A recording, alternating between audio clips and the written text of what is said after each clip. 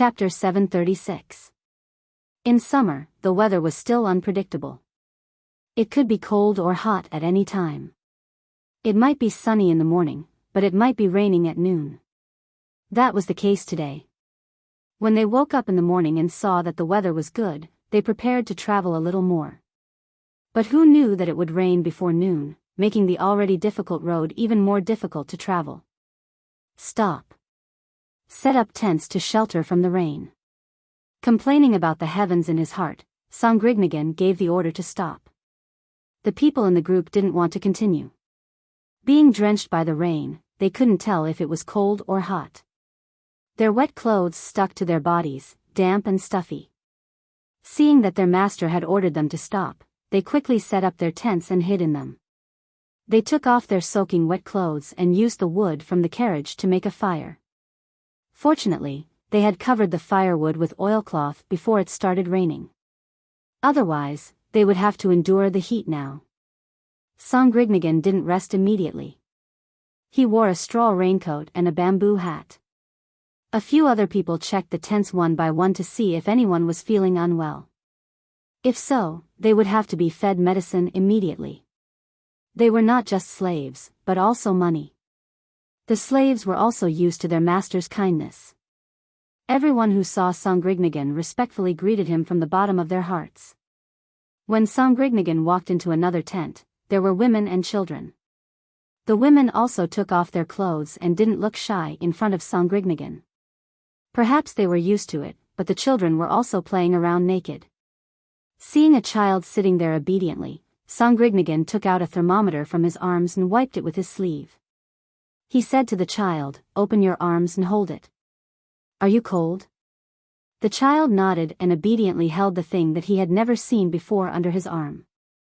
He looked at his master with wide eyes, not knowing what his master was going to do. The person next to Sangrignagin immediately said, "This is called a thermometer. It can be used to see if a person is sick or not. Ordinary people can't see it, let alone use it. It's a good thing made by devilish Cuckoo's family. My master is good friends with Cuckoo and only got a few of them. She still hasn't boiled ginger water to drink. Master, should I bring some more sugar?" "Yes, go get it. Remember to bring the brown sugar." He glanced at the others and said, "If anyone is feeling unwell, you must tell us in advance. Don't drag others down with you when you die of illness." After he finished speaking, he turned around and left under the grateful and happy gazes of the people in the tent. He went to the next place, and after a while, someone would come and take the thermometer. Sangrignagin liked this feeling very much. Compared to other nobles or royalty, he felt that his slaves were the ones who were truly willing to do things for him. They were healthy and loyal, and when they worked, they could do too of the work of others. He was not afraid that a slave would accidentally run away. As soon as he left the tent, the other children in the tent stopped playing and gathered around the child with the thermometer. They tried their best to see what the thermometer looked like. The thermometer that was caught only showed a small part, and they couldn't see the whole thing. The children waited there, waiting for someone to come and take a look. No one dared to reach out and touch it. Even the child with the thermometer didn't dare to move. He sat there, afraid that he would break the thermometer. They all knew who devilish Cuckoo was. From the stories that had been passed down, they felt that Wang Wan was amazing. How could something made by her family be bad? It must be very precious. The women in the tent all prostrated themselves on the ground, chanting their blessings to Sangrignagin. As adults, they could feel how good their master was to them.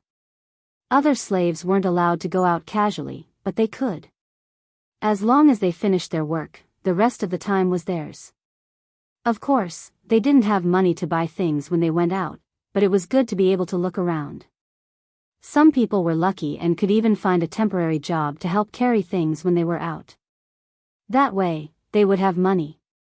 They could secretly buy some things they liked and bring the rest back to their master. This kind of thing happened more than once or twice. Every time their master received the money, he would say that he would save it for when the time came to buy things and distribute them. This was what he said and did. All of Sinrinigan's slaves hoped that Sinrinigan could live a better life. That way, they could also live a better life. Master, looking at the rain, it will probably rain until night. If we stay here all the time, won't it be a waste of time? Sinrinigan asked his subordinate. He looked up at the sky and wiped the rain on his face. Sinrinigan was also worried. He originally planned to reach Jinchuan quickly. Once he was there, he wouldn't have to worry about being ambushed by others on the way. Now that Tubo was in chaos, there were many times when nothing happened in Lhasa City. Once they went out, they might be robbed by bigger nobles.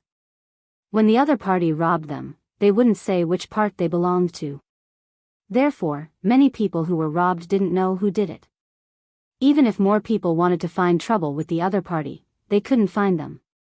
Sinrinigan knew that when he sold all of his land, others would definitely find out.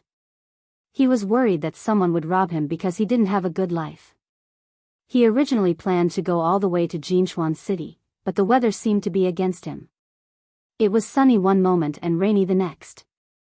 Especially today's rain.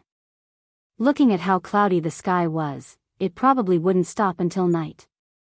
The more Sinrinigan thought about it, the more worried he became. He ordered the people around him, hurry up and get ready to eat. After eating, be alert.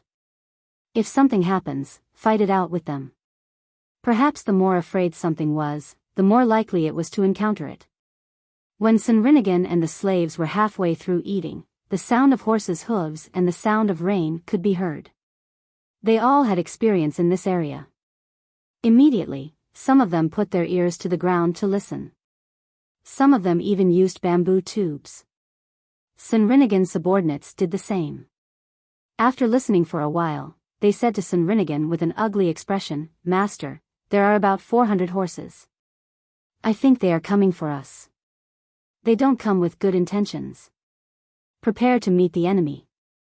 Sinrinigan didn't have any other choice. He could only hope that the other party wasn't here for the slaves and goods. He knew that if the other party was here specifically for this, even though they had more than 1,000 people, they wouldn't be a match for the other party's 400 people. There were children and women among the slaves. They couldn't all participate in the battle. Besides, he was just a small slave owner. He didn't have many weapons. The other party came prepared. How could they not know? Sure enough, the sound of horses' hooves was getting closer and closer. The ground also trembled with Weiwei, but it was obvious that the speed of the horses slowed down. Sinrinigan had a crossbow in his hand, and after loading it, he was the first to come out of the tent, dressed neatly, and went forward to meet the enemy. The other side was riding on horses, and they were also wearing bamboo hats. They were not lacking coir raincoats, and were holding weapons in their hands. They were in the middle of organizing their troops. "Who are you? What are you doing here?" Sinrinigan shouted at the other party. His voice wasn't loud, and because of the rain, the distance was not far. Even so, the other party could still hear him. "But Sinrinigan, we are here under orders. As for who gave the order, you don't have to care. Leave half of the goods and slaves, and you can go. Otherwise, we will kill you all and take away all the goods. Let your people put down their weapons." The other party also said. Indeed, they didn't say who sent them. They only said to leave half of the goods and slaves. Sinrinigan wasn't stupid. Looking at the other party, he didn't really want half of the goods and slaves. Otherwise, they wouldn't have caught up in the rain. Moreover, they came in such a hurry. If he really let his people put down their weapons, he didn't expect any of them to leave alive. With a decision in his heart, Sinrinigan nodded to the person next to him. That person immediately began to shout. A group of slaves with weapons in their hands came out of the tent. They looked forward one by one, ready to fight. At this time, Sinrinigan shouted at the other party, "If you want half of the goods and slaves, I won't agree. At most, I will leave 10% of the goods. If you don't want it, then come over." Sinrinigan felt that the other party was reluctant to fight like this. Otherwise, even if they won in the end, there would be a lot of losses. He estimated that the other party's master couldn't bear such losses, so he was prepared to use a small part of the goods to exchange for peace. This time, the other party didn't reply. Instead, they began to adjust their attack position. Some of the horses ran to the side, as if they were besieging. Seeing the other party's movement, Sinrinigan still insisted. At the same time, he rejoiced in the rain. Otherwise, the other party's cavalry would have an even more obvious advantage. Just when the two sides were about to fight, the sound of horse hooves came from another direction. The first group of people didn't dare to act rashly. They stayed there, waiting to see who was coming. After a while, the second group of people also arrived. They were also cavalry. This time, there should be more than 300 of them. It seemed that they didn't expect that there would be a group of people here. Seeing that the two sides were in a deadlock, they stopped to observe the situation. One of them came out and shouted to Sinrinigan, "Sinrinigan, leave all the goods and we will let you go." Sinrinigan suddenly found that he was in high demand. The two groups of people wanted to attack him, but he wasn't worried now. The people on both sides wouldn't reveal their true identities, so it was possible for them to cooperate. When the time came, one side would attack, and the other side would wait to take advantage of it. Therefore, the people on both sides wouldn't take the initiative to attack him. Sure enough, the two groups of people stopped there, guarding against each other. They wanted to attack but didn't dare. If they didn't attack, they could only stand there in the rain. After a while of deadlock, Sinrinigan shouted to the people on both sides, "How about this? I will give you 10% of the goods. Let's stop here today. When we set off tomorrow, you can continue to chase from behind. If you catch up, you will give me another 10% of the goods." Sinrinigan had no other choice. He knew that if he didn't give the other party something today, he wouldn't be able to leave in one piece. He would let the other party taste the sweetness first. As for whether he could catch up with them tomorrow, he didn't care about that for the time being. 10% of the goods was not a small amount. The other party should at least stay behind to guard it or transport it back. That way, the other party would have fewer people tomorrow. With fewer people, they wouldn't dare to directly use force against him. In 2 more days, they would reach Jinchuan. Even if they had to give away half of the goods, they would accept it.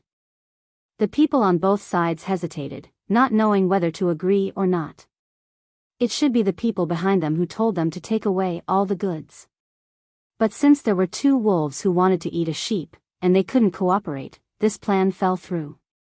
Sinrinigan didn't care whether it was still raining or not. He ordered the people to put away the tents and prepared to hurry in the rain.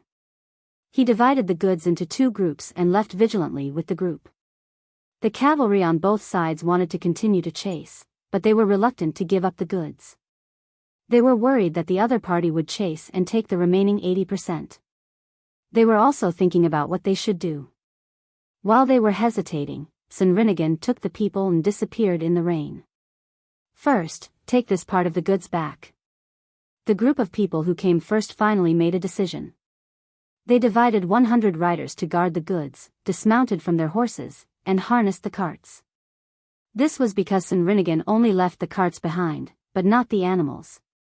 The remaining 300 riders stayed where they were. They didn't chase after Sinrinigan, but they also didn't leave. They just waited for the people who came later. The people who came later also helplessly ordered them to guard their goods. At this time, both sides found a problem, and that was, if the rest of the people really chased after them, they still wouldn't get any benefits.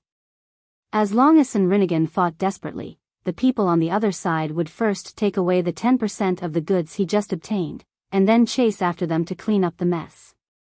It was a very mysterious balance, which made both sides very depressed. Sinrinigan was also depressed. 20% of the goods were gone just like that, and they didn't even know who the other party was. Tomorrow, they would have to travel another day to reach Jinchuan. If they didn't do well, the other party would follow them again. Hurry up, it will be fine after we pass Jinchuan. Hurry up. Sinrinigan anxiously shouted to the slaves. The slaves knew what to do without him shouting. If they walked too slowly, it wouldn't be a good thing to be caught. Although they were still slaves, they were treated differently. Would other masters give them meat to eat? Would they give their children eggs to eat? One by one, the slaves rushed with all their strength. If the carts moved too slowly, they would push and pull them. At night, it was still raining. Some people had already fallen sick or tired. These people, including Sinrinigan, were all thrown into the carts and taken along with them. In the end, they had to travel for an entire night. The next day, they couldn't walk anymore. The rain stopped, and everyone started to eat. They didn't have time to cook hot food, only dry food, which they swallowed with cold water. The dry food was really good. It was not like the hard steamed buns prepared by ordinary people or the local food that was eaten by hand. Instead, it was a cake mixed with a lot of spices and meat. Since they were in a hurry, of course, they had to prepare the best food. Just as Sinrinigan and the others finished eating and were ready to continue, the two groups of people caught up with them again. However, there were fewer people.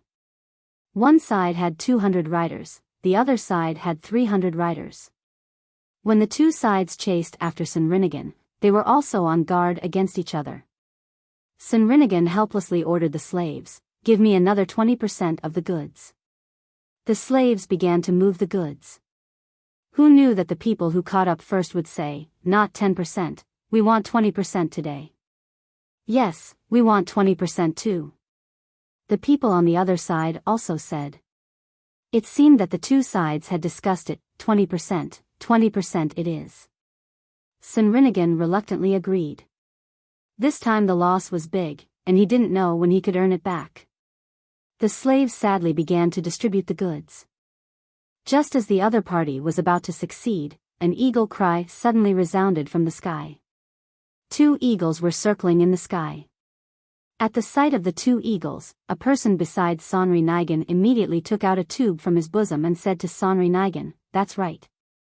Master, when we came here, young Master Han gave me this. He said that if I saw the eagles, I should light it. They prepared it in advance. Should we light it now? It should be their eagles, right? Why didn't you say so earlier? Hurry up, damn it, 20%? That's not even 10%. Sinrinigan was like suddenly finding a clear spring after being thirsty in the desert for 2 days. He cursed and hurriedly asked the people around him to light the fire. He also quietly told the slaves to slow down. In fact, the slaves were already very slow. Who would be willing to give their things to others for free? They were there to pick and choose, keeping the valuable ones and giving away the worthless ones. As the fireworks rose into the sky, the two eagles let out a long cry, flapped their wings a few times, and quickly flew away. When the other two sides saw the situation, they knew that something bad was going to happen. The person who came first immediately shouted to Sinrinigan, "Hurry up, leave the animals behind. Don't try to delay, others can't manage here." The others he was talking about were naturally one of the Tang Empire. Everyone had tacitly agreed that the Jinchuan Empire would be in charge. This was not the other side, and they hadn't crossed the river yet. Okay, hurry up, you guys, leave the animals behind too." Sinrinigan cooperated and said. The slaves were not stupid, and they knew what their master meant. They moved faster, but the goods they moved became less and less each time. It seemed that they didn't waste time, but that was not the case at all. The people on both sides didn't dare to get closer to take a look. Once they did, they would not be cavalrymen, and their horses would become a burden. They could only wait at a suitable place for charging. Two people wanted to get closer to take a look, but they were stopped by Sinrinigan's people, who were afraid that they would come over and hurt their master. This delay lasted for more than an hour. Just when the people on both sides were impatient, the goods were finally loaded. Sinrinigan anxiously looked in the direction of the Jinchuan Empire. Seeing that no one was coming, he helplessly waved his hand, indicating that the troops should move. There was still some distance between here and the other side. Even if the other side sent people over, they couldn't arrive immediately. They still had to cross the river. Just as the team was about to set off, 8 eagles flew down from the sky. Every 2 eagles had a person under them. If one looked carefully with binoculars, they would see that the 2 people were holding a rope, and there was a person hanging from the rope. 8 eagles, 4 people, flew over just like that. The people in the sky had already taken out their binoculars and observed the situation from above. 2 people blew a few whistles, and the eagles flying with them gradually lowered their altitude. When they were dozens of meters away from the ground, one of the 2 people shouted to the people below, "Who dares to steal my wife's partner? Do you want to die?" In fact, he didn't know whether it was stealing or not. He just guessed and asked. The people who had just caught up with them became nervous when they saw the eagles and the people in the sky. They mustered up their courage and replied, "This is not the east side of the Jinchuan Empire. You don't seem to be able to control it. But you want to deal with our ally, so you can control it. Is that Senrinigan Prince down there? Take the goods and people and move forward. Let's see who dares to make a move." The people in the sky turned around and shouted to the people below. Senrinigan let out a long breath and suddenly looked up to the sky and laughed, "Ha ha ha ha. Ally, I, Senrinigan, will remember it. What are you waiting for? Take the goods and animals and move forward." The people above, they took 20% of my goods. Senrinigan was very happy. He glanced at the people on both sides disdainfully and began to move forward while shaking his head. The people who caught up with them were dumbfounded. There was no need to mention the regret in their hearts. If they had known this would happen, they would have taken more goods last night. What should they do now? The question was whether to take the goods or not. The people in the sky were of course not afraid that they couldn't win. There were only 4 people in total. If they wanted to fight, they could easily kill Senrinigan. There were more than 500 riders on both sides. But what should they do after they took the goods? The eagles could fly in the sky. If they didn't take the goods back, they could only wander around outside. Once they took the goods back, wouldn't they be exposed? At that time, Wang Wan could easily send troops again for revenge. The people in the sky didn't intend to let them go so easily. They shouted, so the Tubo people dared to attack our ally at will. "Good, I remember what you look like. Wait for my wife to bring the troops over and be questioned." "Humph. Let's go." After leaving these words, the whistle sounded again. The 8 eagles took the 4 people and flew back. They didn't mention the 10% of goods that each of them took. He deliberately didn't mention it. It was just that Senrinigan lost 20% of the goods. Now he finally found an excuse to go back and tell the young master and young lady. Whether the 2 of them wanted economic sanctions or military coercion, it didn't matter to him. 20% of the goods in exchange for such a good excuse was worth it. Seeing the eagles fly away, Senrinigan was a little worried. He ordered the troops to hurry up and arrange the slaves with weapons to guard at the back. The 2 groups of people who caught up with them looked at each other. They were no longer as relaxed as they were at the beginning. They watched Senrinigan's troops leave, but no one dared to chase after them. The 10% of goods that they took was also hot. The people who came later asked the people on this side, "Why don't we join forces and kill all of Senrinigan's people? Anyway, we have already offended Wang Wan. Why don't we be straightforward? Okay, you go and kill them. I will cover." The people on this side agreed. "Why don't you do it? You have more people, so you should do it." The other side was not stupid. "Why don't we do it together?" "Together? Together. Then let's go." "Yes, you go too." Chapter 737. The road was still under repair. After rushing for half a day, Li Linfu finally arrived outside the Yamen of Baoxin County. He saw the newly built houses built by the relocated people. They were very good. He also asked the other people here. They said that after the road was repaired, all the houses in the county would be rebuilt after the autumn harvest this year. They had to be built the same and look neat. When Li Linfu arrived at the entrance of the yamen, he deliberately looked at the notice of income and expenditure. The more he looked at it, the more shocked he was. As a registrar, he knew that the things on the notice of Baoxin County should be true. But why did they have to let the people know so thoroughly? It was like wearing only a thin layer of gauze that was not supposed to be seen by others. It was too transparent. If the officials in the county told the people about their plans in the future, then there would be no secrets at all. Li Linfu stood there and looked. No one paid much attention to him. There were many officials here to visit and learn. Who would care about him? After thinking about it, Li Linfu did not directly enter the yamen. Instead, he walked towards the place with the model. There were two important people there that he should meet, Biyao and Yao Chong. He also wanted to take this opportunity to learn more. There were such models in the palace. If one day the emperor was happy and asked someone, he would be able to answer. When entering the tourist area, ordinary people did not have to pay the entrance fee. However, it was different for officials. Based on their ranks, each official had to pay 20 to 100 copper coins for the visit. This money was not taken for free. The people did not have to pay. They just wanted to see the excitement and novelty. However, when it was the turn of the officials, there were people here who specifically talked about the officials. For example, the population of a certain place, the degree of governance, and so on.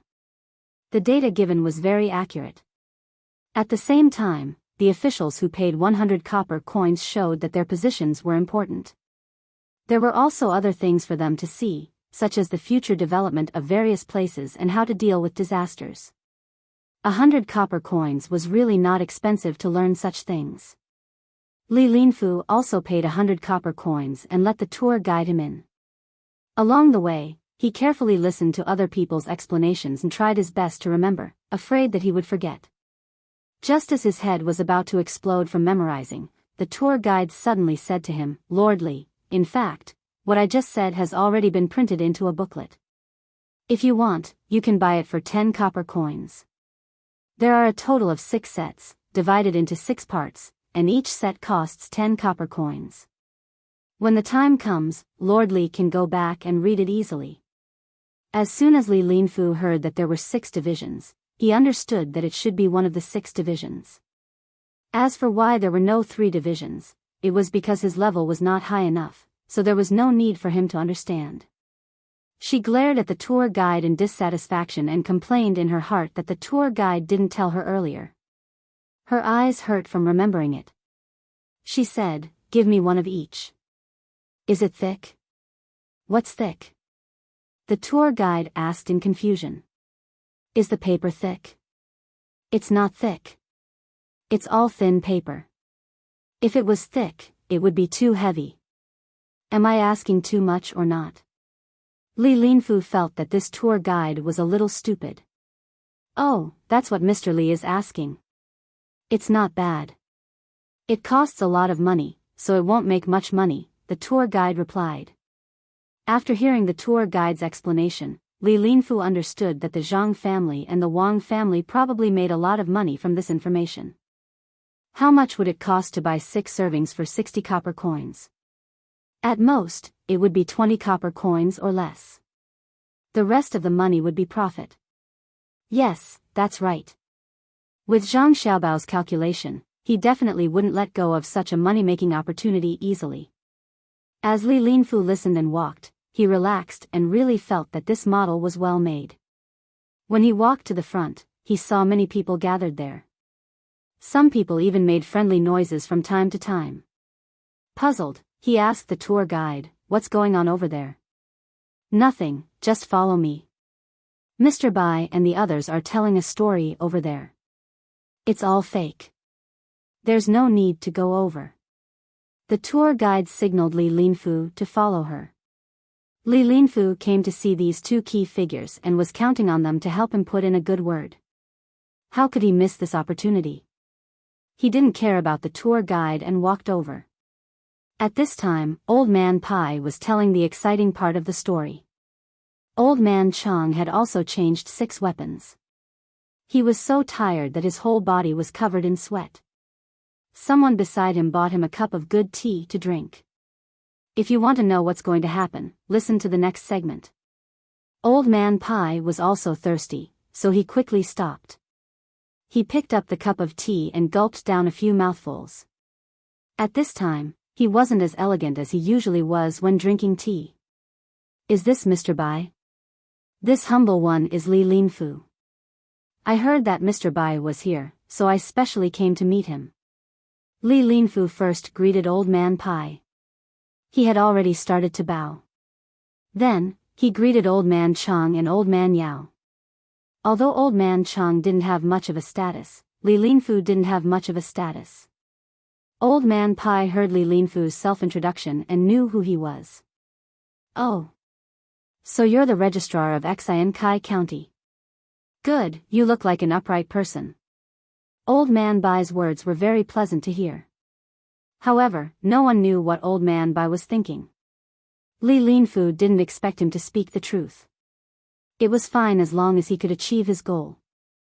He said, Mr. Bai, you flatter me. This humble one doesn't have much ability. I just want to make the lives of the local people better, so I'm satisfied. Before this humble one came, I talked with County Magistrate Bai and put up a notice that I want to build a river for Baoxin County.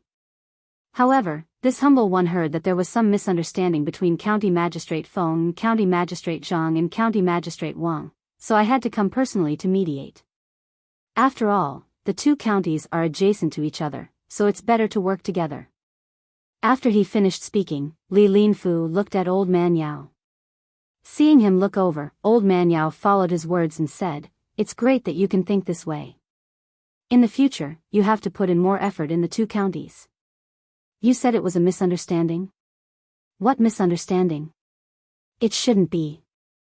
Otherwise, why would Xiao Bao and Cuckoo ask Commandery Prince Tang and to build a workshop there?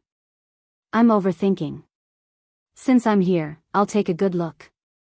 As soon as Old Man Yao heard Li Linfu's words, he knew what he meant. He wanted the 3 of them to help mediate. How could that be possible? Zhang Xiaobao and Wang Wan had already decided on something. If others could easily change it, then they wouldn't be the 2 of them. Seeing that the other party didn't admit it, Li Linfu had to tell the 3 old men everything that Feng Changgong said to him.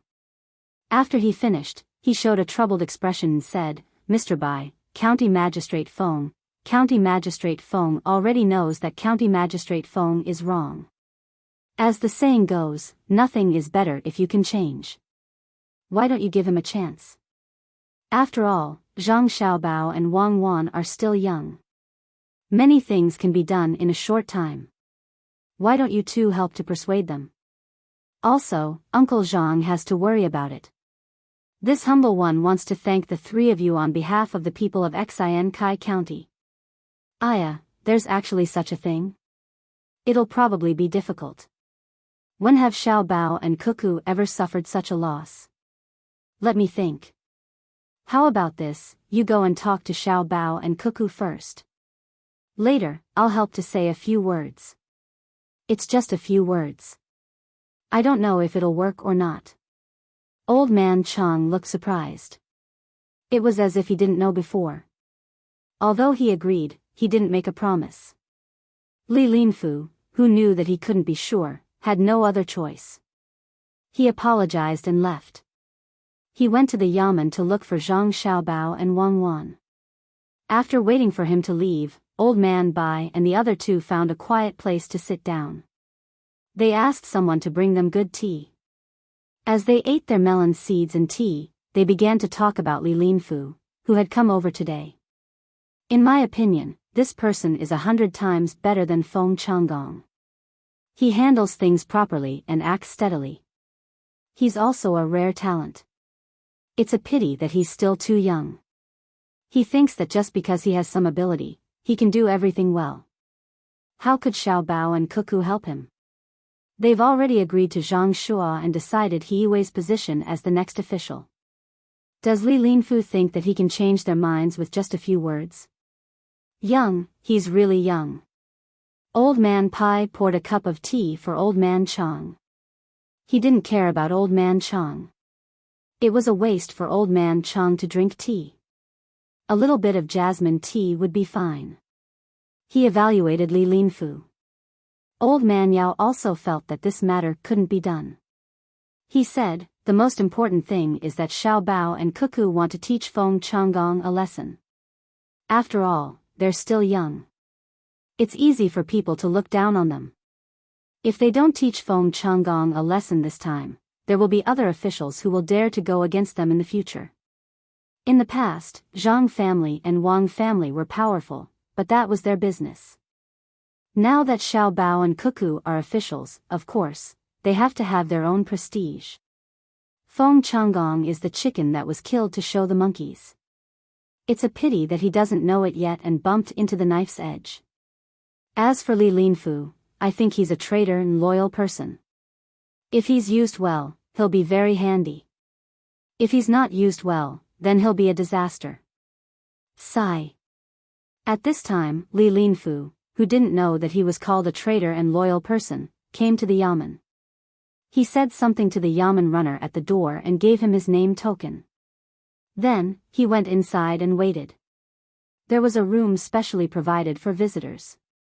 There were tea and pastries in it. It was mainly for the people. The people couldn't just go to the drum when they had something to do. It was a tool for cases. At first, Li Linfu thought that it was a signing room. Later, he met two people sitting there and chatting in a low voice. Then, he realized that it was not the case at all. It was a very interesting room for the people to rest. Hearing their conversation, Li Linfu knew why they were here. They were both residents of Shangniu village, and they were also neighbors. They discovered that a small river in Shangniu village was blocked by mud, and there was also a piece of sandy land beside it. The two people wanted to clear the silt and get the silt on top of the sandy land. This way, they would have a good piece of land. However, they had to solve a problem. The sandy land was high. The villagers could clear the silt, but it would take a lot of effort to use water. They wanted to ask the yamen to lend them some money to build a water wheel there. In the future, they would slowly return the money when the land produced. Listening to the two of them discussing matters, Li Linfu found it even more strange. The people here were too bold. They actually came to the yamen to borrow money to build the water wheel. At the same time, he praised the people here for their ideas. If it were the people in other places, they could only watch as the land and river were built. After waiting for a while, Li Linfu didn't see Zhang Xiaobao and Wang Wan. Instead, it was He Wei. He Wei had finished most of his work today. When he heard that there were people from Shangniu village who came to borrow money, he came to take a look. At the same time, he helped Zhang Xiaobao and Wang Wan to pass on a message to Li Linfu. As soon as he entered, he saw a person wearing an official's uniform. He asked, "Lord Li, I am He Wei from Baoxin County. Registrar Zhang and Deputy Wang asked me to pass on a message. They said that they would like to invite Lord Li to rest at Fengwu Pavilion first. They have more important things to do. After they are done, they will come over and invite Lord Li to have a meal together. They asked the two of them to stay here. These are the names they sent back. They said that when Lord Li comes to the restaurant, you will be able to eat good food. They will only be free at night." Li Linfu originally thought that it was just an excuse. However, when he saw the names of the two people, he knew that it wasn't the case. He took the names and said, "It's my duty. The county affairs are important." Even though it was important, he didn't want to leave. He wanted to see if the two people from Shangniu village could borrow money. It was the first time he met them, so he was curious. "Nyoda, Nyo Zhuang, the two of you want to borrow money?" He Wei didn't chase them away. There was nothing that couldn't be told to others. Whoever was willing to listen could listen. It wasn't a secret that couldn't be known by others. He asked the two people who had already stood up. "Lord, you know us?" Nyoda said happily. "Yes. A few days ago, the two of you came over to deliver coal. I asked the two of you before. How could I forget? I heard that your father is sick. I don't know if he is better. I am just too busy. Otherwise, I would have taken the time to visit your father. He said politely. He didn't have any other skills, but he remembered people very well. As long as he met them once, he would know them the next time he met them. He then asked about Nyoda's father's condition. Nyoda was so excited that he didn't know where to put his hands. He grabbed his trousers and nodded. He is fine. It's the same as before. It's all thanks to the doctor sent by the county. Lord, you are a good official. What's so good about that? It's just my duty. If you want to talk about good officials, you have to look at Registrar Zhang and Deputy Wang. They are the truly capable officials. He was happy to be called a good official. He modestly gestured for them to sit back down. He also sat down and asked about borrowing money. What kind of water well do you want to build? Can it be built there? How much will it cost? How long will it take to return it? I can't lend it to you just because you want to. Lord, can we really lend it to you? As long as you answer, we can lend it to you.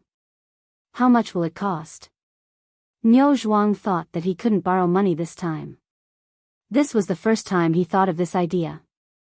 He came here with the idea of giving it a try. Li Linfu also looked at He Wei. He wanted to know from He Wei whether he could borrow money or not. If he borrowed money, he would be breaking the law. The government was the government. How could they lend money to the people casually? He Wei still had a calm expression. He said to the two of them, you can borrow money, but you can't borrow from the government. The government's money belongs to all the people in the county, but it doesn't belong to any one of them. What if you can't return the money when they lend it to you? Even if you use the land as collateral, you can't do it. When the time comes, you still have to sell the land. There is an additional process. This is not an administrative action, but an economic action. Do you understand?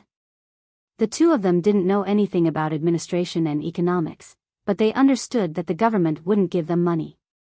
They lowered their heads and didn't say anything. When He Wei saw the two of them like this, he continued, the government won't give you money, but there are other people who are willing to. The government is willing to help you get a 3-year interest-free loan. You know about loans, right? There are loans in Shuzhou, Sanshui County, and Huayuan County. This money will be provided by the tourism model area. It's called Baoxin County Employment Assistance Fund. The government will be the guarantor. You will sign a document with this fund and put your fingerprint. If you can't return the money after 3 years, then your new land and water wheel will be taken back for the fund. There is no interest in agriculture, but if it's business, there will be a small profit. Then isn't this Jean guy stupid? He gave the money to others for free. Nyoda thought for a while and thought of the key point. If they weren't in Baoxin County, he would have thought that the county magistrate was lying to him. Li Linfu also thought so. Who would be so stupid to not give the money to others? He perked up his ears and listened carefully. He wanted to see how He Wei would explain. He Wei smiled and said, how can they be stupid? If they take out this money, then whatever they do in the future, the county will give them priority. Originally, there was another point, which was to use the profits to offset the tax. However, Xiao Bao and Cuckoo rejected it, saying that it would be easy to be impeached. So, we changed the point, which is that the government will be the guarantor and open a bank for them. They won't collect taxes from them for the first 5 years. They will use this part of the profits to exchange for an interest-free loan. So, you have to make things clear. They need to do a risk assessment. If they think it's okay, they will lend you money. They will even send someone to guide you on how to do it. This time, Nyoda and Niu Zhuang heard it clearly. They said that the loss of the Jean guide would be compensated on the other side. Regardless of how the government would compensate them, at least they could borrow money. So, Nyoda began to talk about their specific plan and introduced the situation to Hiiwei in detail. Before he finished, Hiiwei interrupted him. It's not like that. There is a format. Xiao Bao and Cuckoo are working on this. In fact, even if you didn't come today, you would see this message on the bulletin board at the entrance of the government office tomorrow. They said that they have used this method in other places before. That method can be used in emergencies, but it is not formal and needs to be specially proposed. You can either wait here or go home first. Come back tomorrow and fill in the form according to the format. They will send someone to take a look. It won't take long. Shall we wait? Nyoda asked Niu Zhuang. Yes, sir. We will wait here. Niu Zhuang felt that he would not feel at ease if he did not tell them the truth. He chose to wait. Anyway, there was food and drinks here, which was part of the government office's normal reception fee. There was no need to rush back to eat. Li Linfu was also thinking about this matter. He was not like Nyoda and Niu Zhuang, who did not care about long-term matters. He had a lot to consider. Would the establishment of this so-called fund be everywhere in the future? A fund with a bank. Then, there would be a bank in many places in the future. What were they going to do? A bank, as the name suggested, was a place to put money and borrow money. For example, flying money was used in this way, but it was not commonly used. Now, if ordinary people wanted to borrow money, they could not go to a place that specialized in exchanging money. Instead, they could go to a pawn shop.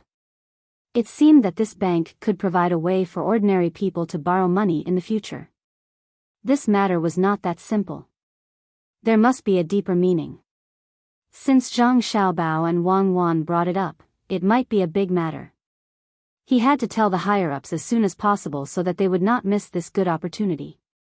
Li Linfu thought.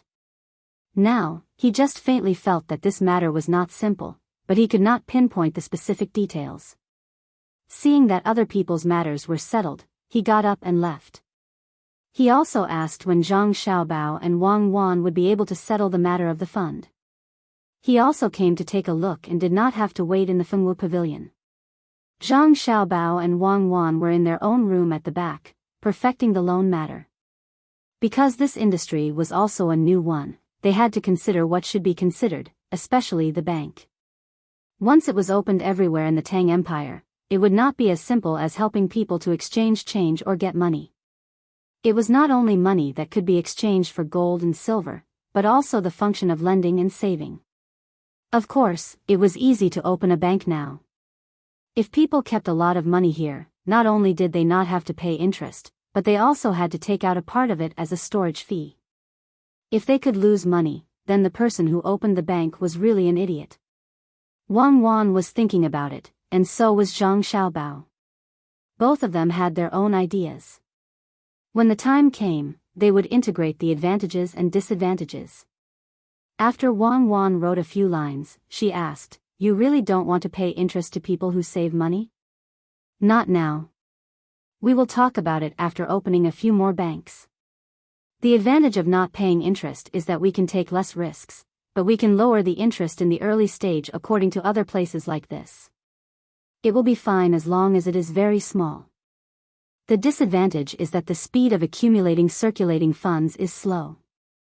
If we give others interest instead of asking them to pay for it, many people will be willing to deposit the money in the bank. The more money we deposit, the more people will adapt to it. Then, we will have more funds to use." Zhang Xiaobao stopped writing and replied. "I know. As long as there is no situation of a bank run, then a large amount of money will be ours. We can always use it without worry. The larger the base, the more stable we will be. I am afraid that someone will deliberately play tricks and deposit a large amount of money first, then withdraw a large amount of money in a foreign place.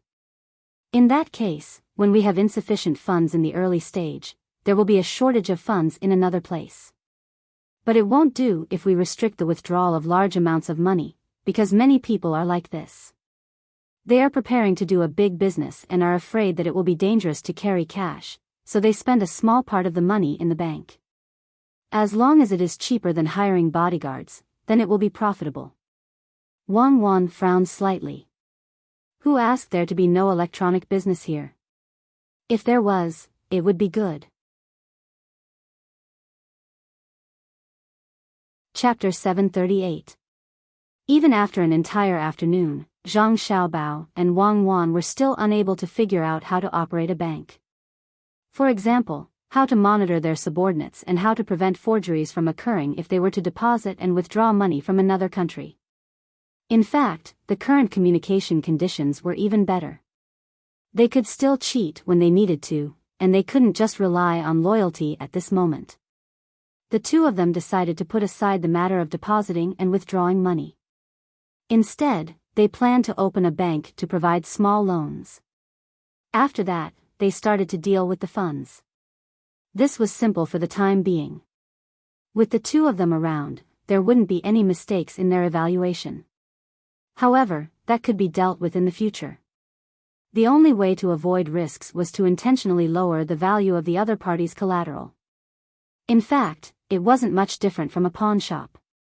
Xiao Bao, I feel that there's a flaw in the current use of silk in Great Tang. To think that it can be used as a currency. Not only is the storage fee of silk high, it is also prone to spoilage. Silk should have depreciated as it is damaged, but due to the storage fee, it actually has to appreciate in value to match the value of the currency. This is especially so for the imperial court. In order to guarantee the value of the silk, they actually intentionally gave 200 copper coins during the exchange, using another currency to guarantee the value of one currency. If this continues for a long time, it will be troublesome. Wang Wan and Zhang Xiaobao explained on the way to meet Niude and Niu Zhuang. Zhang Xiaobao had long known about this matter, but he couldn't do anything about it. This was what the imperial court wanted to do. After hesitating for a moment, he said to Wang Wan, there are two ways to solve this problem. First, we can report the flaws to Li Longji. He should know about it by now, but we still have to insist on it and scare him. After that, we'll think of a way to prevent counterfeiting. In fact, there are counterfeits in any era.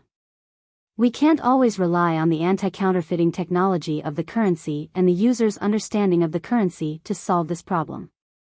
We should do it from a system perspective. Of course, it's best to use electronic currency. This way, even ordinary people can avoid danger. What's the other solution? Wang Wan knew that the first solution was useless, so she asked about the second one. Zhang Xiaobao softened his voice.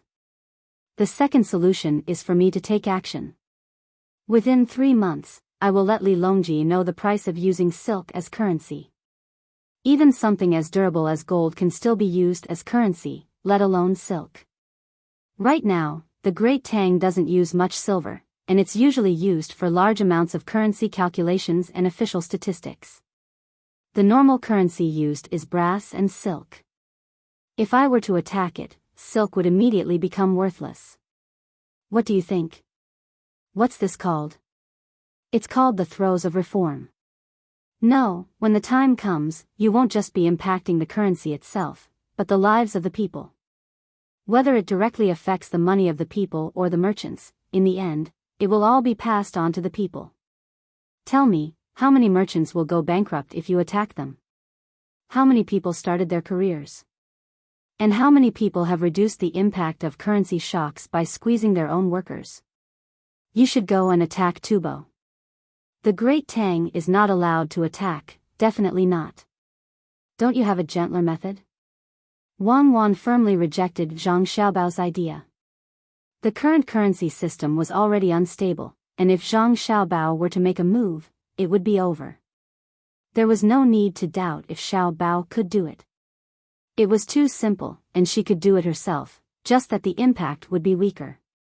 Then forget it, I'll think of another way. Gentle, right? The kind that moistens things silently. The problem is that the value of copper coins is too high now, and it's not the value of copper itself. After a gram of copper is made into a copper coin, the value produced can be equivalent to 2 grams of copper. That's why many people want to privately make copper coins.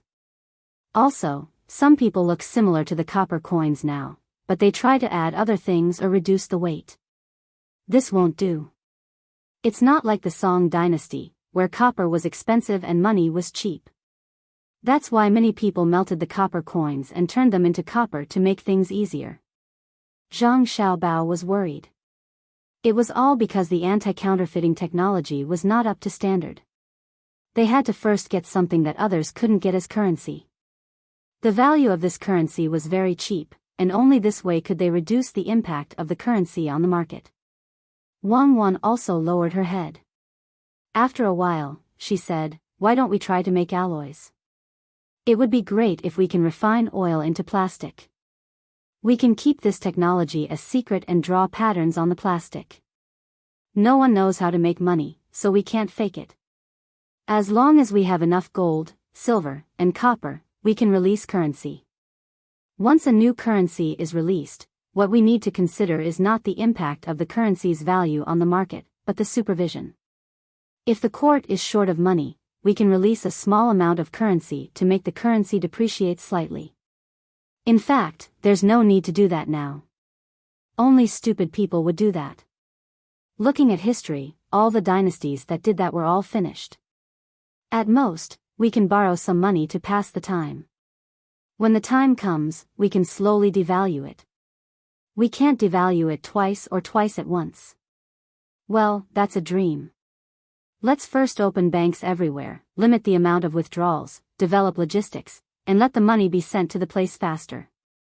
When the time comes, we can cooperate with others to do business and let the upper bunks accept this currency. It's a mess. Let me think about it at night. It involves too many things. Zhang Xiaobao really couldn't think of anything, so he put it aside for the time being. At this time, two people came to the reception room. Nyoda and Nyozhuang had eaten a lot. They were holding their stomachs and had a look of happiness on their faces. It was very contradictory. He Wei was also holding a book and accompanying them at the side. Anyway, he had nothing to do, so he could rest wherever he went. It was a good opportunity for him to interact more with the people here and get familiar with them. Li Linfu was also here. He went to the Fengwu Pavilion and had a meal there. He couldn't stay there anymore. He kept thinking about the Employment Assistance Fund of Wuxia County and wanted to know more about the bank. He wanted to know how to get more benefits from it and how big the impact would be in the end. Come, take 2 Dashin pills. If you eat too much next time, don't worry about it. Did you encounter something that doesn't cost you money? Zhang Xiaobao stood at the door and noticed the situation inside. He gave an order and then said to Nyoda and Nyozhuang, "It's okay, it's okay. I actually had turtle soup for lunch.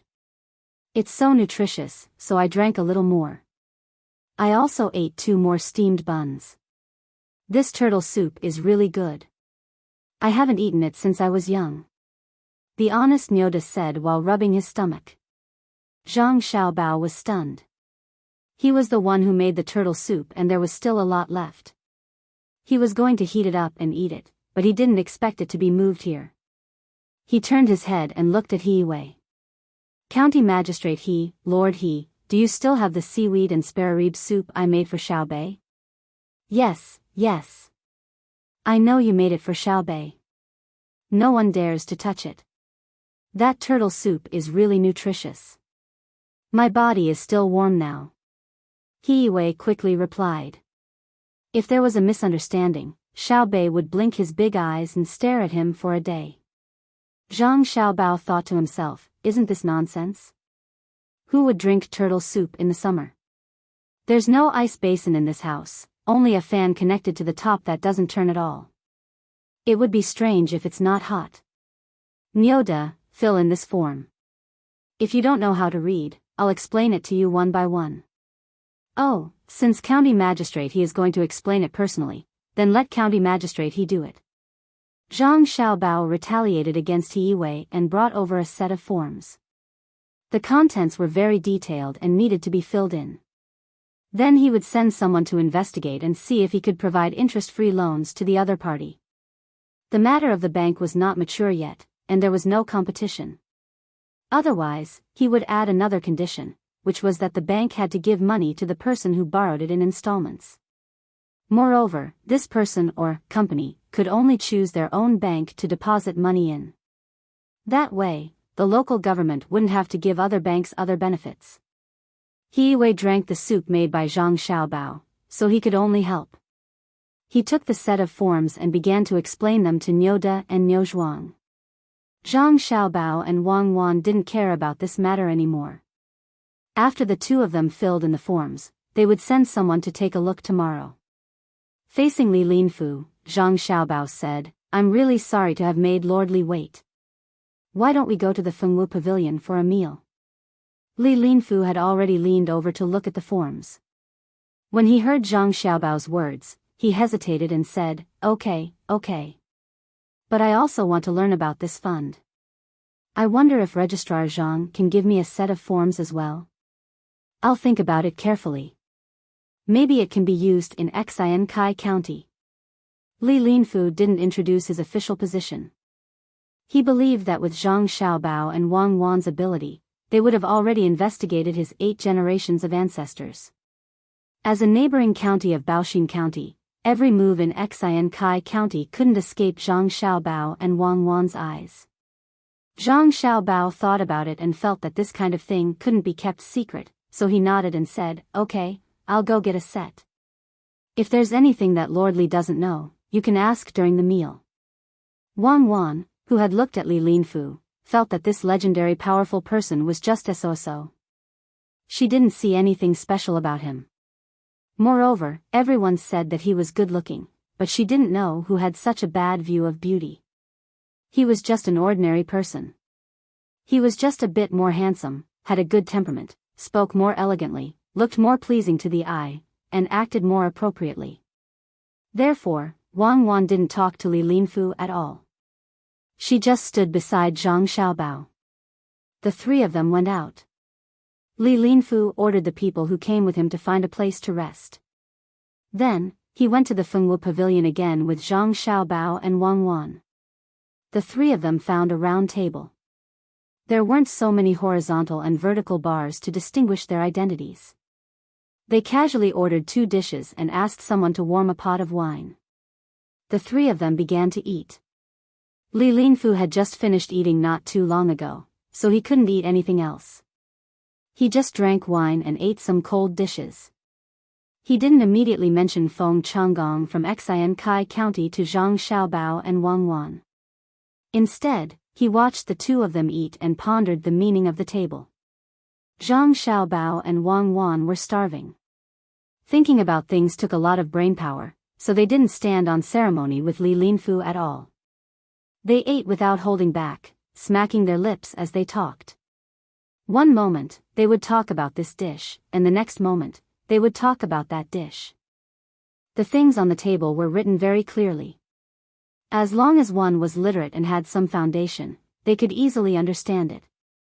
Therefore, Li Linfu didn't need to ask Zhang Xiaobao to understand it. There were a total of 6 pages of content. After flipping through 3 pages, Li Linfu wanted to find a topic to talk to Zhang Xiaobao. However, seeing the two of them eating like this, he could only hold back. He was more interested in the dish that the two of them were talking about. This couldn't be blamed on Li Linfu, because he didn't know how to cook. Occasionally, he would cook a little. It was okay for him to eat it himself. He felt that the taste was good, but when he asked others to eat it, no one said that it was good. The best comment he got was, "Okay, it's edible." At this time, when he heard the professional words of Zhang Xiaobao and Wang Wan, he was very envious. He felt that it was a pity that the two of them were officials. They should be cooks. That way, many people could eat their fill. It was a pity that he didn't get to drink the turtle soup that Zhang Xiaobao personally made in the Fengwu Pavilion today. As for the taste, he could tell by looking at the appearance of Nyoda, Niuzhuang, and He Wei after eating. After eating until he was 60% full, Zhang Xiaobao stopped eating. He still wanted to drink some wine with them. After eating some cold dishes, he would be completely full. He let Wang Wan eat there by herself. Zhang Xiaobao poured himself a glass of wine and said to Li Linfu, "Lord Li, are you here to ask about the cooperation of the two counties?" "Lord Li is good. For the sake of the people, you don't care about the fatigue and come in person. Compared to that Feng Changgong, you are much better." "Humph. After offending me and Cuckoo, Feng Changgong can't expect to have a good life. Not to mention that no one will intercede for him, even if someone does. Even if it is the emperor, Cuckoo and I will ask clearly." When Li Linfu heard the first part of Zhang Xiaobao's words, he was very happy. He thought that he had a chance to intercede for Feng Changgong.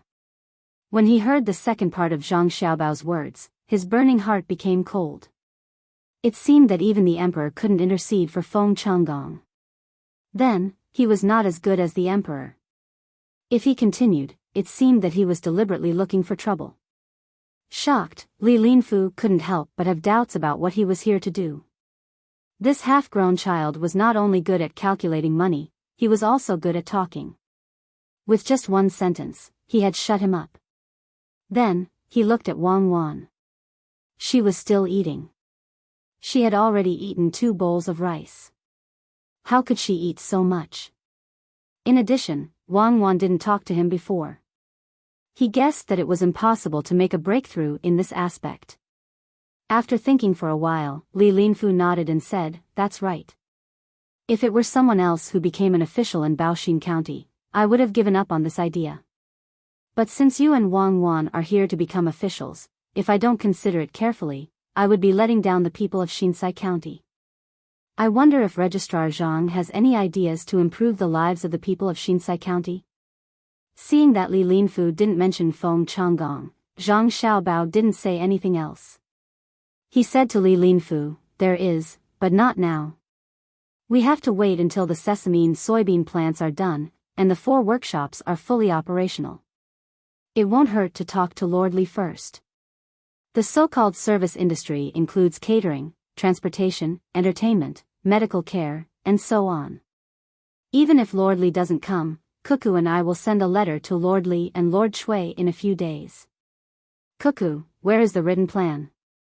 "Show it to Lord Li." Wang Wan put down her chopsticks and swallowed the food in her mouth. She took out a few pieces of paper full of words from her bag and handed them to Zhang Xiaobao. After glancing at them, Zhang Xiaobao handed the paper back. "It's from Xinsai County. It's not from anywhere else. This is from Shannon East Road." "Oh, I took the wrong one." Wang Wan took it back, glanced at it and stuffed it back into her bag. She took out another one, looked at it, shook her head, and continued to take it. It took a lot of effort to find one. Seeing this, Li Linfu was anxious. At the same time, he was shocked. From Zhang Xiaobao's words just now, he knew that Wang Wan had many plans in her bag. The 2 of them were officials in Baoxin County. Why did they need to make so many plans for other places? If the officials of the places included in the plans knew about it, wouldn't they all come to Baoxin County? If they could get a plan and take it back, it would be a political achievement. How could the plans made by Zhang Xiaobao and Wang Wan be bad? He thought that the 2 of them were busy and didn't have time to do other things. He didn't expect that they also made plans for many places. It was too scary. Yes, this is it. It's from Xinsai County.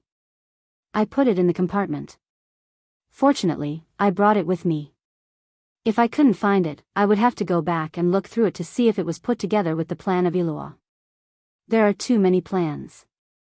I don't feel tired when working on them, but it's troublesome to organize them." Just when Li Linfu was surprised, Wang Wan finally handed a plan to Zhang Xiaobao. Hearing Wang Wan's embarrassed words, Li Linfu, who was holding the wine, couldn't help but tremble. The wine spilled. He thought that there were enough plans in the bag, but he didn't expect that there were more. It was a waste of talent for such a person not to be the prime minister. Zhang Xiaobao looked at it again and nodded. "Yes, this is it. When we go back tonight, I'll organize it with you. We'll take out all the plans in the big cabinet and have someone make a cabinet full of small squares. We'll put them in order. It's best to make them better. We have to look at the plans of the prefectures. Otherwise, it'll be difficult to find them in a mess. After talking to Wang Wan, Zhang Xiaobao put the plan in his hand on the table and pushed it to Li Linfu. Lord Li, it's here. When I was working on it, I just thought about it. I haven't organized it yet, and I don't have any additional plans. Take a look and see if there are any omissions. We can discuss it slowly.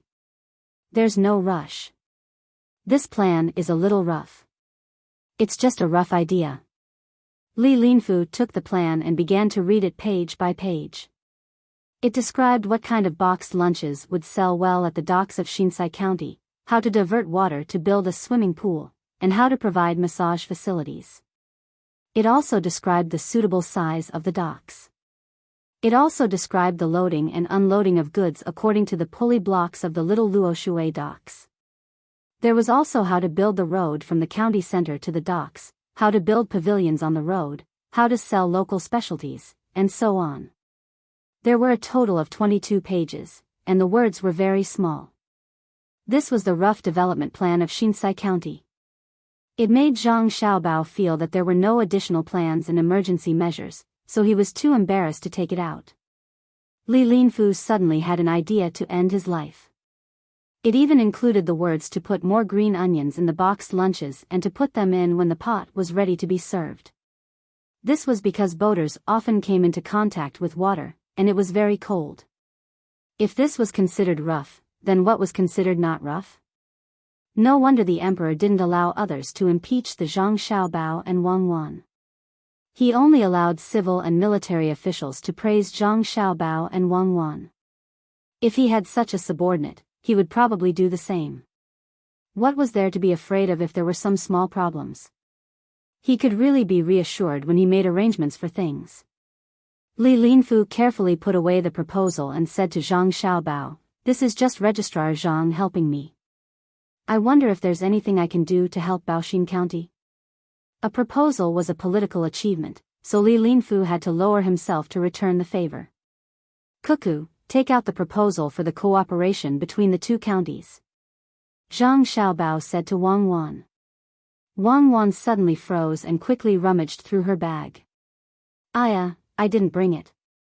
It should be with Jiangnan East Road. If it wasn't with Jiangnan West Road, it definitely wouldn't be with Huainan Road.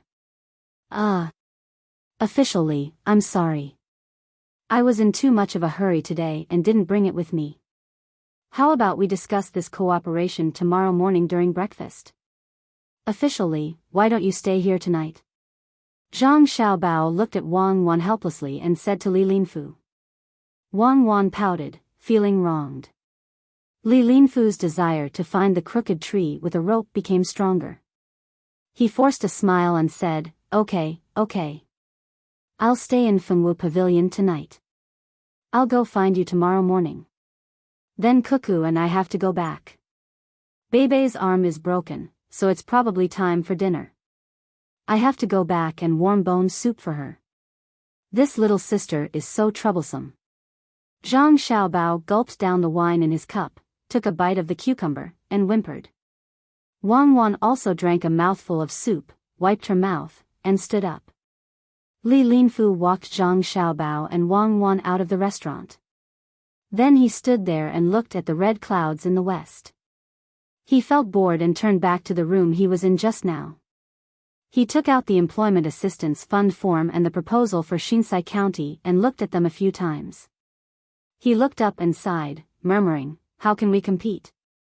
They seem to be good at playing tricks and doing things. I have to write a letter back to Beijing and tell them not to offend Zhang Xiaobao and Wang Wan. Chapter 739. I don't have any recommendations this week, so I'll have to rely on everyone. Xiao Bei, open your mouth and eat this bone marrow. A bone marrow went into Xiao Bei's stomach with a sizzle. Xiao Bei, eat some more kelp. I can't eat any more. Then eat another bone marrow. Another bone marrow went into Xiao Bei's stomach with a sizzle. Do you want more? I want more bone marrow. Zhang Xiaobao fed Xiao Bei spoonful by spoonful. He regretted putting too little bone marrow and too much kelp. Whenever he fed his sister seaweed, she would say that she couldn't eat anymore. Instead, she ate bone marrow one by one. After eating all the bone marrow in the soup, Xiao Bei, who felt that she was not full, looked at the food in the bowl and said to Zhang Xiaobao, "Brother, spare ribs." Zhang Xiaobao quickly peeled off a piece of spare ribs and stuffed it into Xiao Bei's mouth. He wanted to say something, but he felt that it was better not to give the child any pressure when eating, so he could only hold back his words of advice and said, "Xiao Bei, hold on for about a month and you'll be able to loosen the splint. Good luck." "Yes, good luck." Xiao Bei did not feel uncomfortable at all with her arms in a sling. Instead, she was a little happy to find that she could be fed by her brother. "Then you have to eat more things that are good for your body these few days. I'll look for a dying cow for you tomorrow. I'll steam bone marrow for you the next day. It'll be spicy." "Okay, I don't want it to die of illness. Do you still want to eat kelp?" When Xiao Bei heard that she could eat cow bone marrow, her eyes lit up. She looked at the kelp that she had refused to eat just now and felt that she should compromise. "It's fine if you don't want to eat it. It's already in the soup. Drink more soup. Then drink more soup. The kelp is slippery and not delicious."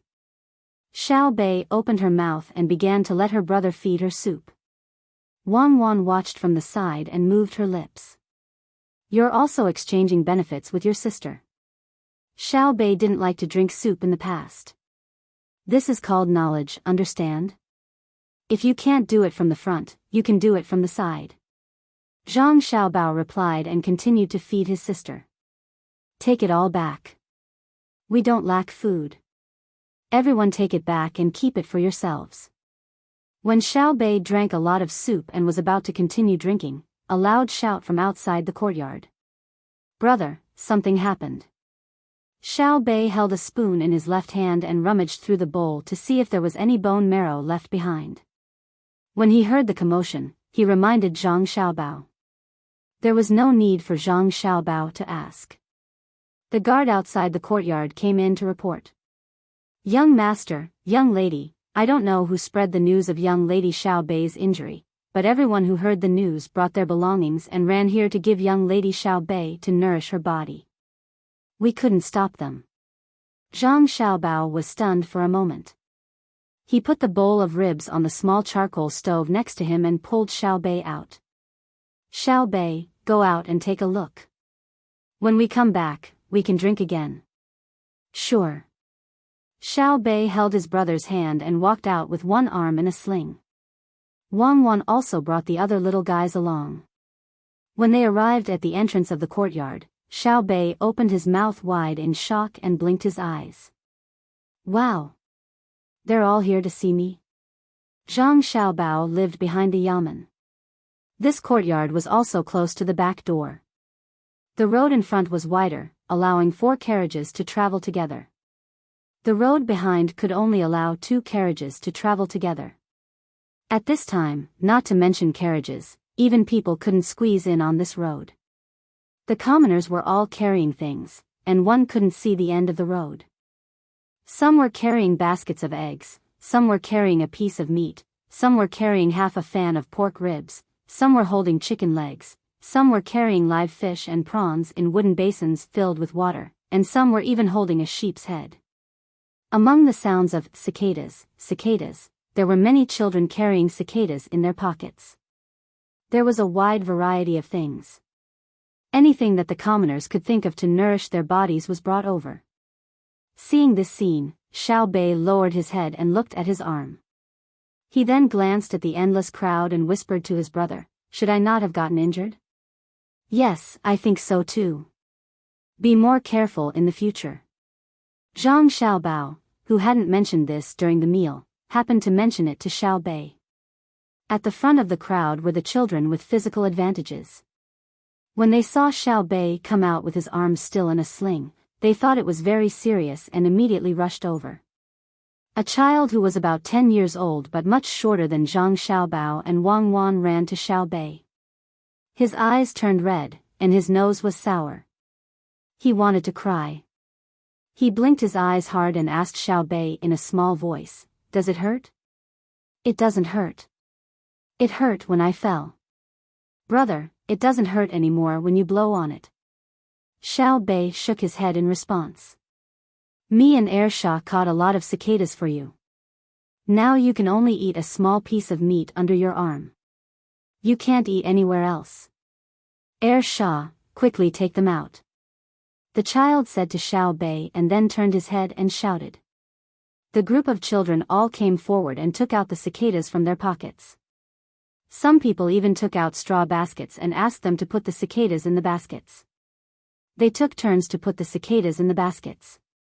Although each child didn't catch a lot of cicadas, some only had a dozen, and some had dozens, there were too many of them.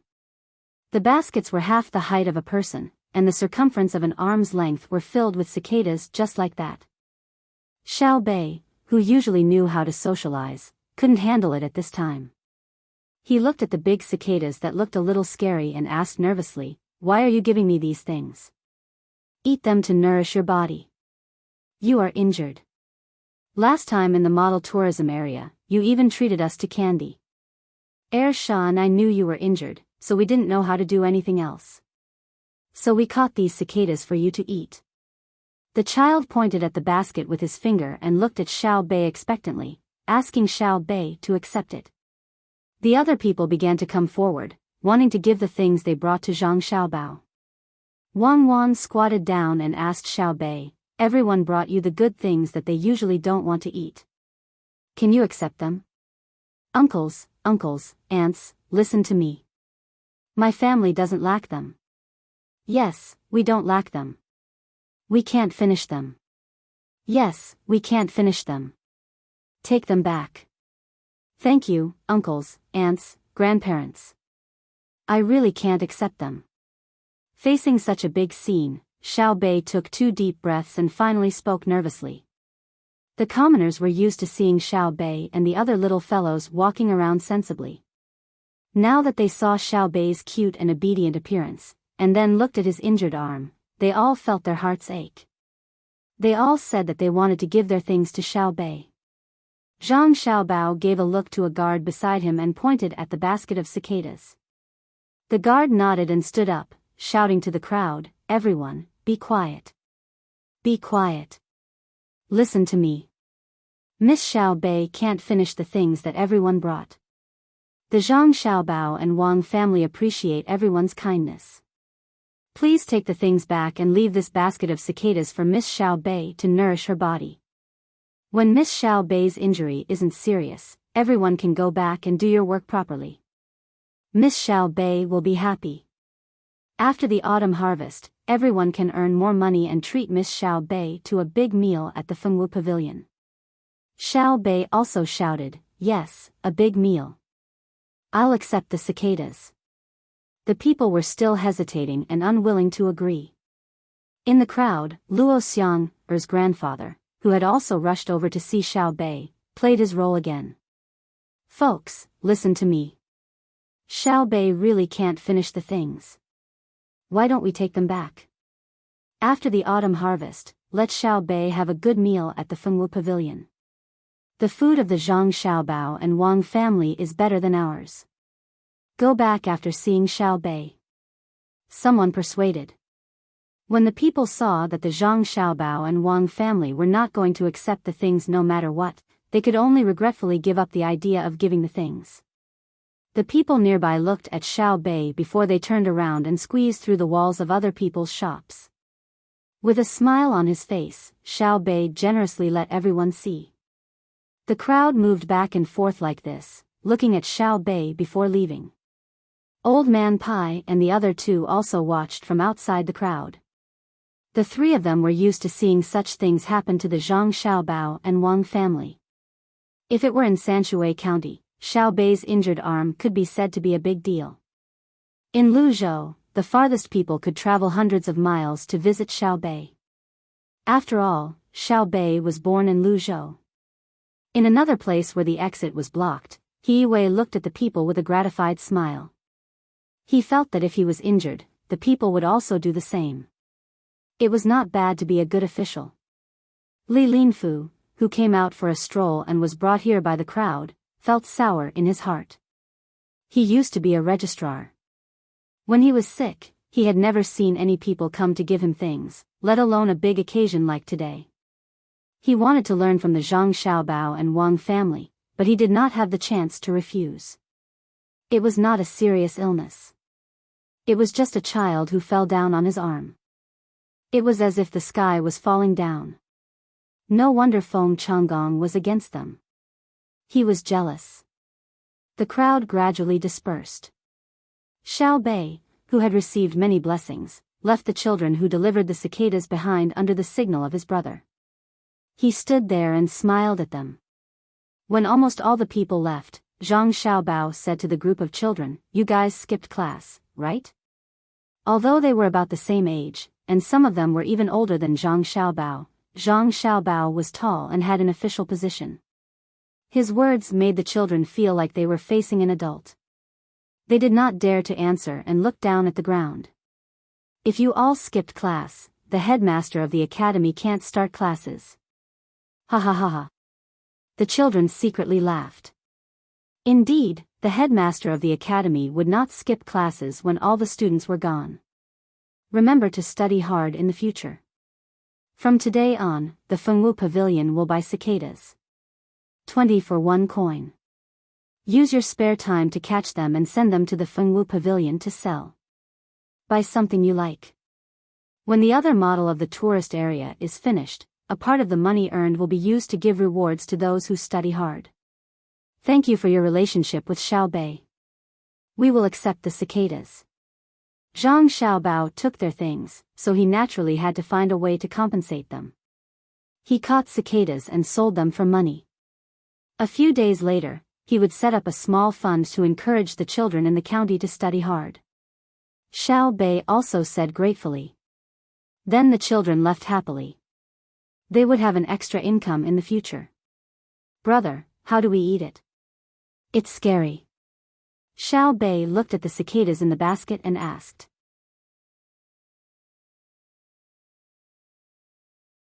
Chapter 740.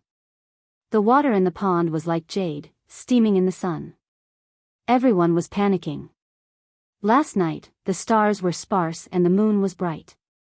An order was issued to the winged cavalry to travel together. For the sake of his brothers and sisters, Zhang Xiaobao temporarily put aside other things and ordered people to carry a basket of cicadas back to make snacks. He cut out the meat, soaked it in hot water, and then steamed it in a pot. After steaming for a while, he changed the pot. There were different things in the water in each pot. After steaming, he didn't put them in the sun or roasted them. He put them in a cool place and blew them with a fan. When they were half dry, he stir-fried them.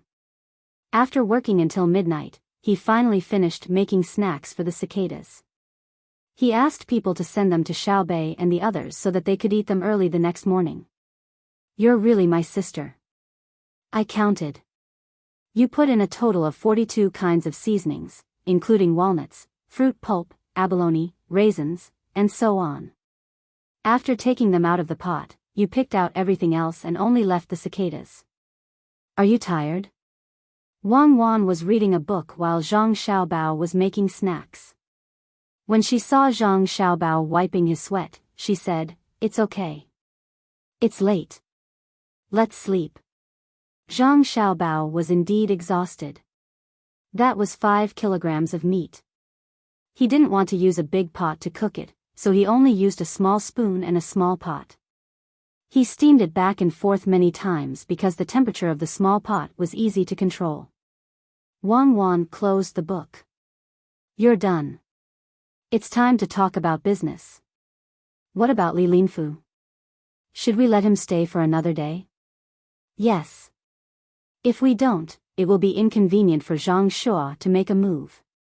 Li Linfu is not an ordinary person. Cui Ri knows that he can't beat him. If we delay him for another day, it will probably be done over there." As Zhang Xiaobao spoke, he passed a plate of cicadas to Wang Wan. Wang Wan took one and threw it into her mouth. She tasted it carefully and said, "It's really good. It seems that you can achieve a breakthrough by using your skills on your brothers and sisters. Where are you going?" "Let's take a bath." It was late. Li Linfu, who couldn't sleep, pushed open the window in the courtyard of Fengwu Pavilion. He looked at the moon that was almost full outside and was still thinking about what he saw during the day. It would be a lie to say that he wasn't touched. What was the purpose of being an official? Some wanted to use their abilities so that they wouldn't be buried, some wanted to make money, and even more wanted to be recognized by the people and the imperial court. Local officials were recognized by the people, and that was also recognized by the imperial court. In the past, he had always heard that when Zhang Zhong left his post, the common people would empty the streets and send him off in tears. He had never seen such a scene before. Today, he finally saw it with his own eyes. It was enough to be an official. I wonder how Feng Changgong is doing in Xiankai County. I hope they are smart enough to not go against Cui Riji. Li Linfu thought as he reached for the teapot beside him. He poured himself a cup of water and drank it. He frowned, thinking that it was not as good as the tea served at the local yamen. He forced himself to swallow it, then turned around and held the proposal Zhang Xiaobao had given him in his hand. He read it under the flickering light. When the clock struck again, it was already 1 a.m. He pushed open the door and ordered, "Men, return to Xiankai County tonight.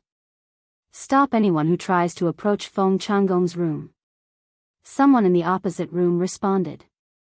By the time Li Linfu turned around and closed the door, someone had already left. "Feng Changgong, oh Feng Changgong, you've gotten me into trouble. I really want you to see this incomplete proposal so that you know who you've offended." Li Linfu flipped to the last page of the proposal and memorized it. He lay on the couch and looked at the moon as he muttered to himself. The person who had just left the room came to the stable and found his horse. He flipped onto the horse and held the reins in his hand. He clamped his legs together and leaped out. Anxious, he was preparing to rush back to Xiankai County at night when there was no one on the streets. Who would have thought that after running for 100 steps, he would hear someone shouting in front of him, "Who is riding a horse at night? Men, take him down." Following the voice, torches lit up in front of him. Looking over, he saw a row of yamen runners holding water and fire sticks blocking the way. "I am Lord Li's subordinate from Xiankai County. I have urgent matters to attend to in the county. Please make way." Wei Wei slowed down and shouted at the yamen runners. "Do you think I am just because you say so? I can also say that you're a criminal. Come down first and then we'll talk." Trip the horse. The yamen runner didn't seem to have any intention of bending the rules. He shouted and someone pulled the rope from behind. Seeing this, the person on the horse sighed helplessly and stopped the horse. He flipped over and wanted the yamen runner to see his face clearly. Who would have thought that as soon as he landed, someone would cover his head with a sack? Then, someone used a rope to choke his mouth. Catch the criminal. Bring him back for interrogation. After the yamen runner said this, Li Linfu was tied up and carried away. The horse was also taken away. At dawn the next day, Li Linfu, who thought that nothing would happen in Xiankai County for a day or two, got up and washed up. He hurriedly ate breakfast and was about to go to the yamen to find Zhang Xiaobao when Zhang Xiaobao and Wang Wan arrived first. "Lord Li, were you comfortable in your new place last night?" Zhang Xiaobao asked with a smile as soon as he saw Li Linfu. Li Linfu also smiled. "Not bad. The Fengwu Pavilion is really good. I heard that Registrar Zhang's sister was injured and was about to visit when Registrar Zhang came personally. It was really abrupt. Children can't stay still. They only behave when they cause trouble. It's no big deal. It's just a small injury. Don't worry about it. It'll be good for them to remember." Zhang Xiaobao, who had been busy with his younger siblings until midnight last night, didn't seem to care at all. Li Linfu wanted to give him some money but suddenly remembered that he only had less than 100 copper coins on him. He couldn't take it out and could only say awkwardly, "I came in a hurry and didn't bring a gift. I'll make it up next time. I'll definitely make it up. It's just a small matter. Lord Li, please take a look. This is the proposal for the cooperation between the two counties. If there are any omissions, I hope Lord Li can fill in a little." Zhang Xiaobao didn't expect Li Linfu to give him anything good. If he only gave some money, it wouldn't be as good as the cicadas the children gave him yesterday. He signaled Wang Wan to take out the proposal and handed it to Li Linfu for him to read. Li Linfu had been waiting for the proposal. Otherwise, he wouldn't have stayed. He happily received the proposal and read it one by one. After reading a few proposals, he suddenly stopped and asked Zhang Xiaobao, "Why do you want people to plant 3 rows of willow trees by the river? Do you want to use the willow trees to make furniture? 3 rows of willow trees will take up a lot of land, even if it's by the river." What Li Linfu meant was to make sofas, tea tables, and other things. Zhang Xiaobao and Wang family's furniture was famous for being good. There are additions at the back. First, protect the dike.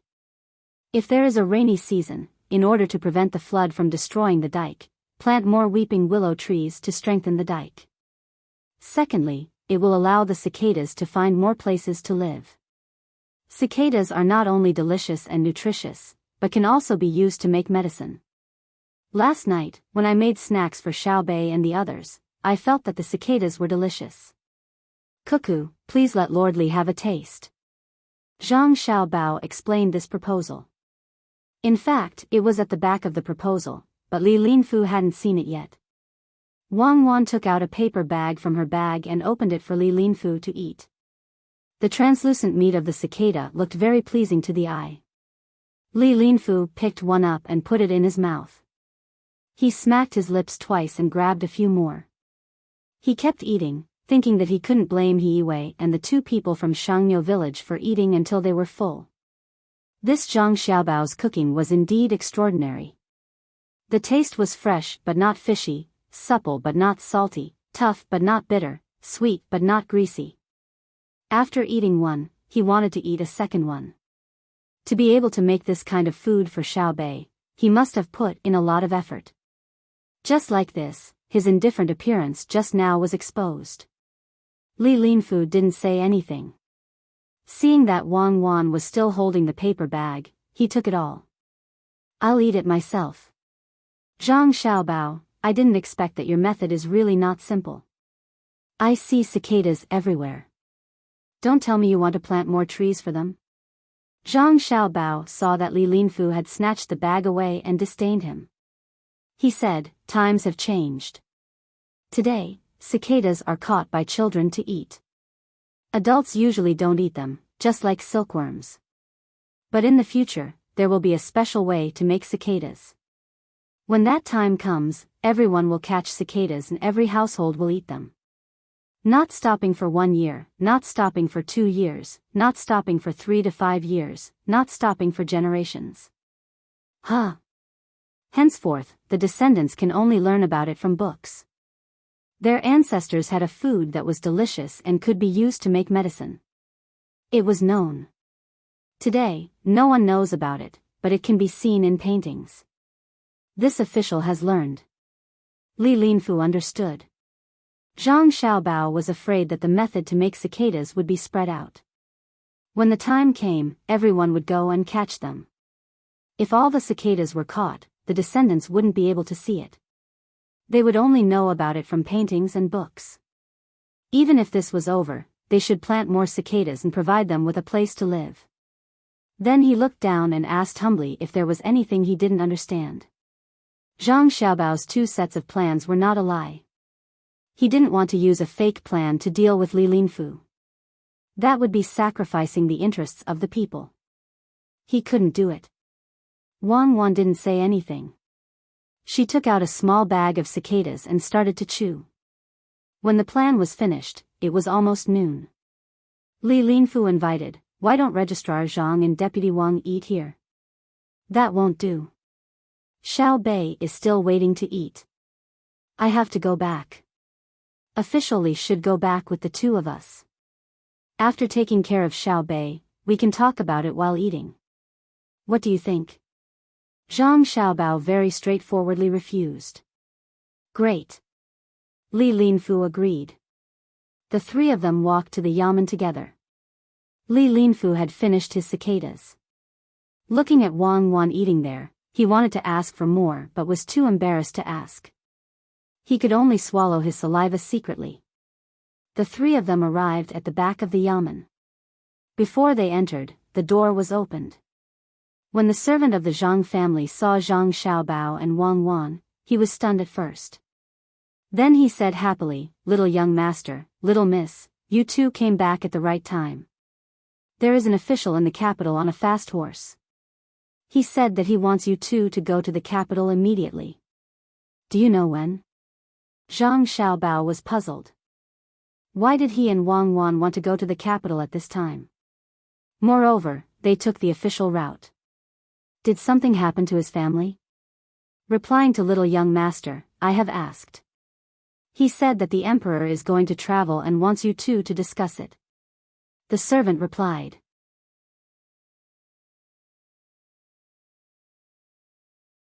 Chapter 741. Thank you all for voting. Thank you so much. The title of the previous chapter was wrong. It was chapter 345. Li Longji wanted to go out and play, so he didn't forget to call Zhang Xiaobao and Wang Wan along. According to Wang Wan, Li Longji didn't really want them to pay for the trip. He just wanted them to follow him and see if they could come up with ideas when they arrived at Jinyang. Because of the sudden event, Zhang Xiaobao and Wang Wan didn't have much time to plan. Li Longji, who was supposed to leave in the first month of this year, decided to leave in the 8th month, when the weather was the hottest. It was already the end of the 6th month, so it was impossible to take a leisurely stroll to the destination. Zhang Xiaobao, who wanted to tell Li Linfu more details, had no choice but to quickly finish his meal. He excused himself from Li Linfu and sent him out. Li Linfu was envious. Zhang Xiaobao and Wang Wan were already so far away, but the emperor still remembered them and sent someone to deliver the decree. People like this who had a place in the emperor's heart would have limitless prospects in the future. After taking the proposal, Li Linfu was about to leave Baoxin County. Just as he was about to leave, the person he sent out last night was sent back by the county's bailiffs. The bailiff explained, "Last night, someone rode a horse in the middle of the night. We suspected that he was a criminal. After we caught him, the criminal arrogantly said that he was Lord Li's man. We thought that Lord Li wouldn't have such an arrogant servant, so we didn't believe him and planned to lock him up first. We were afraid that we would disturb Lord Li's rest in the middle of the night, so we didn't come to ask. Today, we carefully asked him again and felt that he wasn't lying. There were many things that matched up, so we sent him here for Lord Li to see. If we caught the wrong person, please forgive us." Li Linfu's heart skipped a beat when he saw that the servant, who should have returned to Shinsai County last night, was still in Baoxin County. He looked at the servant, who didn't suffer much but had a helpless expression. He sighed and said to the bailiff, "That's right. That's right, it's my subordinate. I didn't expect him to ride a horse in the middle of the night and be so arrogant. You caught him well. Let him remember this and quickly return to the team." The latter part of the sentence was directed at one of his subordinates. This person originally wanted to argue a little, but when he saw his master give him a meaningful look, he could only lower his head and enter the group. The yamen runners also went about their own business. Seeing the bailiffs leave, the person who was caught said to Li Linfu, "Sir, they are talking nonsense. Last night, I know. They didn't ask you carefully at all. They just wanted to catch you. It's not your fault. Feng Changgong is finished. I don't know if I can see him when I go back today." Li Linfu didn't need his subordinates to finish speaking to know what was going on. Zhang Xiaobao and Wang Wan deliberately delayed him so that they could free up their hands to deal with Feng Changgong, who had begun to act foolishly. They could only depend on their luck. After giving the order, the team sped up, wanting to return as soon as possible to check on the situation. Feng Changgong, who was being targeted by Li Linfu, had already been arrested. His eyes were blindfolded and his mouth was gagged. He was put into a carriage and was driven to the capital. The county magistrate was also arrested at the same time. The registrar took out a token at the crucial moment and escaped the calamity. Woo! Woo woo! Feng Changgong, who was tied up, was lying in the carriage. When he saw that there was no one guarding the carriage, he twisted his body with all his strength and moved to the side of the county magistrate. He was making sounds from his mouth. The county magistrate was also thinking of ways to get rid of the rope. Together, the two of them finally bumped into each other. They rubbed against each other and broke the rope used to block the cloth around their mouths. After panting for a while, the two of them felt a little better. Quick, think of a way to break the rope on our bodies. We will take the opportunity to escape. Once we are detained in the capital, we will be finished. Feng Changgong continued to twist his body and ordered the county magistrate. The county magistrate, who was supposed to cooperate with him, didn't move this time. He lay in the carriage weakly and advised Feng Changgong, "Sir, it's better to stay here. If we go back like this, we may not be killed. At most, we will be exiled. If we really break the rope and leave the carriage, we may be caught again, and they will say that we escaped because we were afraid of being punished." The county magistrate was very clear-headed at this moment. Unlike Feng Changgong, who still had a fluke mentality.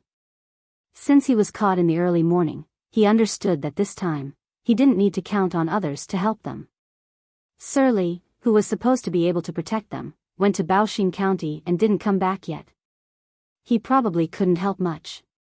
If he wanted to blame someone, he should blame Feng Changgong. He should have gone to Baoxin County himself, but who knew that he still didn't give up and prepared to make the last fight. Otherwise, how could Sir Li go there personally to ask for mercy? The more he thought about it, the more the county magistrate hated Feng Changgong. If it wasn't for him, he wouldn't have become what he was today. After saying a sentence, he closed his eyes and felt the bumpy carriage, wanting to sleep. Feng Changgong still didn't want to give up, so he said to the county magistrate, "You have to think carefully. If you don't run this time, you won't have a chance to run in the future. Now, most of the people who are escorting us are the government runners in the county. Once they meet with the people sent from the capital, they will be more strict. My Sir Feng, please don't hurt me anymore. I still have my family." Run? Where can I run? Even if the government runners in the county really listen to you, there are still people watching over us. At that time, the wanted poster will fall on my head. If I am caught again, it won't be as simple as being exiled. The county magistrate said to Feng Changgong with dissatisfaction. Right now, he really hoped that Feng Changgong wouldn't be able to breathe and suffocate to death so that he could vent his anger. Feng Changgong sighed and turned around. Looking at the roof of the carriage, he said, "When we get to the capital, you can't betray me.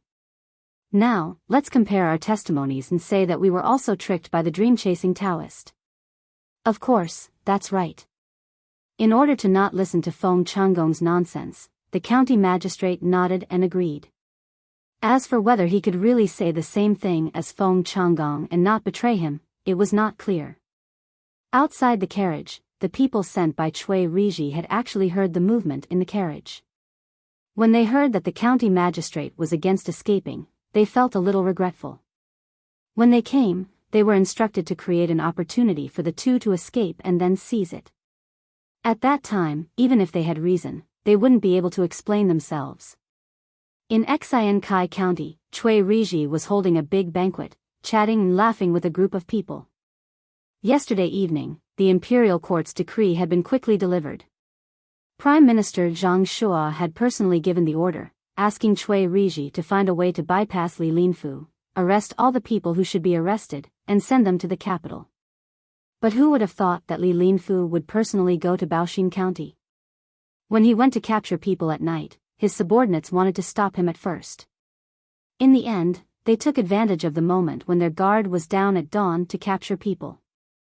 Fortunately, Li Linfu didn't come back and didn't send people here. Otherwise, the resistance would have been very fierce.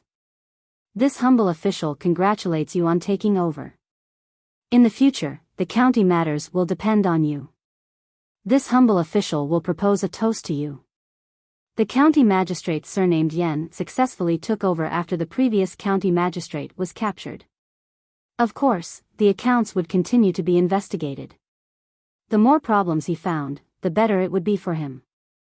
After the others heard Chui Riji's imagination for the future of Xin Kai County, he flattered him.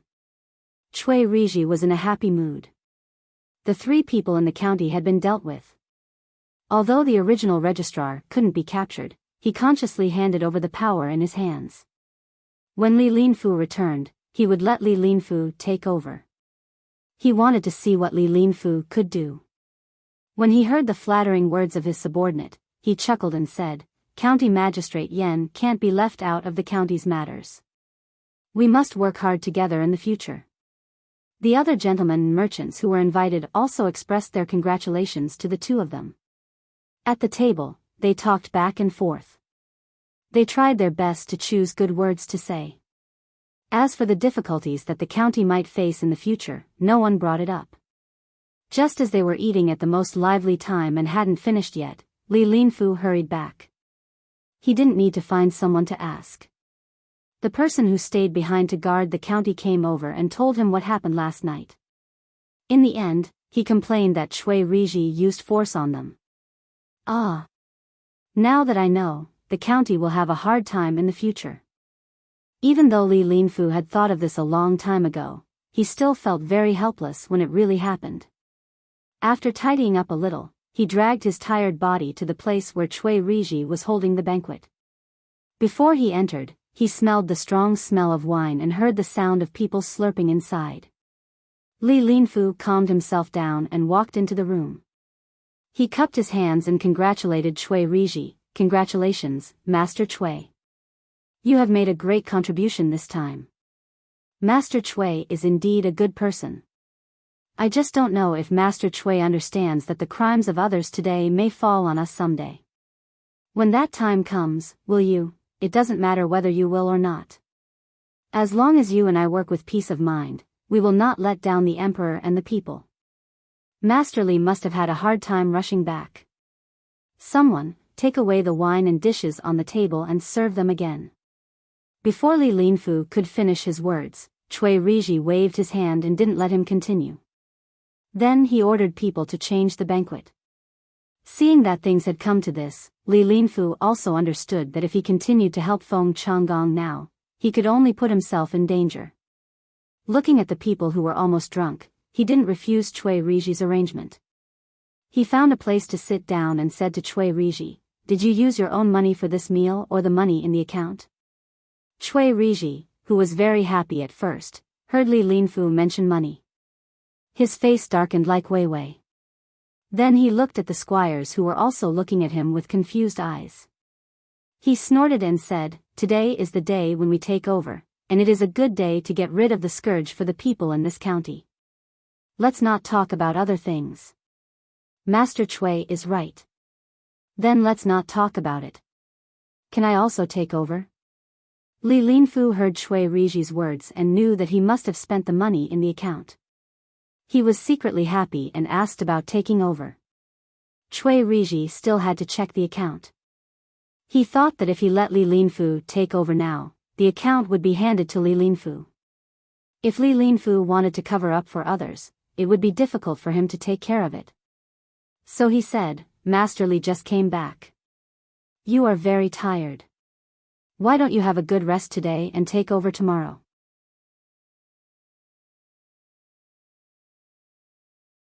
Chapter 742.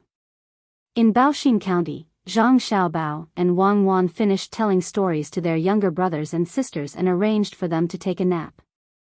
Then, they started to discuss their trip to Beijing. Zhang Xiaobao was worried about his sister Xiaobei's injury and didn't want to go. He said to Wang Wan, "Do you think it's okay if we refuse?"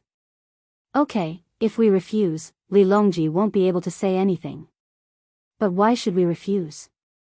Let He Yue take care of the affairs in the county and train him." "That's a good idea." Wang Wan didn't expect Zhang Xiaobao to not want to go to Beijing, so she asked in confusion. It's all because of Xiaobei. If we leave, what will happen to him? She'll go with us, but her arm is injured. She's young, so the injury isn't serious. She'll be fine when we get there. They can also go and see a new place. They've never been to Jinyang before. When Wang Wan heard that Zhang Xiaobao was worried about Xiaobei, she immediately said that she wanted to bring her younger brothers and sisters along. She didn't care about the number of people. She thought that even Li Longji couldn't refuse. Zhang Xiaobao didn't say anything immediately. He sat there and thought for a while. Then, he said, "Fine, I'll listen to you. Bring Xiaobei and the others along. Tell He not to agree to anything from the people in Shinsai County so that he won't be cheated. This way, we can leave and let them fight in Shinsai County first, so that we won't be involved. Then it's settled. I'll ask someone to arrange it right away. We'll take a boat around the county. It's less bumpy, and Xiaobei and the others are used to taking boats. They're not afraid of seasickness." Seeing that Zhang Xiaobao had changed his mind, Wang Wan got up and went out to arrange it. Zhang Xiaobao sat in his chair and didn't move. He looked at Shinsai County, smiled, and muttered, "You guys go ahead. We'll talk about it when we come back." The news that Zhang Xiaobao and Wang Wan were going to leave did not spread, so the people in the county did not know.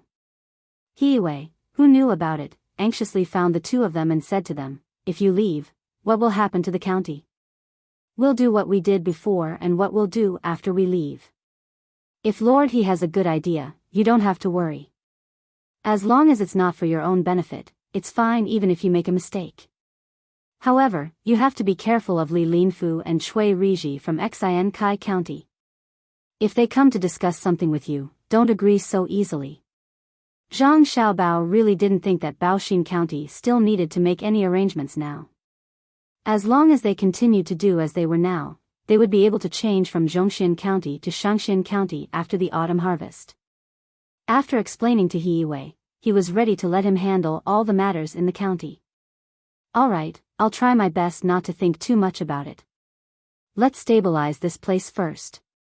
Hiwei looked at Zhang Xiaobao and Wang Wan enviously. While he was happy that they were personally invited by the emperor to accompany them, he also thought of himself. After Hiwei's matter was resolved, Old Man Pai and the other two who also knew about the news also came over. They wanted to go with Zhang Xiaobao and Wang Wan. If Zhang Xiaobao and Wang Wan did not agree, they really couldn't go. The emperor did not ask for them.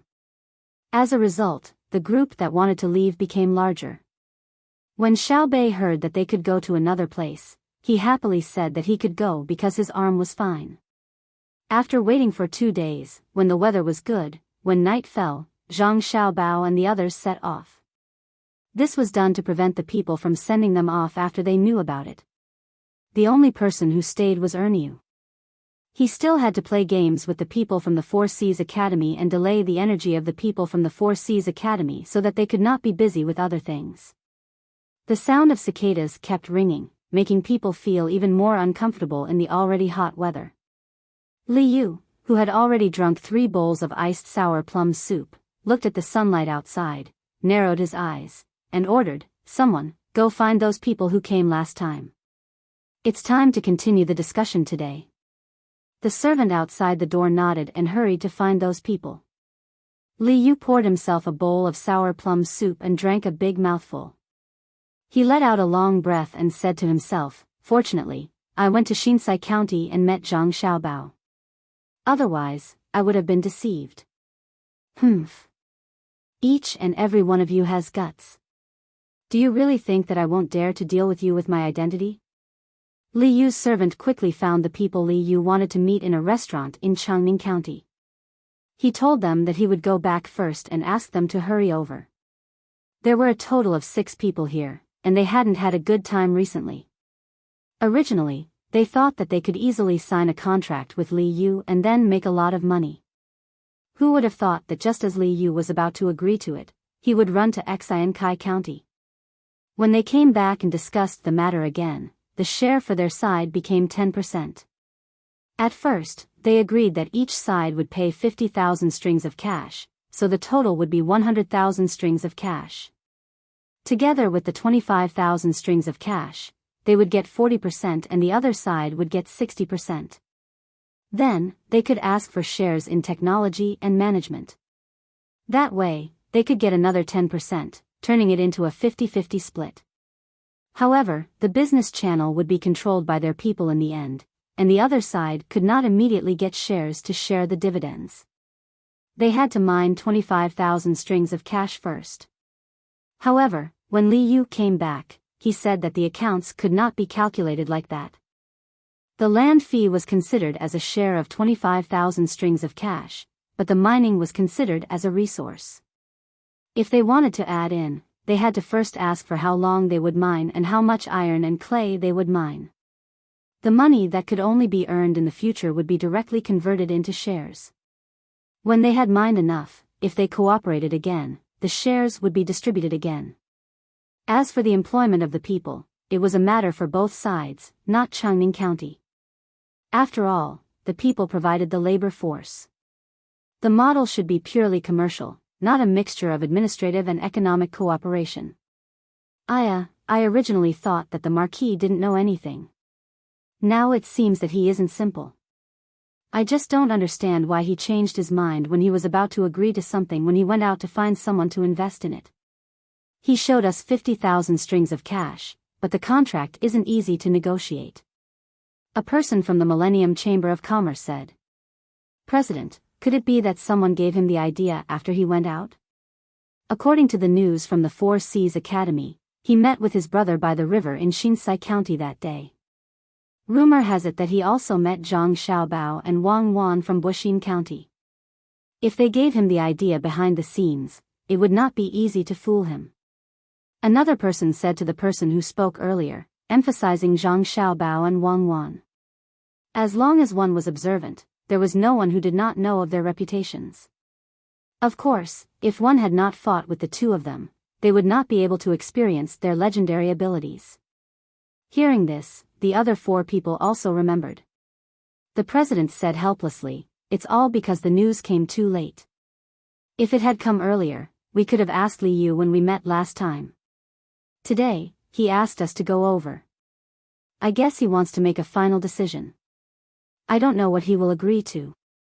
As he spoke, the president stood up, tidied up his clothes, and walked out of the door. The other 5 people looked at each other and followed behind. However, everyone's faces were not as excited as when they first came. Instead, there was a trace of worry. Liu did not wait for too long. The 6 people from the Millennium Chamber of Commerce came to the yamen. Liu received them in a pavilion in the courtyard with a pond. After the 2 parties sat down in the pavilion, Liu asked someone to serve tea. The president of the other party spoke. "Mr. Li, what do you think about the construction of the workshop in the county?" "We went back and discussed it. We said that we would use the land to calculate 25,000 strings of coins, and then dig out 50,000 strings of coins. Our skills and management would only take up 25%, which is really too little. In that case, in the end, we would only take up 75% of all the shares including our skills and management and 50,000 strings of coins. Lord Li, can we discuss this matter further?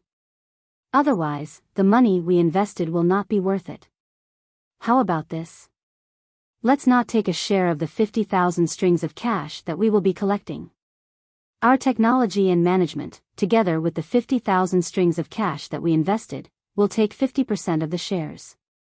When it's time to mine, we will set up a special mining workshop. You will use the local resources to take half, and we will use the mining technology to take the other half. This is the idea of the 2 chambers of commerce. Or rather, the 2 transactions will be separated and settled separately. The workshop we worked with before will buy from the place we came later. This way, we can be considered to have a good deal. Otherwise, you will be using goods that have not appeared to exchange for our current shares. This is unfair to us." After the president finished speaking, the others nodded, indicating that this was how it should be done. Li Yu was happy. Although he could not agree, he could gain benefits from several negotiations. That was, the shares of the land had been determined. The other party did not object to using the occupied land to buy shares. At first, the land and mining were considered as one share. Now that it was divided, there was more profit. Seeing the 6 people looking at him, Li Yu nodded, shook his head, and said, "President Tian, how about this? Let's not talk about the mining of resources. Let's talk about the former. In the future, the county will set up a special resource mining chamber of commerce. When the time comes, we will directly buy from the workshop we worked with. I promise you that at the same price, you will have the priority to buy. If you think that the land will take up too much of the shares and you will lose too much, then take it out and use the workshop we worked with to rent the land from the county. We will share the cost of this." The 6 people of the Millennium Chamber of Commerce frowned at the same time and analyzed this matter. After a while, President Tian asked, "Does it mean that we will only cooperate with Tao and Tai's workshop directly, and we will have to buy and rent the land and mining separately? In this case, how much of the shares should our technology and management, plus the 50,000 strings of coins, take?" "You only took out 50,000 strings of coins. You can't take half, right? But I still feel that something is wrong. How about we discuss it?"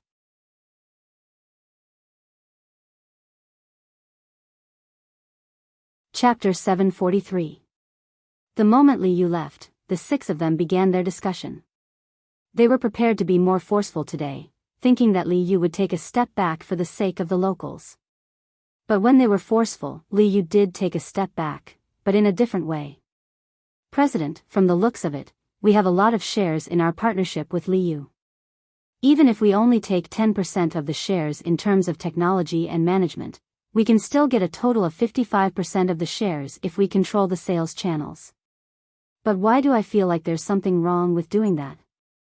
It seems that we are the ones who will lose. It's much worse than what we planned at the beginning." A white-haired person in the Chamber of Commerce analyzed to President Tian. President Tian was much smarter than this person. After he finished, he said to him, "Of course we will lose because the cost of the products we produce has increased. We have to pay part of the cost of the mines and part of the cost of renting the land. In the end, all of the money will go into Li Yu's pocket. He may have less shares, but his income has increased. He used us to take an extra 5% in exchange for 2 direct benefits." After hearing the president's words, the white-haired person understood. So this was what he felt was wrong. He sighed and said, "This Li Yu is not easy to deal with. Should we change to another place? How can we change to another place? This Changning County is the best. If we change to another place, other officials will dare to cooperate with us like this. Li Yu's status is different. Even if he loses in the end, he can take responsibility. Other officials won't dare to." A pockmarked face person next to the white-haired person rejected the other's suggestion. "Then what should we do to take advantage of him? Should we just fake the accounts in the sales channels to get back the losses?" Another person couldn't think of a way, so he asked someone else. President Tian shook his head and said, "We can't fake the accounts. I think Li Yu will send people to follow us. If he really finds out, he can deal with us directly. Now we think that he is afraid of losing face and can't use force to threaten us. That's why we want to cooperate with him." This time, the 6 of them were silent again. They drank cup after cup of tea. When they felt that the tea was tasteless, President Tian said to the other 5, "Actually, it's not like there's no other way. There's another good idea. We can learn from Li Yu and separate the sales department. We will use technology and 50,000 strings of cash to exchange for 55% of the shares. Li Yu will take 45%. When the products are produced, we will sell the part that we sell. As for the dividends, we will only share the part that is produced and sold. As for how much the sales are, won't we still earn it ourselves?" As expected of the president. "Good idea. I think this method will work. Once we continue to invest the money we earn, we can squeeze Liu out of the market bit by bit. Or, once the contract is signed, we can transfer the money directly. Xiaobai slapped his thigh and praised President Tian. President Tian stroked the short beard under his chin and nodded with a smile. He said, "There's another important point. Once the people in Changning County have work to do, they will rely on us. When the time comes, we will have the technology and can directly threaten the local employment situation." Yes, we have the technology. But President Tian, we don't have any good technology. The pottery is still the same. We just hang some other things outside at the end. If we put iron shavings inside, it may not be able to be burned out. Xiaobai thought of the most important point. They didn't have any technology. Otherwise, they wouldn't think of making money by cheating. The person next to President Tian laughed and said, "As long as we work on the appearance and matching packaging, it will be fine. The furniture of the Zhang family and the Wang family is good, but it's not that other people can't make it. They created their own brand and put anti-counterfeiting on it, making people feel that using their things is noble. We can also learn to do it. What's more, the pottery in a place looks the same. Other people can't learn from other pottery. I think this is a good idea." Everyone discussed for a while, and 2 hours passed just like that. As expected, Liu wandered back. Looking at the expressions of the 6 people, he said with a smile, "Have you thought it through? How did the discussion go?"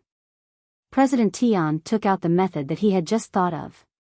He wanted to use technology and 50,000 strings of cash in exchange for 55% of the shares. After that, the 6 people looked at Liu. They didn't know if he found the problem and if he would agree. Liu ordered someone to change the tea. He pretended to hesitate for a moment before nodding. "All right, I agree to this. However, I will let others mine the clay and iron ores. Since you are in charge of managing them, you will be the one to negotiate the price with them. Renting the land is simple. You will have to pay the same amount of money for 1 mu of land for a year. After all, 1 mu of land needs to be deducted, which will affect normal agricultural production. It's very cheap.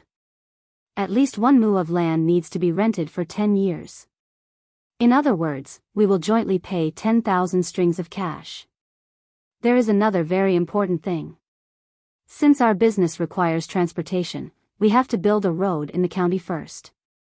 We have to build a road that can connect our workshop to the outside. In order to save money, many places need to be built in a straight line. That way, we will have to compensate for the land.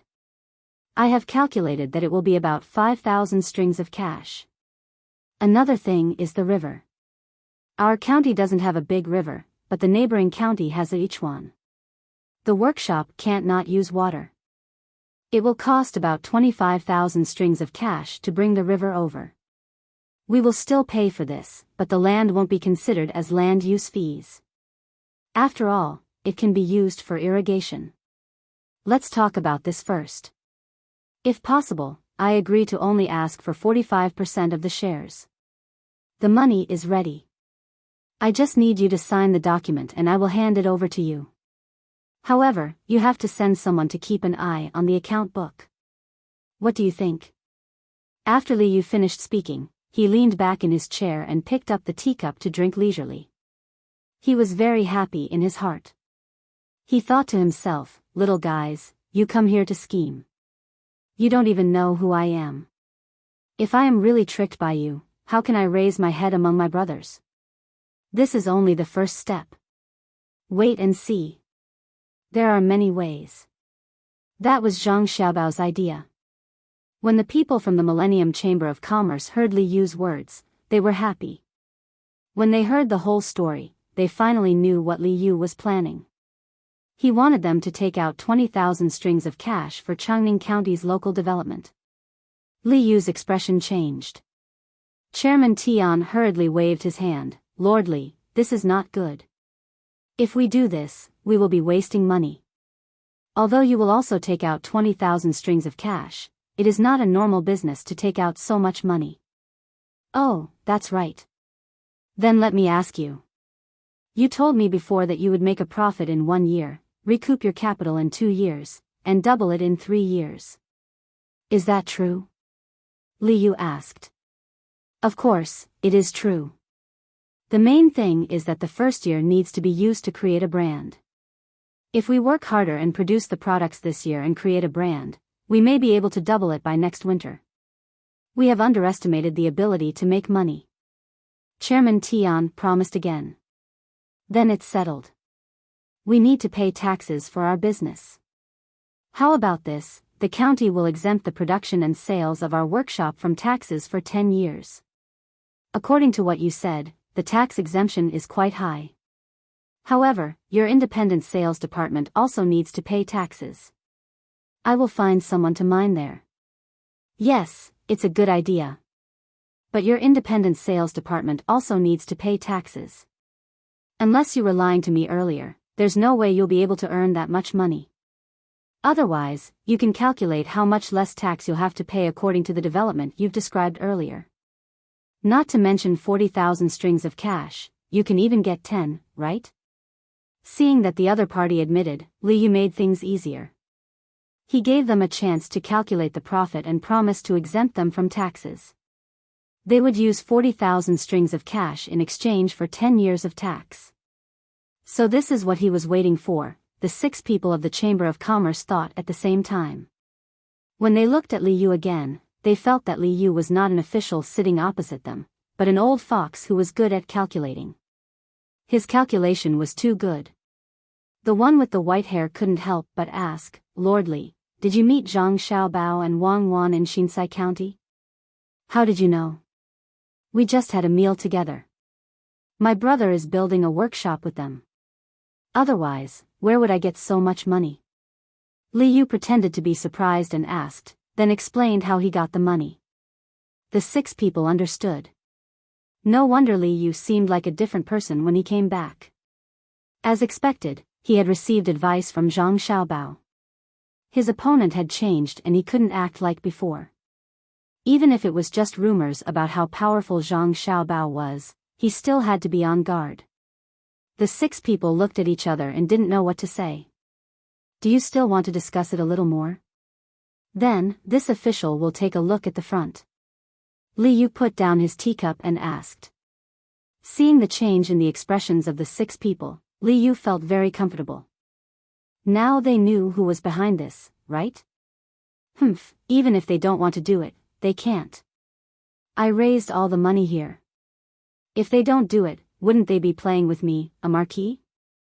Hearing Liu's question, President Tian gritted his teeth and said, there is no need to discuss it. We will do as Lord Li says. We agree to the tax exemption for 10 years. That's good. I will order someone to write the document. If you feel that there are no omissions, then sign it. Liu really didn't care what the other party was up to. Even if there was something that Zhang Xiaobao didn't tell him, he could just ask Zhang Xiaobao again. Soon, the document was signed. There was no supervision, so each side held a copy.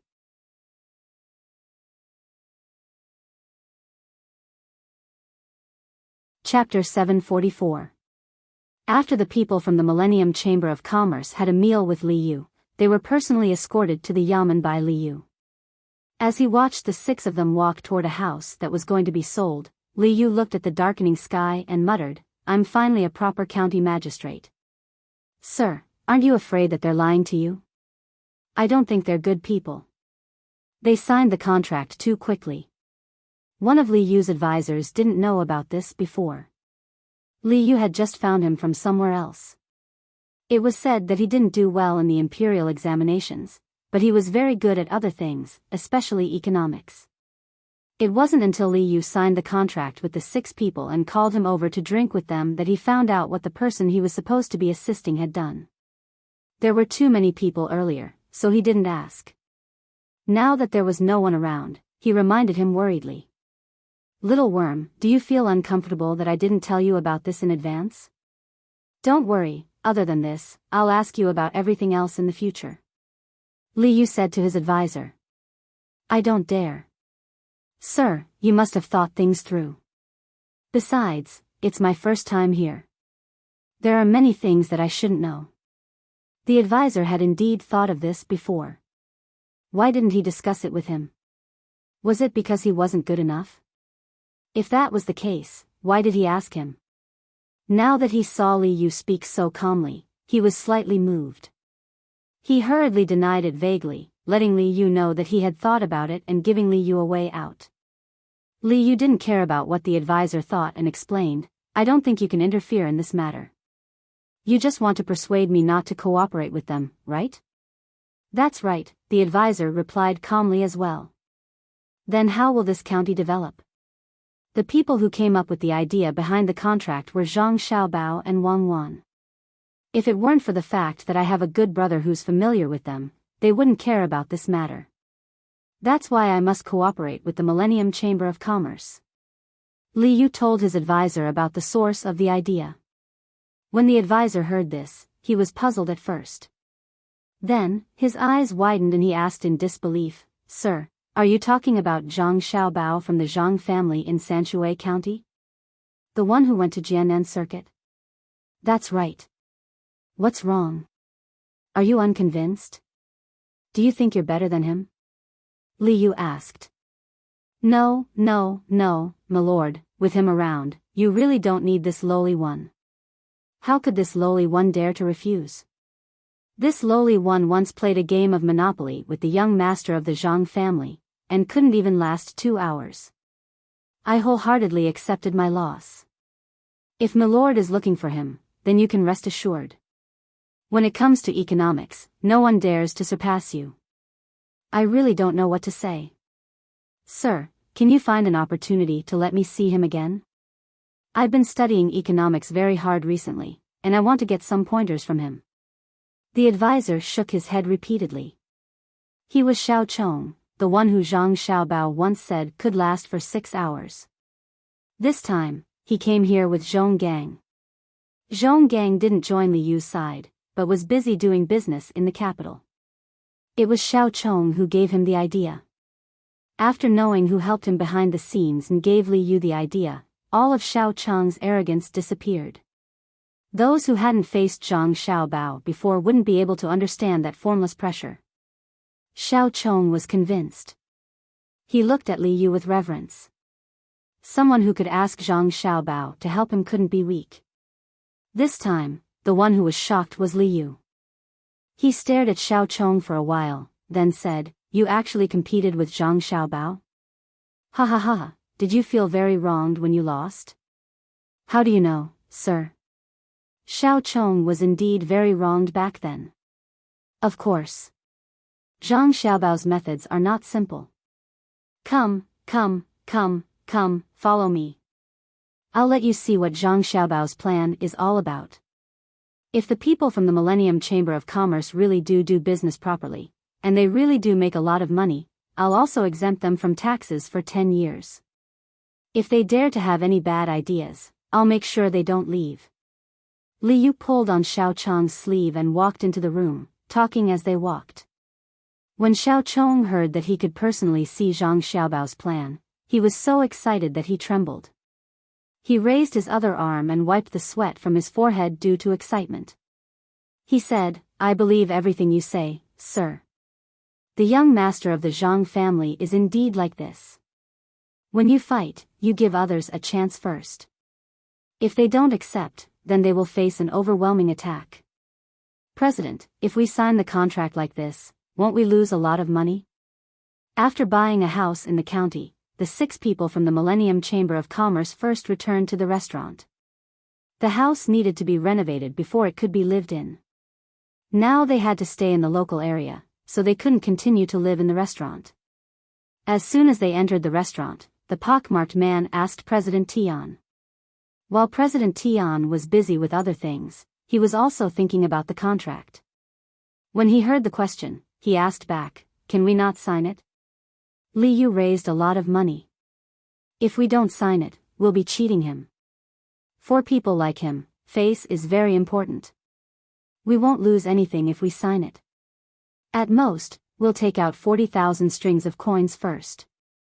Of which, 10,000 strings of coins will be used to buy things. Come, look at the contract again. What does it say? The other 5 people came over to look.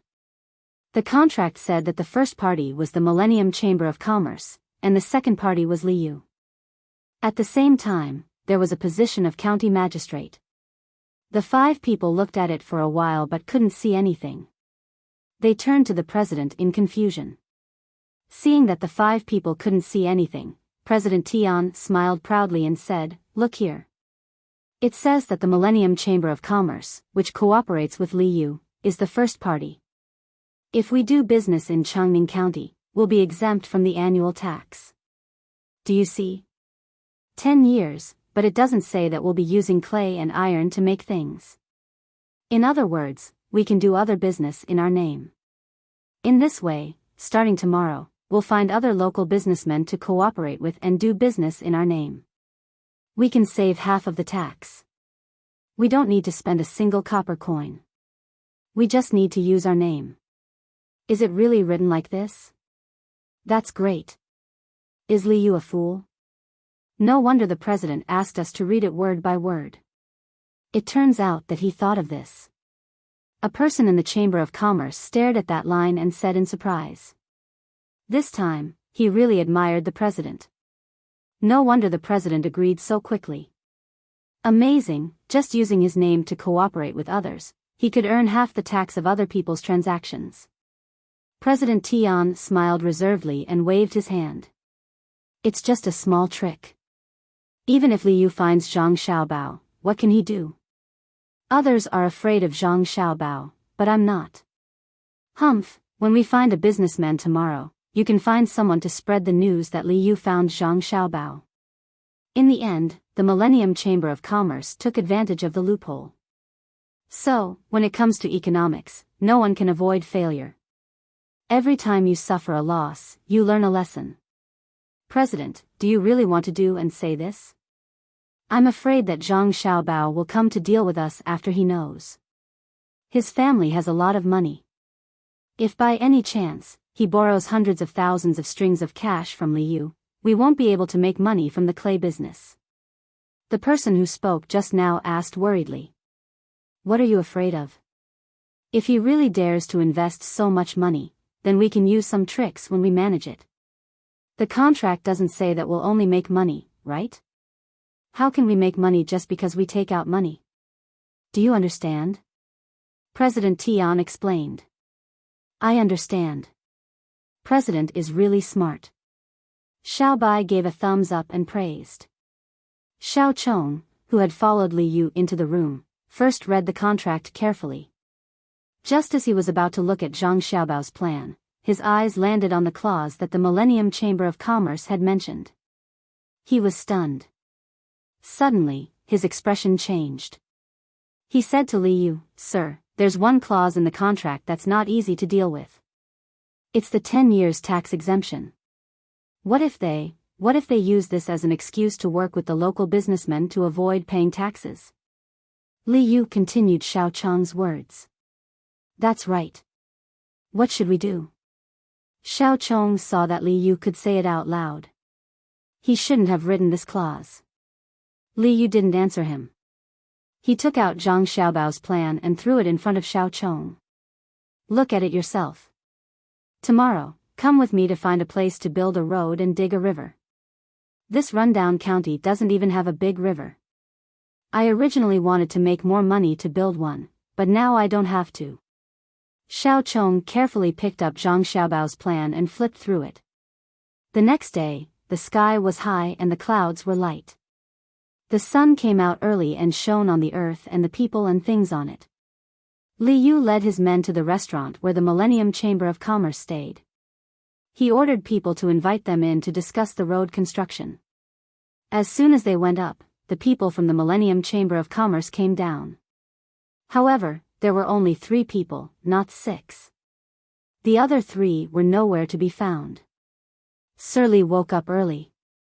We were going to find you at the Yamen to discuss the road construction. We didn't expect you to come here personally. People always say that you're good to the people in the county. When we first came, we didn't think so. Now we believe it. Chairman Tian greeted Li Yu. Li Yu looked around. Where are the other three? They're busy with other things. The Millennium Chamber of Commerce doesn't just do business. Since we're in Changning County, we naturally have to help the economy. Sir, you don't have to worry about them. Chairman Tian said casually, as if he really didn't have anything to do. Li Yu nodded happily. Good. It's best if we can cooperate with the local merchants. Let's go. The group talked as they got on the carriages and horses. They went to the place where they wanted to build the workshop. Li Yu wanted to put the workshop in the center of the county. This way, the roads on both sides of the county could be repaired. At most, he would have to pay more money. Li Yu wanted to find a place close to the border. He wanted to save as much as possible. Both sides gave their reasons and argued non-stop. It was almost noon when they finally chose a place that was closer to the county in the east. There was a river there, so it would be convenient for transportation.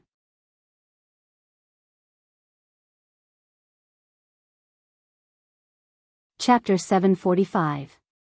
Seeing that the three of them had returned with many contracts, Chairman Tian smiled in relief.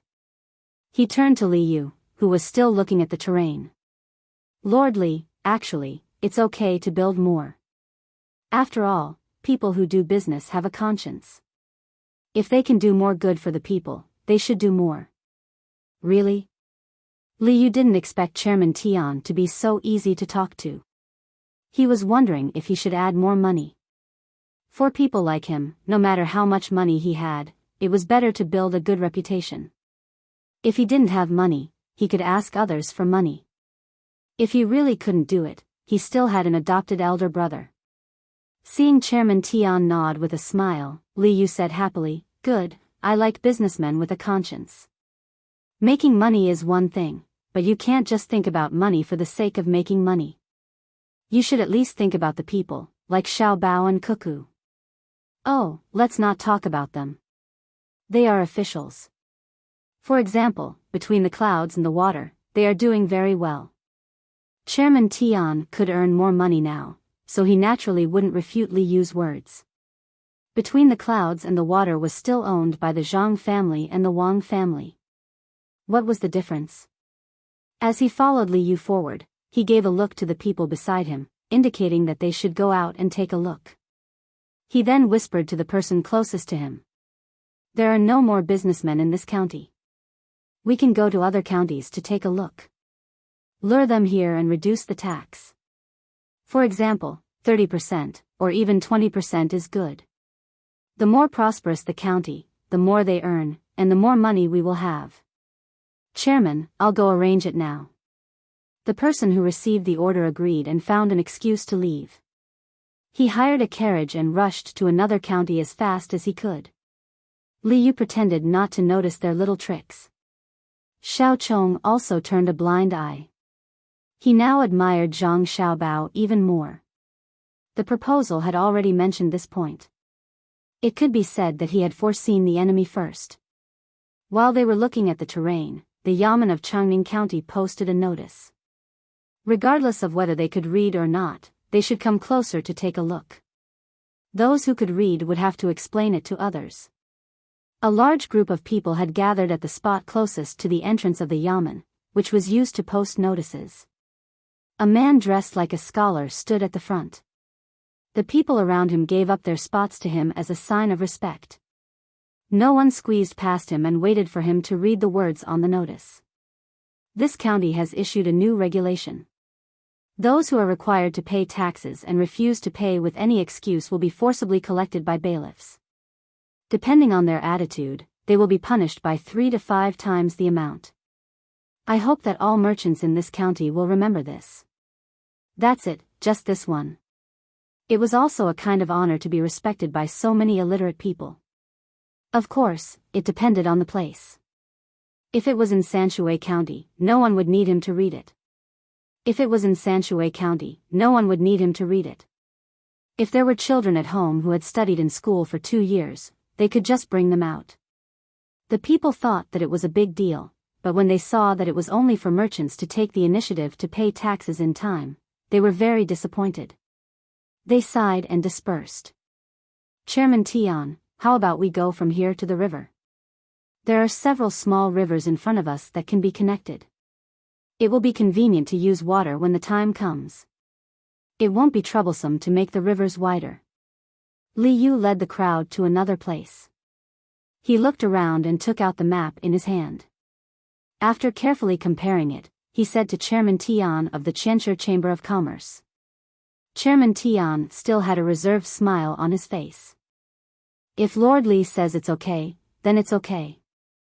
The map in your hand seems to be more detailed than the one used for the game. Can I have a look? When Chairman Tian agreed, he glanced at the map in Li Yu's hand and found that there was something wrong with it. He also wanted a copy. Li Yu quickly closed the map and refused directly. No, even if I show it to you, do you really dare to look at it? This is a military map. Of course, it's detailed. After all, I'm also the military secretary of the province. That's why I have a map. Li Yu found an excuse for himself. In fact, he didn't have a map. In the whole Tang Empire, there were only two places that had a proper military map. One was the palace in the capital, and the other was the Zhang family and the Wang family. It was good enough that Zhang Xiaobao gave him a copy of Changning's map. Even so, this map lacked notes. For example, when the horses walked on a certain place, whether it was difficult to walk, or what materials could be used when climbing a mountain. These were all missing. When Chairman Tian heard that it was a military map, he really wanted a copy. However, he didn't dare to. Why would a businessman want a military map? Chairman Tian nodded regretfully and didn't mention the map again. He continued to wander around with Li Yu. 2 days later, where to build roads and where to open rivers were all discussed. The people of the Qianshi Chamber of Commerce immediately transferred money and hired the local people to start working. This time, the people also knew that there was a chamber of commerce called Qianshi. They worked together with the county magistrate to do good things for the county. The chamber of commerce was good, but the county magistrate was better. Without the county magistrate, the Qianshi Chamber of Commerce wouldn't have come. In order to encourage the people to be more active, the Yamen posted a notice. It said that the idea of building roads with the Chamber of Commerce was proposed by Zhang Xiaobao and Wang, one of the Zhang family in Sanshui County. It asked people not to worry. Many people didn't know who the Zhang family in Sanshui County was, but the businessmen who had traveled the north and south knew. They bragged to others during meals. This time, the people knew that the Zhang family was very powerful, and their children were also very powerful. Wherever they went, they never did anything wrong. They were good to the people, good at making money, honest officials, and rich officials. Yes, rich and honest officials. It was a magical combination of words. Knowing this, the enthusiasm of the people rose. They all signed up to build roads. Li Yu also followed the methods of the Zhang family, Wang family, and his brother. He used the money from the cooperation with the Qianshi Chamber of Commerce to pay the people. He was also responsible for a few meals a day. He also worked in shifts during the day and at night. Just when everything was going well, rumors started to spread in the county. Whether it was the tea house or the pub, many people were saying that the powerful Zhang Xiaobao of the Zhang family was at a disadvantage this time. The plan for Li Yu was wrong, and the people of the Qianshi Chamber of Commerce took advantage of it. They cooperated with the local businessmen to avoid paying taxes. This kind of rumor caused the people to lose their confidence in Zhang Xiaobao. At the same time, it also caused the people to dislike Qianshi Chamber of Commerce. This was because Li Yu had been imitating Baoxin County for the past 2 days. Every day, he began to explain in detail to the people how much money the Yamen had, where it came from, and what to spend it on. He emphasized that the tax revenue would help the Yamen and the people in the county. After the transparent financial report was made public, the people hoped that the Yamen would have more money. This was because there were subsidies for the poor and all the houses in the county would be renovated within 5 years. Everyone was waiting for the yamen to take out more money to help them repair their houses. After all, there was a lot of money now, but a portion of it was not for the county to use directly. It had to be handed over to the county. This was not Li Yu's fief, and he did not have any fief yet. Therefore, a part of the money could be kept in the county. More of it would be sent to the capital and rent. Even if there were some fools among the commoners, they could not resist the explanations of the smart people. They said that if the Millennium Chamber of Commerce did this, they would be able to make money and the yamen would not be able to collect taxes. The more merchants they contacted, the poorer the county would be. The Qianshi Chamber of Commerce, who had just spent money on roads and rivers, became a profiteer in the eyes of the people. They were not good people. At the same time, they were disappointed in Zhang Xiaobao. How could such a powerful person lose to others? Chairman Tian did not expect things to turn out like this. In the beginning, Li Yu did not disclose the finances of the county. How could the people know how much money the yamen had and what it was spending? If it was not disclosed, no matter how much the Chamber of Commerce did, the people would not know. Now, the good reputation that they had paid a lot of money for was gone. Chairman Tian had no choice but to find Li Yu and say, officially, "Can you stop the announcement every day? It is not good for the people to know too much. The people can do what they want, but they can't be made to know." Stop. Why do we have to stop? It's not a secret matter. This official believes that I am honest enough as an official. There's nothing that cannot be told to others about the matters of the yamen. Also, what you said was wrong. If the people don't understand what the officials want to do, how can the people wholeheartedly support them? Li Yu did not have any room for discussion. He explained the situation in Baoxin County to Chairman Tian. As long as the people understood what the officials wanted to do, they did not have to worry about not having enough people. The people in the county would follow suit. Just thinking about it made him excited. Chairman Tian felt that Li Yu did it deliberately. He thought that Li Yu knew that the Qianshi Chamber of Commerce was cooperating with other merchants, but he found that the contents of the contract could not be changed. He could only silently endure it. However, he was not satisfied, so he came up with this idea to make the Qianshi Chamber of Commerce lose its good reputation. Thinking of this, Chairman Tian said, officially, if the Qianshi Chamber of Commerce's reputation is ruined, the people will not be willing to hire. How can we do business then? Don't worry. As soon as the workshop starts construction, I will come immediately. Aya, it has been 8 days since we signed the contract, right? Li Yu promised. Then, he suddenly said something that made President Tian confused. Yes, it has been 8 days. In a few days, the workshop will start construction. Officially, does the number of days have anything to do with the workshop? Chairman Tian asked in confusion. It has nothing to do with that, but it has something to do with the tax.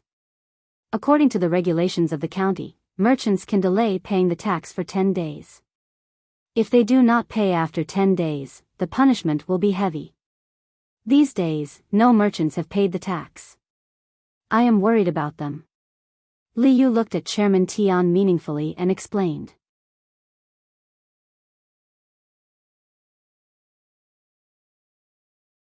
Chapter 746. President Tian, come and take a look. Here are some maps with pottery. Which one do you think is the best place to dig? I'll send people there and these 3 iron mines. Li Yu didn't care what President Tian thought. He took out a map of Chengning County and showed it to President Tian. President Tian was still wondering why Li Yu wasn't in a hurry. Instead, he talked about taxes. Didn't he know that merchants who cooperated with the Qianshi Chamber of Commerce didn't have to pay taxes? After being asked by Li Yu, he realized that it was a military map. He took a closer look and was disappointed. It turned out to be a game map. After looking at the map, President Tian chose a place that supplied pottery and an iron mine. He didn't care much about the quality. The main reason was that these 2 places were close to the workshop. Judging from the current situation, the Qianshi Chamber of Commerce would have to repair the road to the place that supplied pottery and ore. He could save some money by choosing a place that was close to the workshop. Well, President Tian, choose these 2 places. I'll have people arrange it in a while. The charcoal used for pottery will be supplied by a special chamber of commerce. President Tian, you can rest assured. Li Yu circled the 2 places on the map and said to President Tian, there's one more thing. There will be many craftsmen from the capital who specialize in pottery. They have nothing to do with you. When you see them, don't think that I'll find other people to compete with you just after signing a contract with you. There's no such thing. If there are really powerful chambers of commerce that want to do the same business in the future, I'll be partial to you under the same conditions. After all, I've invested a lot of money here and I don't want to lose it. Well, it's almost noon. Why don't you stay for a meal before leaving? President Tian was stunned again. He knew that Li Yu didn't want to have a meal with him and asked out of courtesy. It was nothing. After all, it was a meal. Perhaps Li Yu was unhappy because of the taxes. But what did he mean by many craftsmen from the capital? And what if he was partial to the Qianshi Chamber of Commerce under the same conditions? Would he be partial to the other party? President Tian, who couldn't calm down, had to ask when Li Yu was about to send him off, Lord Li, what are the craftsmen doing? Could it be that there are other chambers of commerce that have taken a fancy to this place? Craftsmen? Those are the most outstanding craftsmen of our great Tang. After they finished participating in the competition in the capital, some of them were willing to stay behind and were arranged to live here.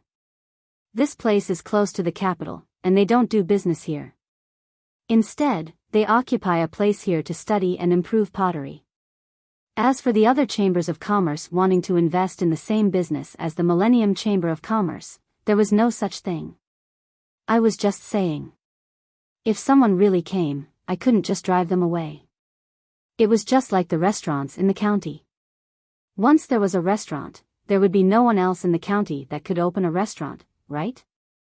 President Tian, don't worry. I still have the same idea as before.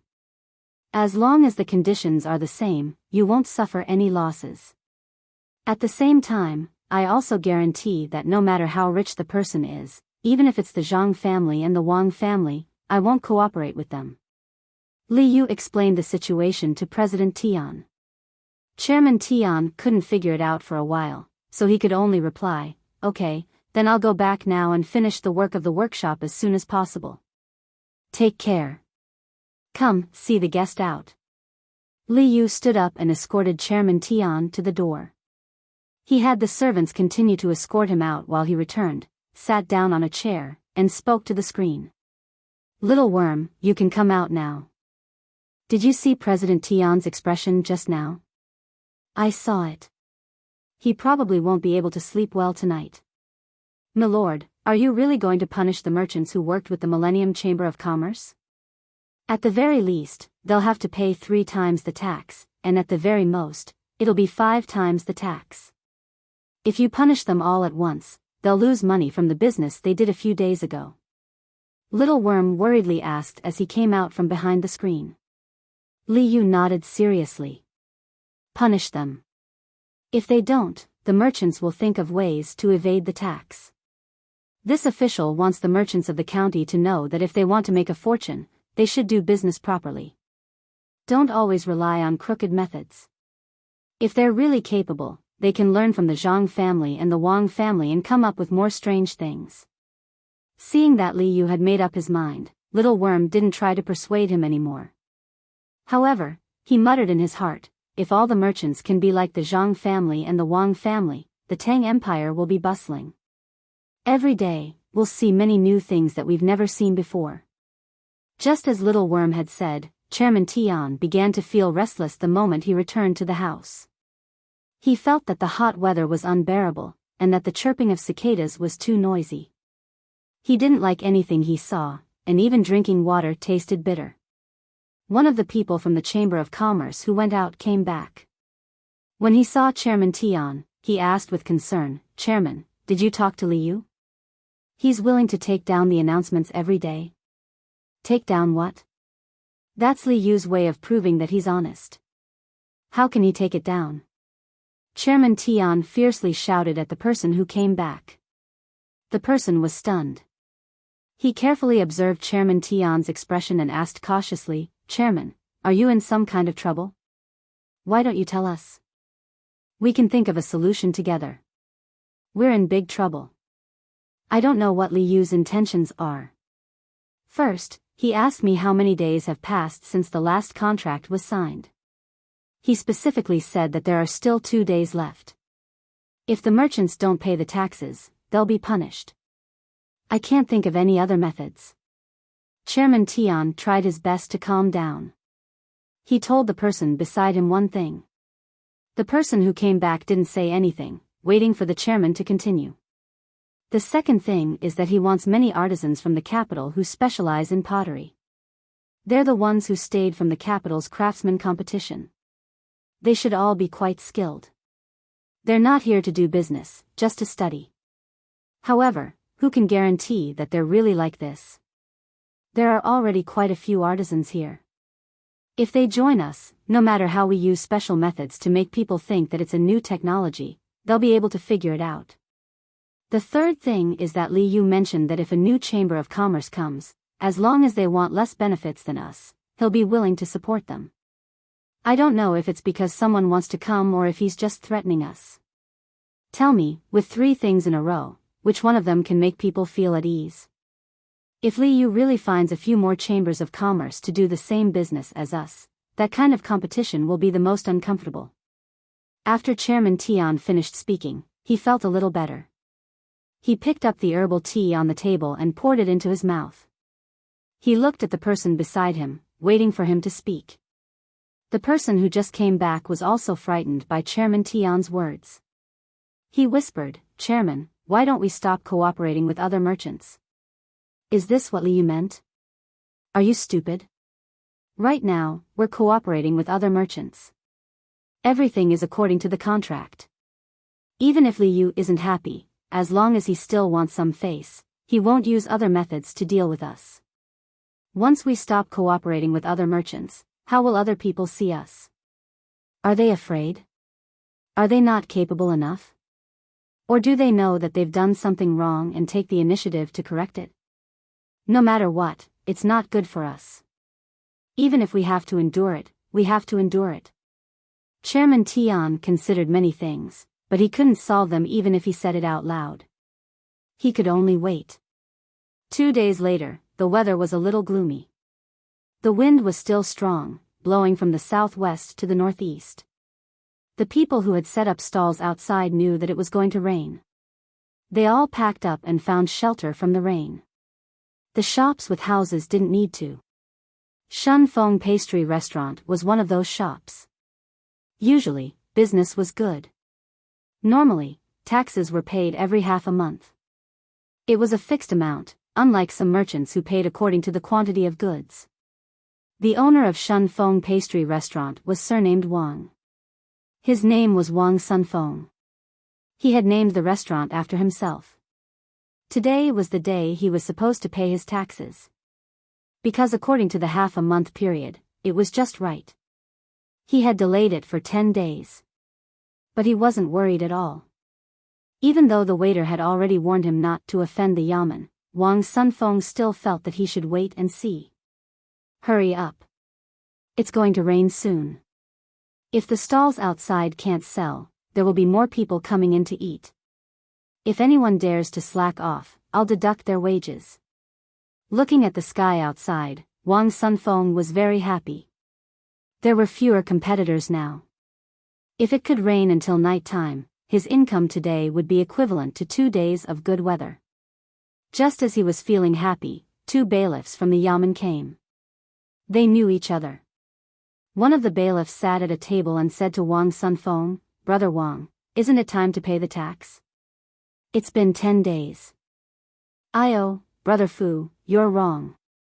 I've already signed a contract with the Millennium Chamber of Commerce. Even if I take money out today, it will be sent to them. They're tax-free for 10 years. Look, when we signed the contract, we copied down the relevant places. The people from the Millennium Chamber of Commerce even put their fingerprints on it. It can't be faked. Wang Sunfeng didn't want to pay at all. He could save half of the money. It wasn't a small amount. So you're refusing to pay your taxes? Then don't blame me for not being able to do it. Arrest him. As the runner spoke, the chain went for Wang Sunfeng's neck. Wang Sunfeng could have dodged, but he didn't. If he dodged, he would be resisting arrest. What right do you have to arrest me? I didn't do anything wrong. I want to talk to the county magistrate. Wang Sunfeng was brought to the yamen by the runners.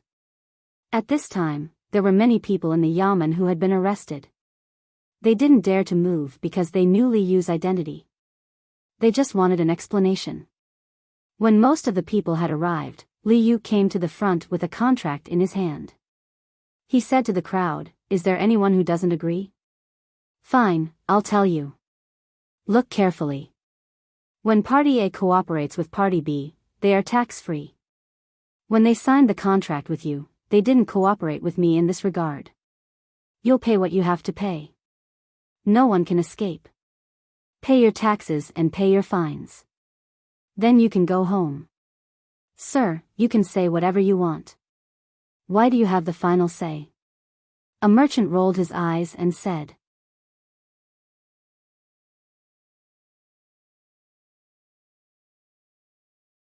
Chapter 747. After explaining the contract to the merchants working with the Qianshi Chamber of Commerce, Li Yu really forced them to pay up and increase the fine by 3 times. The merchants did not dare to resist. They were scared out of their wits. They were not afraid of Li Yu, but of Zhang Xiaobao.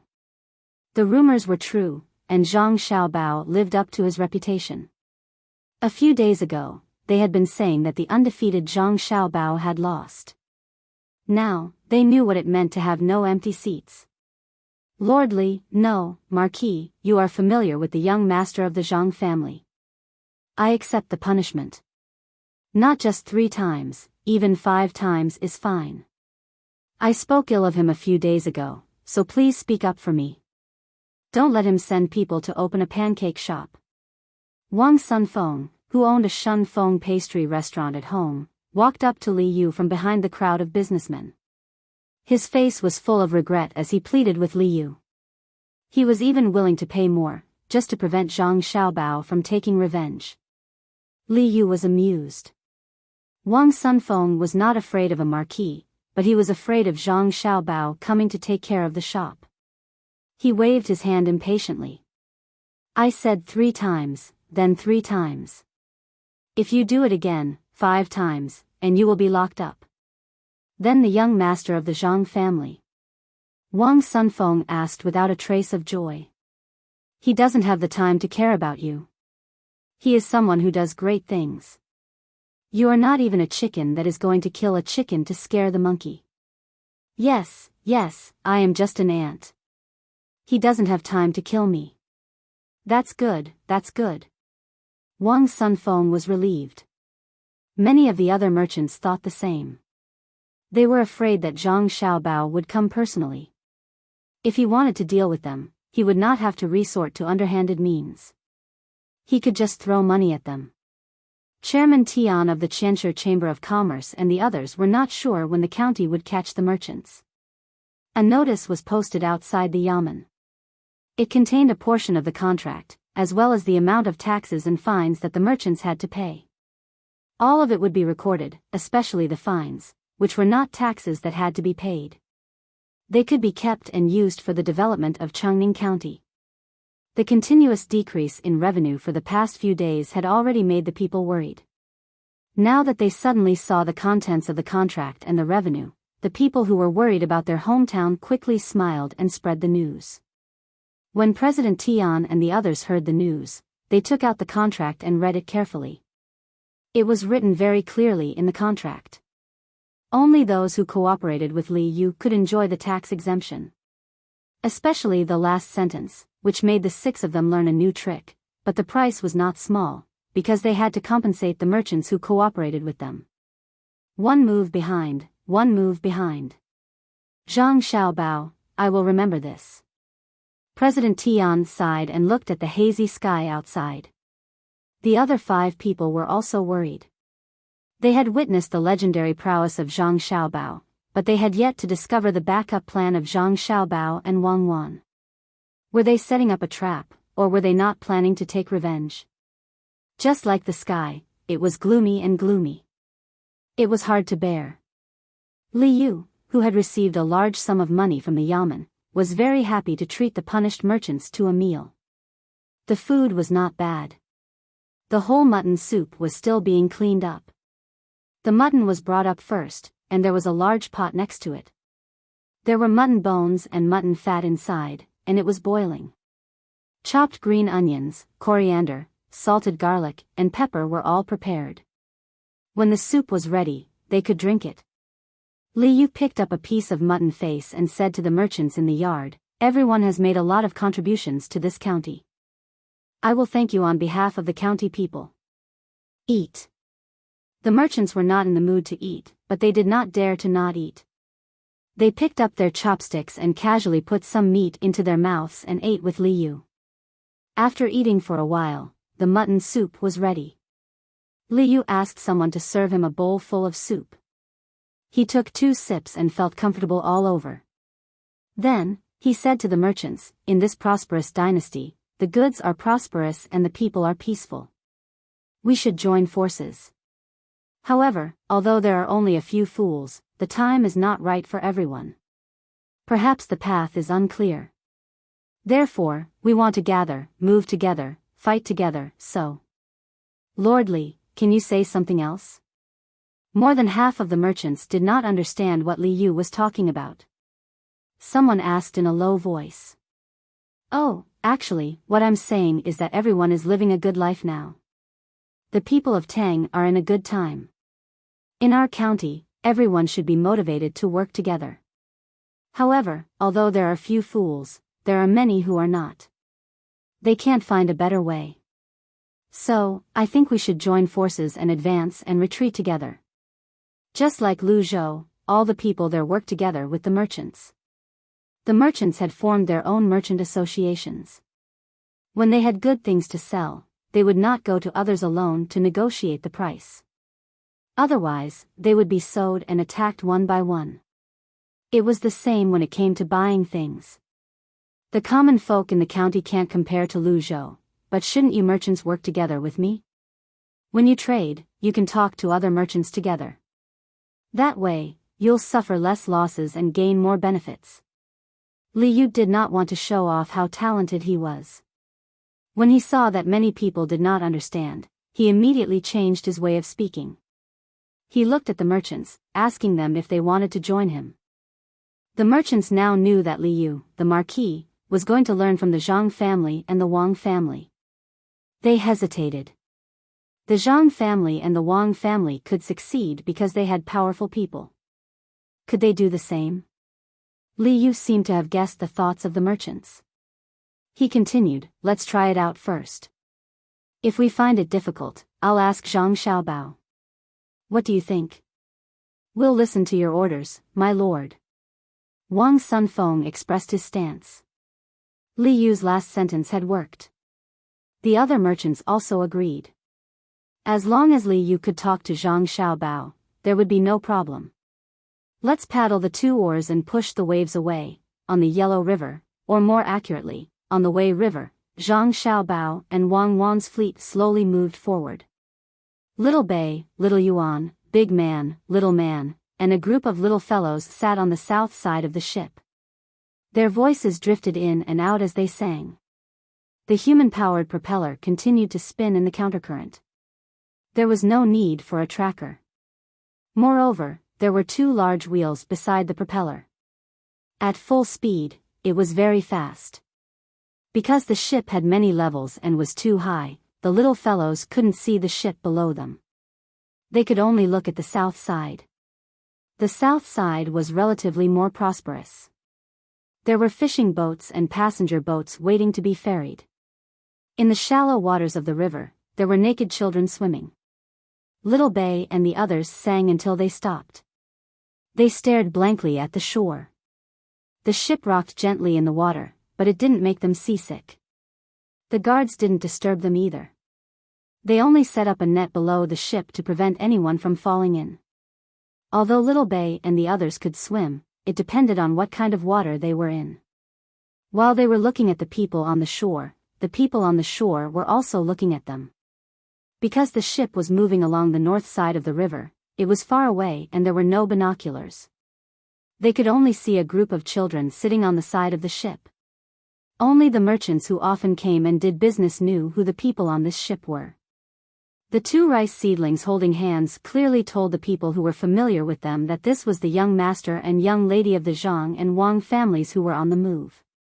Could it be that someone has offended the great Tang and is about to go to war? After seeing the flags, one of the servants of a merchant from Jiannan Circuit nervously asked the person next to him. The person next to him also couldn't guess. He said, "Who else would they fight? Could it be that there's a powerful enemy? Otherwise, why would Xiao Bao and Cuckoo move out at the same time? That can't be. The Turks have been well behaved for a long time. Why would the two of them be sent out? What are you two talking about? Didn't you see that Little Bay and the others are on the ship? You want to take them out to war? I think they're just sightseeing. It would be great if they could go sightseeing in Jiannan Circuit. Maybe I can sell some things to them." The master of the two servants also stopped to watch. When he heard the words of the two servants, he followed suit. The people on the ship didn't know what the others were talking about.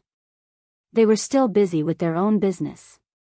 Zhang Xiaobao was cooking, and Wang Wan was helping him. Little Bay had eaten too many bones in the past few days, so he suggested that he wanted to eat vegetables. Therefore, Zhang Xiaobao decided to cook vegetables today.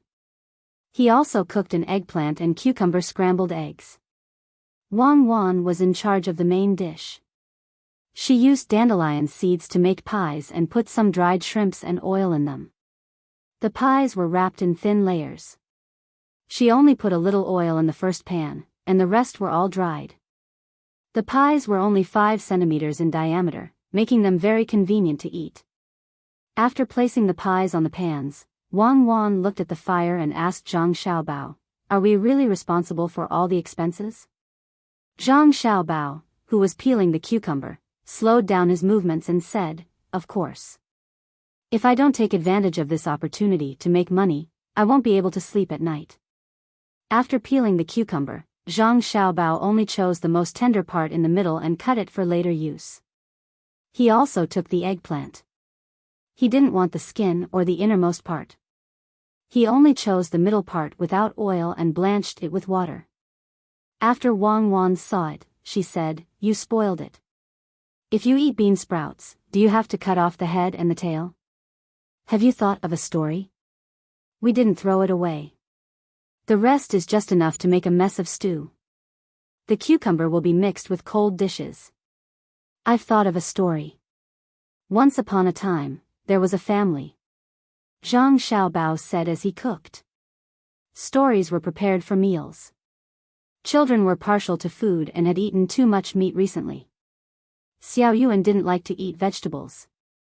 In order to let the younger siblings take the initiative to eat, Zhang Xiaobao and Wang Wan had to think of a story every time they cooked. It revolved around the dishes they cooked. The central idea of the story was how delicious the dish was, how difficult it was for others to eat it, and what would happen after eating it. They didn't directly tell the children what was the use of eating it, such as how it didn't have any effect on nutrition. In this way, when the children ate, they would think about the plot of the story. If the food was not too bad, the children would take the initiative to eat it. Most of the time, when a person liked to eat a dish, it wasn't that the dish was delicious, but it was a habit in the mind. Wang Wan flipped the pancake, took the dough, and continued to wrap it. She said, "Do you think Li Longji will agree with your idea?" "I think that's what he wants us to do. I'll arrange for someone to go over and arrange it in advance," Zhang Xiaobao replied.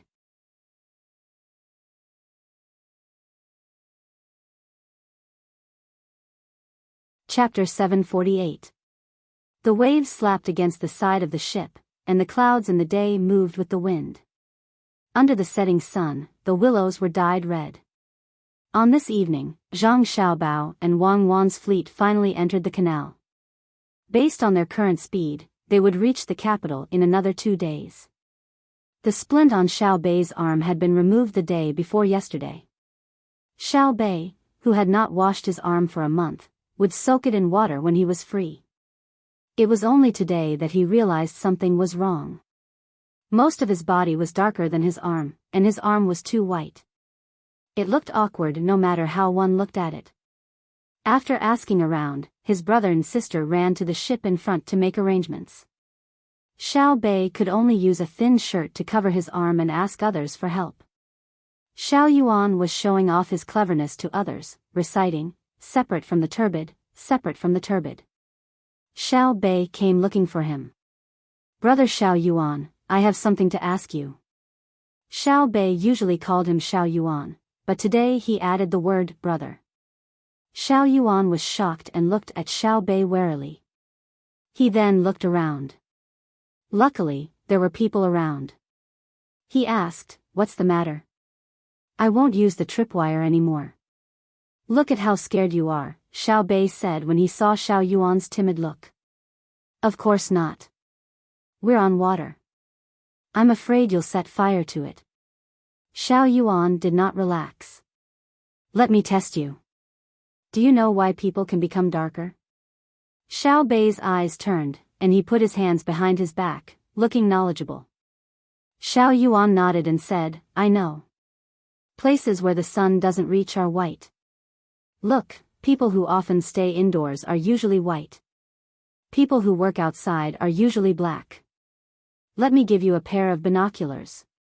Look, the person on the boat behind is still sitting in the shade and writing while the sun is setting. He is white. Look again, that person who is struggling in the water is black. It's obvious that he fell into the water by accident. Look at his face, it's black, right? Look at the overturned boat beside him. I see it. Save him, quickly save him. Someone fell into the water. Team 0, where's Team 0? Go down." As Xiao Bei listened to Xiao Yuan, he used his binoculars to look back and forth. Suddenly, he realized that the person struggling in the water wasn't swimming. Instead, the boat had capsized. He scanned the surroundings and realized that there was a person dragging 2 people and swimming towards the shore. Xiao Bei was no longer in the mood to turn white or black. She shouted at the people around her.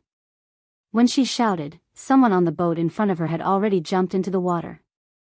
As the waves churned, they quickly approached the person who had fallen into the water. Seeing that the strong number 0 seedling protection team had met someone, the nervous little ones heaved a sigh of relief and sat on the deck as if they had collapsed. "You scared me to death. Xiao Yuan, you just said that it's fine to just bask in the sun, right? If the white parts are tanned, wouldn't the black parts be even darker?" Seeing that it was really the members of Team 0, Xiao Bei was no longer worried. Thinking of his own matters, he asked Xiao Yuan. "Of course. The more you get under the sun, the darker you get. In the end, you'll be as black as coal." "Why do you ask?" Xiao Yuan replied. "No, nothing. I'm just asking. My clothes aren't comfortable. I'll change." Xiao Bei left in a hurry after saying that. She entered the cabin and sat there thinking for a while. Then, she opened the door and said to the guard outside, "Get someone to make me a set of clothes. The kind that doesn't have a sleeve on the right arm." The guard nodded and went to find someone to report. Xiao Bei and the others didn't have a lot of clothes. They grew quickly, so they usually had 3 sets of clothes made every season. As they grew, they would have them made at the same time. Unless the clothes were torn, they would make a set at the last minute to avoid wasting it. This set of clothes that Xiao Bei had suggested needed to be reported. In particular, Xiao Bei's request had to be made known to Zhang Xiaobao and Wang Wan. The news was quickly passed to Zhang Xiaobao and Wang Wan through flag signals. The 2 of them were waiting for the people from the Miao protection team to rescue them. Fortunately, they had flipped over in the canal. If it had been in the middle of the Yellow River, where the current was the most rapid and there were whirlpools, it would have been difficult to rescue them. After receiving the news, Wang Wan couldn't understand why Xiao Bei wanted a set of clothes that didn't have a right sleeve. However, Zhang Xiaobao smiled and said to Wang Wan, Xiao Bei must have felt that the color of the right arm is different from other parts of the body. I had this thought before, but I didn't get someone to make clothes at that time. Instead, I rolled up my trouser leg. At that time, I thought it was very smart, but now I know it's very stupid. Wang Wan thought about it and felt that it was more or less the case. She smiled and said, Xiao Bei must be very anxious. Think of a way.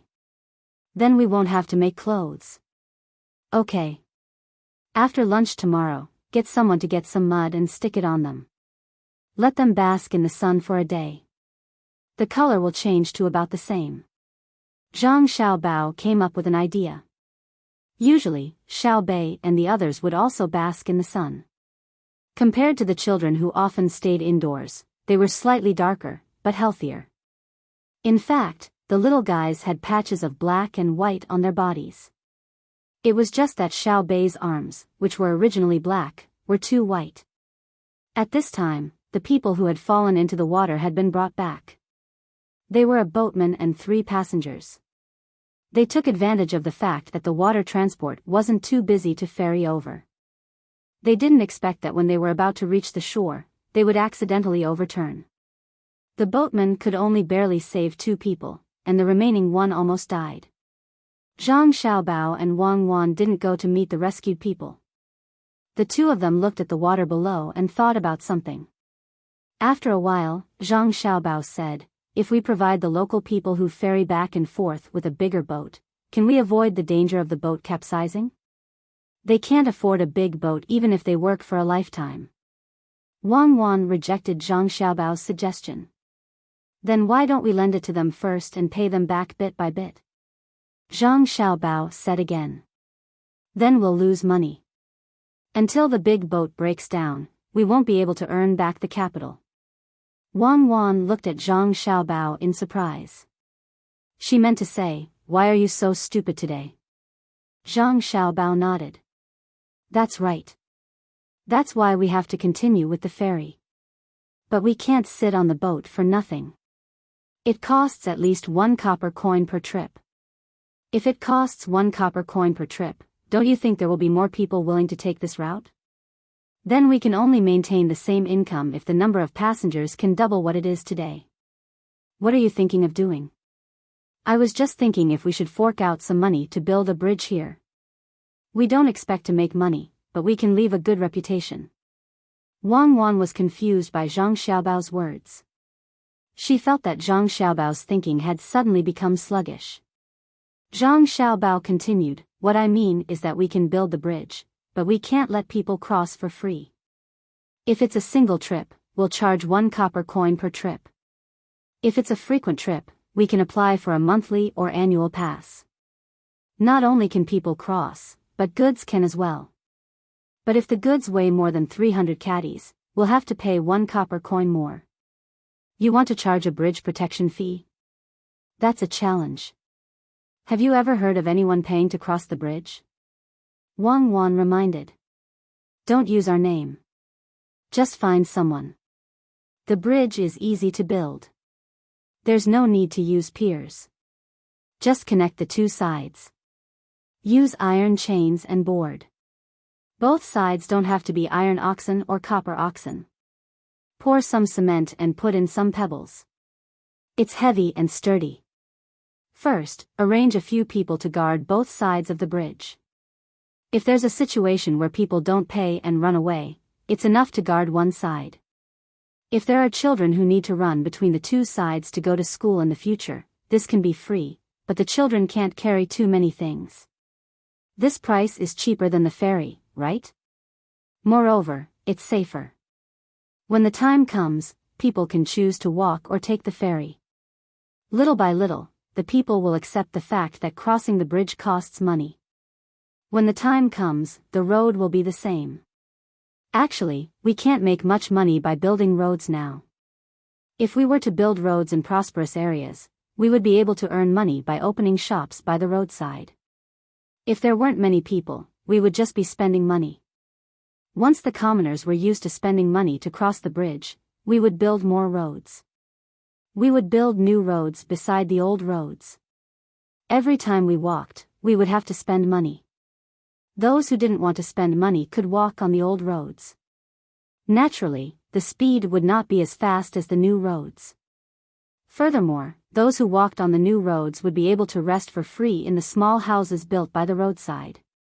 When the time comes, you'll have to make up for it. The most important thing in the service area is to provide hot water. As long as the people in the caravan come, they'll be provided with a pot of hot water. If they're pedestrians, they can't ask for money. Zhang Xiaobao explained his idea while Wang Wan listened at the side. When Zhang Xiaobao finished, Wang Wan asked, "What if someone crosses the old road to the new road and returns to the old road when they're almost there? What will you do?"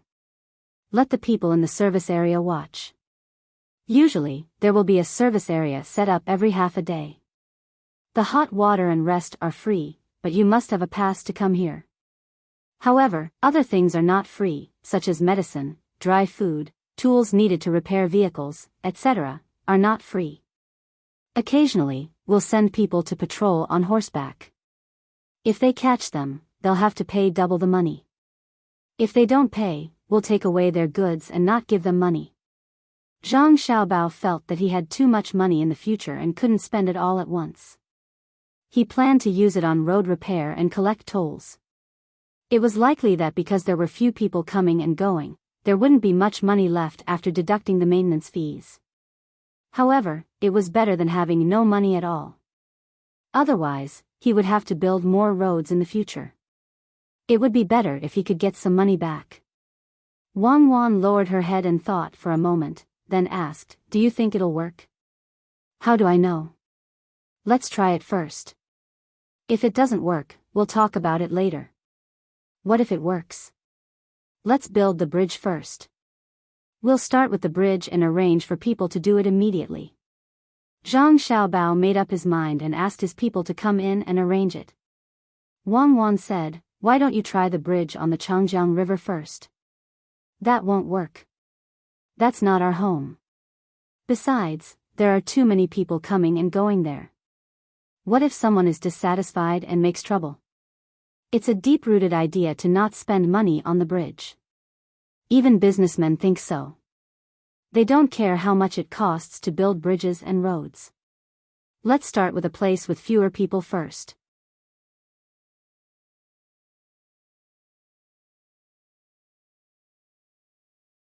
Chapter 749. Zhang Xiaobao really did arrange for people to do it. Building this kind of bridge was very fast. First, people would use boats to pull the hemp rope across. When the time came, both sides would be stretched, and the hemp rope would be gradually thicker. When a certain thickness was reached, one end would be replaced with an iron chain. When the time came, both sides would be fixed, and wooden planks would be laid. It would probably take less than half a month. As long as one was willing to spend money, there was no need to worry about not being able to make the iron chain. At that time, the price would be half of the ferry price. If the ferry lowered the price for transporting goods, the bridge would also lower the price. It was necessary to let the people know that it was safer, faster, and cheaper to cross the river than to cross the bridge. Of course, at this time, Zhang Xiaobao did not forget the impact of the bridge on the ferry industry. He was prepared to wait for the people to get used to the bridge before letting the ferrymen stop what they were doing and come over to help guard the bridge. Some people were willing to change careers to fishing. After arranging everything, Zhang Xiaobao and Wang Wan returned to the boat behind Xiaobei and the others were on. Previously, they had been discussing the details of the emperor's travel expenses with Old Man Pai and the others. As soon as they returned to the boat, Xiaobei came over angrily. "What's wrong, Xiaobei? Did someone bully our Xiaobei? Why are you unhappy?" Zhang Xiaobao crouched down and opened his arms. Xiaobei was still angry, but he did not refuse his brother's embrace. He leaned on his brother's arm and said, "It's you. I asked someone to make the clothes, but you didn't let me. Really? There was such a thing? Xiaobei, when you mentioned the clothes, I just remembered that my back is whiter than my front. What should I do? I was worried, but in the end, your sister was the best. Guess what she thought of? Zhang Xiaobao indeed did not agree. At this time, he pretended not to know. He changed the topic and began to talk about his own matters. As expected, Xiaobei's goal was not the clothes. Hearing his brother's words, he blinked his big eyes and asked, Really? Really? If you don't believe me, Xiaobei, look. Is my back whiter than my front? As Zhang Xiaobao spoke, he put the clothes in his pocket for Xiaobei to see. There were faint ink marks on his chest and dirt. Xiaobei looked around and nodded. It's true. What idea did you come up with? I won't tell you for now. Let everyone guess. There will be a prize for guessing right. Go, get little Yuan and the rest here. Zhang Xiaobao said to Xiaobei. When Xiaobei happily ran over to call for help, Zhang Xiaobao slapped his body with all his might. The mud sticking to his body was too uncomfortable. Wang Wan finally couldn't help but laugh. She said to Zhang Xiaobao, I really don't know what you're thinking. You could have just told Xiaobei what happened tomorrow. Why did you have to torment yourself like this? That won't do. To you and me, this is a small matter that can't be any smaller. But to children, this is a huge matter.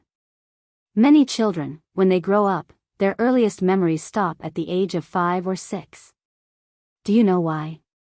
One reason is because there are problems with brain development when they are young.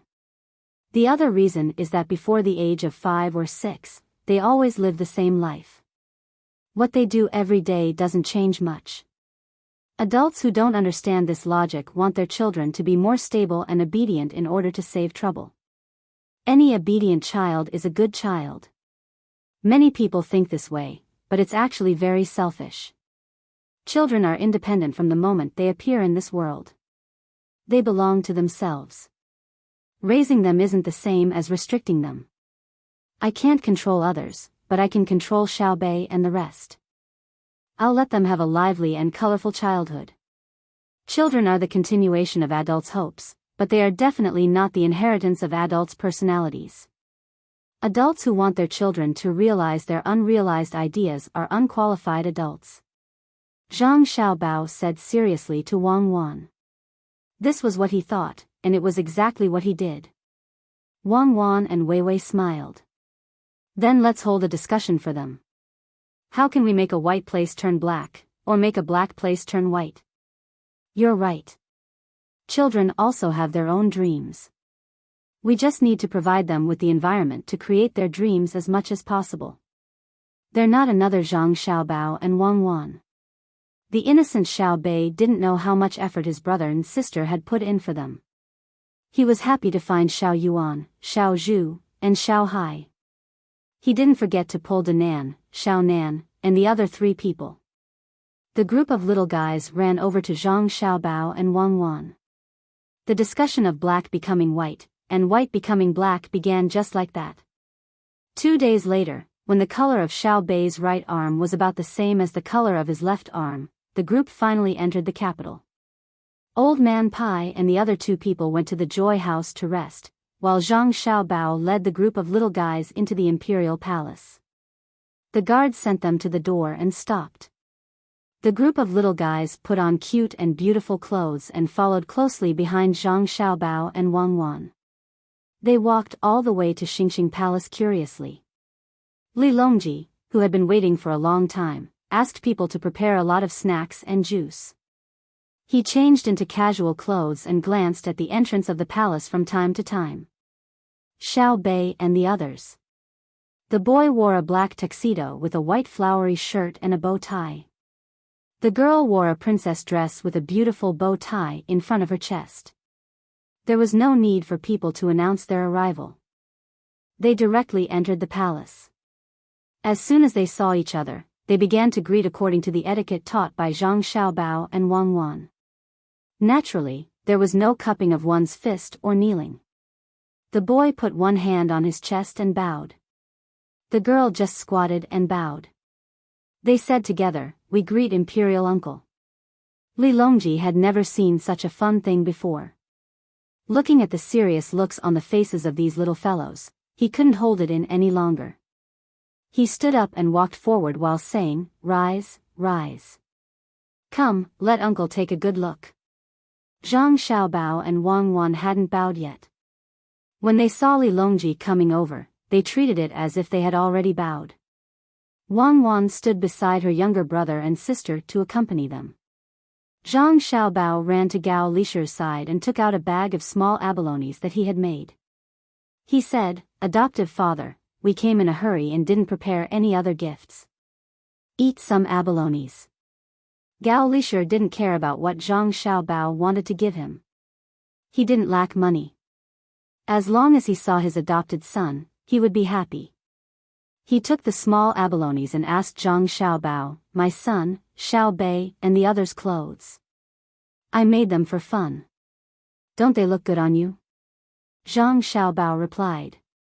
"They look good, just like the dolls you sell." Xin Er and the others didn't come? Gao Lisher looked at Xiao Bei and the others and also liked them. Children were always so fun, especially children who pretended to be adults. It was even more interesting. Xin Er and the others originally followed the emperor to the capital, but they didn't want to enter the palace and went to work in their shop. They have a doll shop here. When the emperor goes to Jinyang, they will follow him. Zhang Xiaobao replied.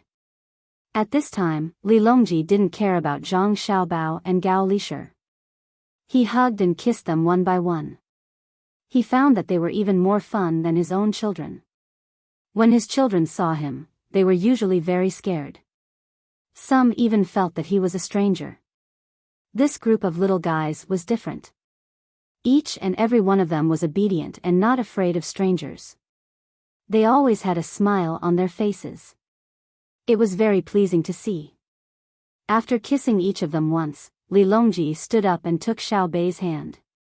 He asked, "Xiao Bei, I heard that you dared to wear official robes without my permission. Do you know your crime?"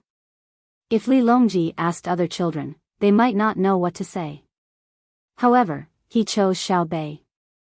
Xiao Bei was the most sociable. After hearing Li Longji's words, Xiao Bei wasn't afraid at all. Instead, he showed a nervous expression. He blinked his big eyes and said, "Can I only wear it with Uncle Emperor's permission?" "Of course," Li Longji replied with a straight face. Xiao Bei and Uncle Emperor should discuss it and allow Xiao Bei and the others to wear it. Xiao Bei was injured last month and it hurts a lot. "Uncle Emperor, what do you think?"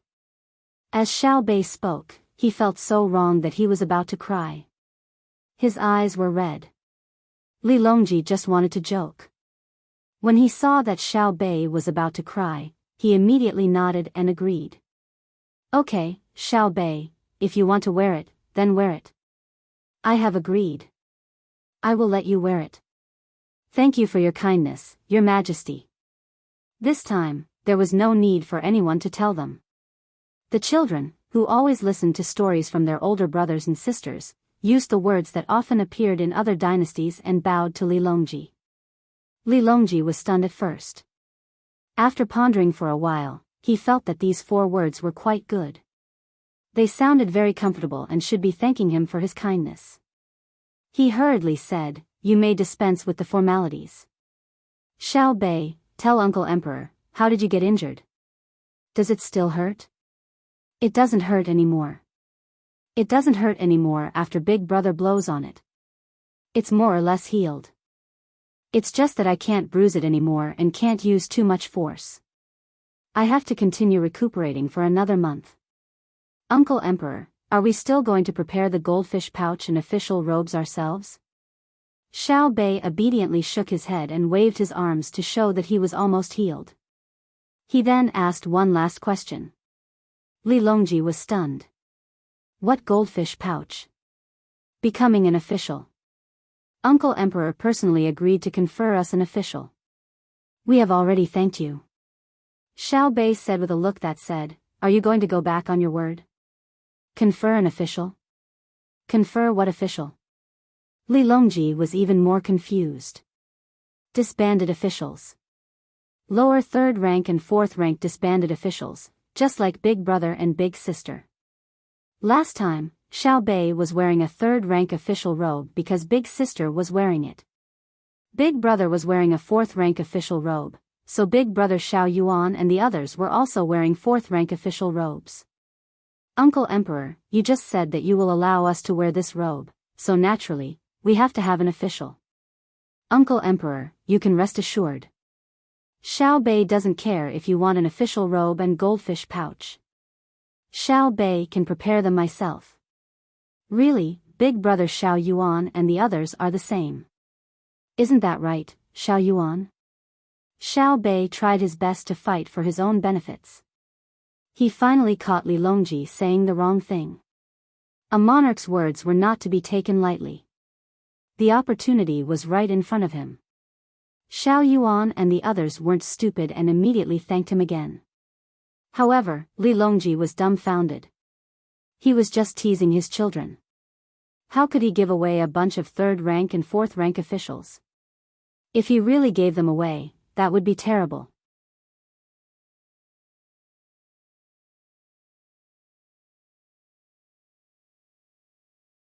Chapter 750. Just when Li Longji didn't know what to say, Xiao Bao said, "Xiao Bei, why are you so insensible? Uncle Emperor is just joking with you. You didn't do anything. If he really gave you a third or fourth rank official, how would the officials in the world be convinced? I'm not like a sixth or seventh rank official. It's fine no matter how many ranks you get. Is it so easy to get a third or fourth rank official? Your sister and I used our lives to get those positions. Why aren't you apologizing?" Xiao Bei looked at his brother in confusion. Suddenly, he saw his brother winking at him. He remembered what his brother said and immediately said, "Uncle Emperor, Xiao Bei didn't put his life on the line. I don't want a sixth or seventh rank official position. I'll ask for one after I try. From today onwards, I won't wear an official uniform anymore, even if it looks good." Li Longji really couldn't give Xiao Bei and the others such a high-rank official. Just as he was thinking of a way to change the topic, Zhang Xiaobao's words settled the matter. It didn't seem to be a good idea whether he was given a rank or not. When he wanted to turn around and give Gao Lishir a look, Xiao Yuan in the crowd also cooperated and said to Gao Lishir, "Brother Xiao Hai, actually, I think it's okay to have a seventh rank official. At most, when no one is looking, you can still wear purple clothes. When you meet an official, you can change into a seventh rank uniform." When the little guys heard Xiao Yuan's words, they all looked at Li Longji with yearning. Xiao Bei also said as if he was talking to himself, "Can a seventh rank official be given?" "Your Majesty, on the way here, I discussed with County Deputy Wang. We're going to use some money to build a few bridges between the Yellow River and the Caozu Canal. We hope Your Majesty will agree." At this time, Zhang Xiaobao spoke again. When Li Longji heard Zhang Xiaobao's words and looked at County Deputy Wang standing there with a smile, he finally knew what to do. "I didn't expect Minister Zhang to have such a plan. Okay, I agree. I hope Minister Zhang and Minister Wang can build the bridges firmly. Xiao Bei, if a third or fourth rank official is really not enough, I have a seventh rank official. How about I give you the title of Zhigua Commandant? He is a 7th grade Wu San official." Li Longji originally didn't want to give Xiao Bei and the others any official positions, but when Zhang Xiaobao said that he wanted to build a few more bridges, it played a key role.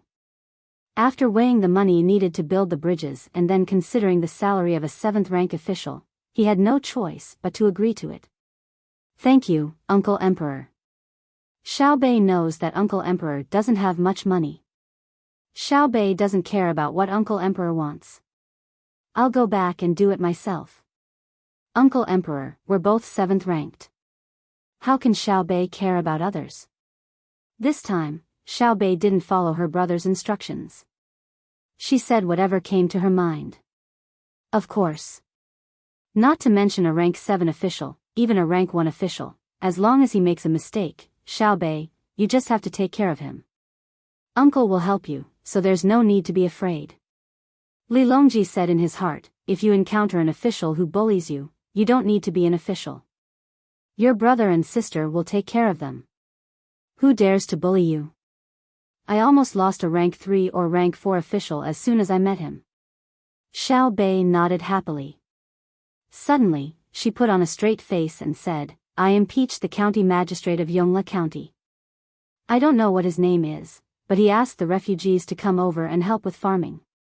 He said that he would give the refugees farmland, but after the spring plowing, he began to drive them away.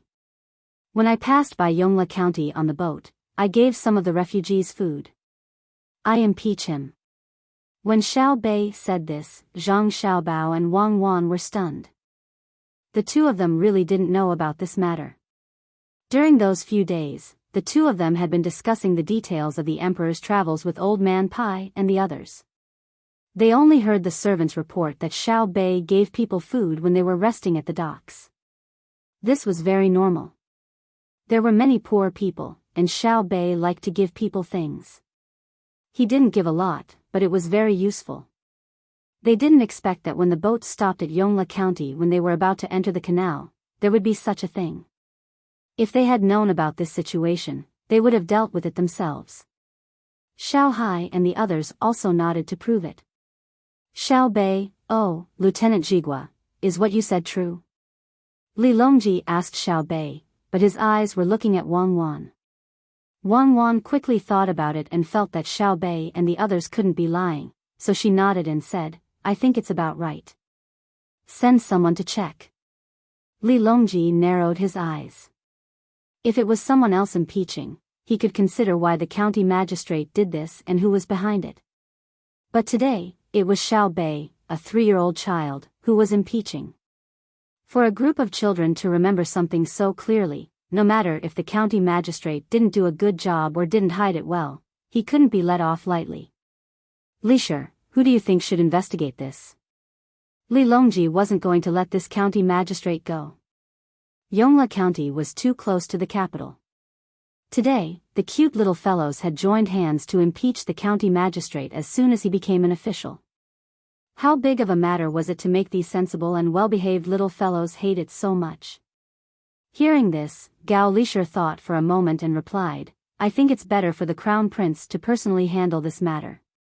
With this, Li Longji understood which side the county magistrate of Yongla County stood on. He looked at Gao Lisher with praise and said, Lisher, you go arrange this matter. I understand. Gao Lisher replied. Zhang Xiaobao also felt sad for the county magistrate of Yongla County. The county magistrate of Yongla County probably didn't know what happened until he died, let alone that he fell at the hands of a group of 3-year-old children. Xiao Bei and the others were happy. Xiao Bei waved her little fist and said to Li Longji, Uncle Emperor is really a good emperor. That county magistrate is really bad. Oh, when I gave the refugees food to eat, it was such a big steamed bun that one person could eat 3 of them. Uncle Emperor, how hungry do you think they are? Lisher, tell the crown prince to handle this matter strictly. Li Longji's face darkened. What kind of lie could a 3-year-old child say? Seeing Xiao Bei gesturing at the big steamed bun, he added another order to Gao Lisher. Gao Lisher nodded and immediately went to find the crown prince. He didn't forget to look at Xiao Bei and the other little fellows. He thought to himself that the people from the Zhang family and Wang family were all killers of officials. They already knew how to impeach at such a young age. If they grew up in a few years, they probably wouldn't have a good time with any corrupt officials they met. Xiao Bei, you have contributed to the impeachment. What reward do you want? Li Longji pulled Xiao Bei in front of him and kissed her. Xiao Bei blinked her eyes. For a moment, she didn't know what to say. She wanted more benefits, but she felt that it was impossible. When her brother came, he said that she couldn't casually ask for anything else. After thinking for a while, just as Li Longji was about to help her out, Xiao Bei finally spoke. Xiao Bei doesn't want any reward. I just want Uncle Emperor to let the people of Great Tang live good lives. This was what Xiao Bei often said when she played with the children in the county. At this moment, she was using it. If it were an adult, Zhang Xiaobao, or Wang Wan who said this, Li Longji would praise them and then say some official words. After all, it was too difficult to let the people of Great Tang live good lives. It involved more than just money. But when these words came out of Xiao Bei's mouth, Li Longji was moved. Children were always the most innocent. Whatever the adults said, the children would listen. For her to say such words meant that the adults in her family had taught her a lot. Hearing Xiao Bei's words and thinking about what the Zhang family and Wang family had done over the years, Li Longji sighed and said to Xiao Bei, "How about this? There are many things that we cannot see or hear. How about I appoint you as imperial governors? If you meet someone that both of you think can be impeached, you can impeach that person." There was no official position of imperial governor, but they could be imperial governors. This could be said to have a rank, but there were no normal ranks. This was because all imperial governors could be called governors, but they didn't have a rank. Starting from rank 3 to rank 9, all imperial governors could be called governors. What Li Longji meant was that he had given the Zhang family and Wang family the power to impeach others without a rank. When an imperial governor impeached someone, it didn't matter even if the impeachment was wrong. Other than sending people to investigate, the person who was impeached would have to provide evidence himself. If it was only an imperial governor, then the impeachment would be carried out in the imperial court. If it was a local imperial governor, then the impeachment would be carried out at different levels. Now that they had this imperial governor, then the Zhang family and Wang family could carry out the impeachment to the provincial government first. If the provincial government didn't do anything or didn't investigate, then they could immediately carry out a cross-level impeachment to the capital. They could also impeach the local imperial governor. If they used this well, they could directly find out the person behind the local imperial governor, and it would be a legitimate one. Xiao Bei didn't understand what this meant. He only knew that in the future, he could take care of things that he didn't like. If the other party's official position was high, then he could get Xiao Yuan and the others to work together. Even if it was the title of imperial governor, they could impeach the high-ranking official. Uncle Emperor, Xiao Bei will definitely take good care of others. As long as I see someone bullying the common people, I will deal with him. If he dares to fight back, I will let big brother and big sister beat him up. Xiao Bei took the initiative to kiss Li Longji, making a promise to Li Longji. That's right. If anyone dares to bully Xiao Bei, we will let Xiao Bei's big brother and big sister beat him up. Ha ha ha. Li Longji picked Xiao Bei up and spun him around, then laughed loudly and put him down. Li Longji was really too happy today. It wasn't because of the official, but because of Xiao Bei's words that would let the common people of Tang live a good life. Since the Zhang family and Wang family could teach Xiao Bei like this, it was reassuring. The most frightening thing was that the Zhang family and Wang family betrayed him. If other people betrayed him, he could send troops to suppress them, and there wouldn't be many losses. However, if the Zhang family and Wang family betrayed him, then the consequences would be unimaginable. The surrounding palace maids and eunuchs also heard this conversation. Some were impressed, some felt that Xiao Bei and the others were cute, and some felt that Zhang family and Wang family were good. However, all of them had the same thought, and that was that in the future, unless the emperor personally gave the order, no one would dare to provoke the Zhang family and Wang family.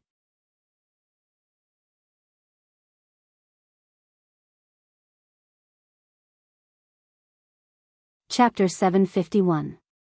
Li Longji happily ate a meal with Zhang Xiaobao and his younger siblings. The meal was not bad. The little ones were not like the others who were reserved and did not dare to eat. They ate enthusiastically, causing Li Longji to eat a lot as well. At night, Zhang Xiaobao and the others naturally had to go back. Xiao Bei and the others all received a set of 7th-ranked robes and an additional goldfish bag. This was given to them because Xiao Bei said that it looked good. Li Longji was finally generous for once. It was not easy. During the meal, Zhang Xiaobao kept talking about where to build the bridge. Compared to the price of the bridge, this temporary set of official robes was much cheaper. The guards guarding the door had not been changed yet. When they saw that the group of people who went in was a group of officials when they came back, they were all dumbfounded. The 7th-ranked official robes were worn by a group of children. If they were not in the palace, they would definitely think that someone was wearing them blindly. How many people might not be able to reach the 7th-ranked in their entire lives? There were many 8th-ranked and 9th-ranked officials. Some of them even passed the imperial examinations and were still 8th-ranked officials in their old age. Were the Zhang Xiaobao and Wang family so powerful that they could become officials just by coming in and coming out? Of course, these guards did not know that as soon as Xiao Bei became an official, he had already impeached the Yongla county magistrate. He had already sent people over and was waiting for the county magistrate to provide evidence himself. This time, there was really an official, not the kind who wore clothes to pretend. Xiao Bei was so happy that he did not want to take the carriage and insisted on walking to the savant's restaurant. The official robes were really beautiful on him. Zhang Xiaobao thought about it and did not object. It was a good opportunity to let the people in the capital know how powerful the Zhang Xiaobao and Wang family were. Now, both families were officials, even Danan and the others. After walking for more than 2 hours, when they were about to reach the savant's restaurant, Xiao Bei and the others were still so excited that they did not feel tired at all. They ran up and down the street, causing the officials who occasionally passed by to give way. Even the 4th-ranked and 5th-ranked officials did not dare to compete with Xiao Bei and the others. That had nothing to do with the rank of the official. Even though Xiao Bei and the others were 7th-rank officials, their goldfish bags and age had already explained the problem. A 3-year-old 7th-rank official versus a 40-year-old 5th-rank official, who was more powerful? When they arrived at Savant's restaurant, Old Man Pai and the other two were stunned when they saw Xiao Bei's official robes. "Grandpa Bai, have you eaten?" "Today, Big Brother said that he was going to cook a table full of dishes for us," Xiao Bei said as he skipped in front of Old Man Pai and opened his arms to let him hug him. Old Man Pai picked Xiao Bei up and carefully looked at his clothes and goldfish bag. He asked, "Xiao Bei, when did you change your clothes?" "I changed them after I saw Uncle Emperor. I am now a 7th-rank official, the kind that is scattered. Together with them, we are the Imperial Censor Governor. When we came back, Big Brother said that we can impeach from the bottom up. If the people below us make a mistake, as long as the people above us don't immediately take care of it, we can impeach the people above us all the way to the capital. Isn't that awesome?" Xiao Huai hugged Old Man Pai's neck and said with a smile. Old Man Pai was stunned for a moment. He looked at the clothes of the other little guys and nodded numbly. "Awesome, really awesome. Did His Majesty give you all scattered officials?" "A 7th-rank official, and he gave you the title of Imperial Censor Governor?" "Yes, Uncle Emperor is awesome. I personally impeached the Yongla County Magistrate. I don't even know his surname yet, but Uncle Emperor asked Uncle Gao to find that Crown Prince to investigate. Humph, that day, I gave out more than 1,000 steamed buns and many salted vegetables. That Yongla County Magistrate deserved to die." Xiao Bei nodded in response. He even said the question that Old Man Bai didn't ask.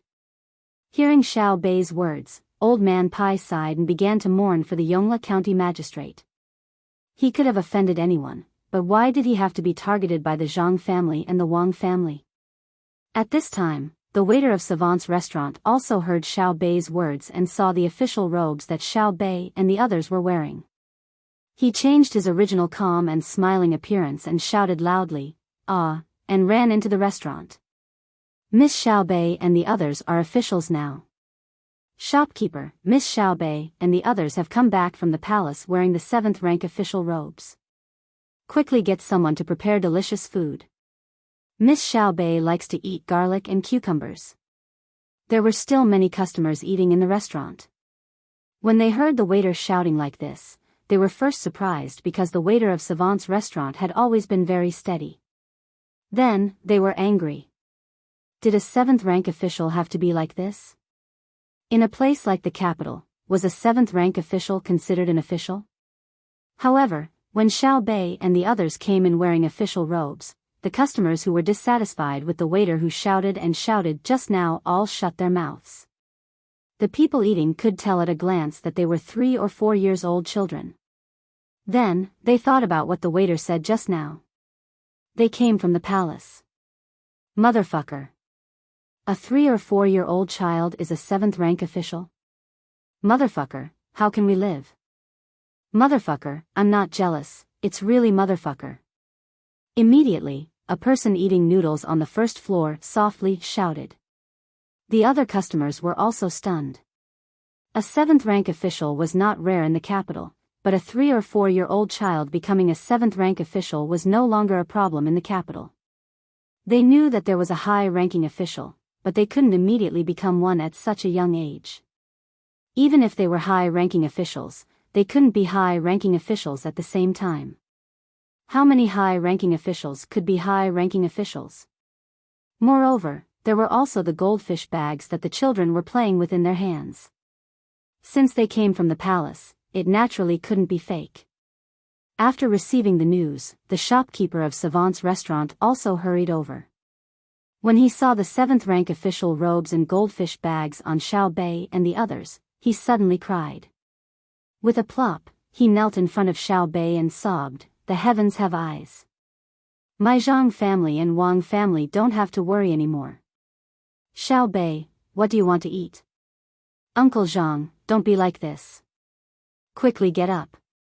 I'll eat whatever Uncle Zhang makes. The happy Xiao Bei was shocked.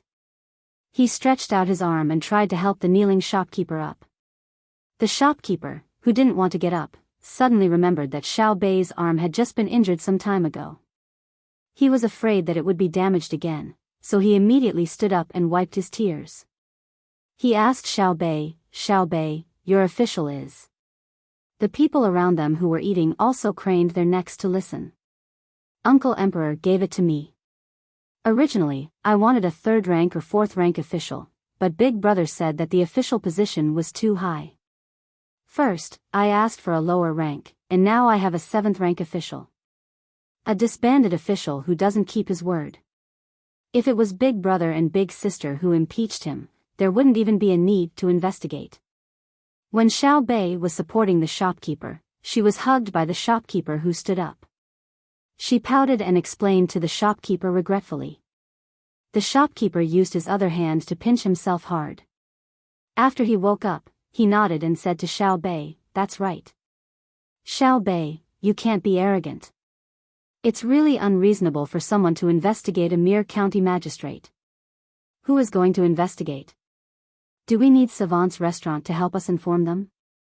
The shopkeeper thought that the little young master and Xiao Bei were using Xiao Bei to impeach him, so when he asked Xiao Bei, he was asking Zhang Xiaobao if he should help. Savant's restaurant was not small now. When Zhang Xiaobao saw the shopkeeper looking over, he shook his head and said, "There's no need. Cuckoo and I don't know about this matter. His Majesty has already asked the Crown Prince to investigate. Xiao Bei's dish will be braised beef marrow today. Go and arrange it." Yes. The shopkeeper put Xiao Bei down and turned to greet them. However, there was a storm in his heart. From the little young master's words just now, he knew that Xiao Bei's impeachment had directly bypassed the little young master and Xiao Bei.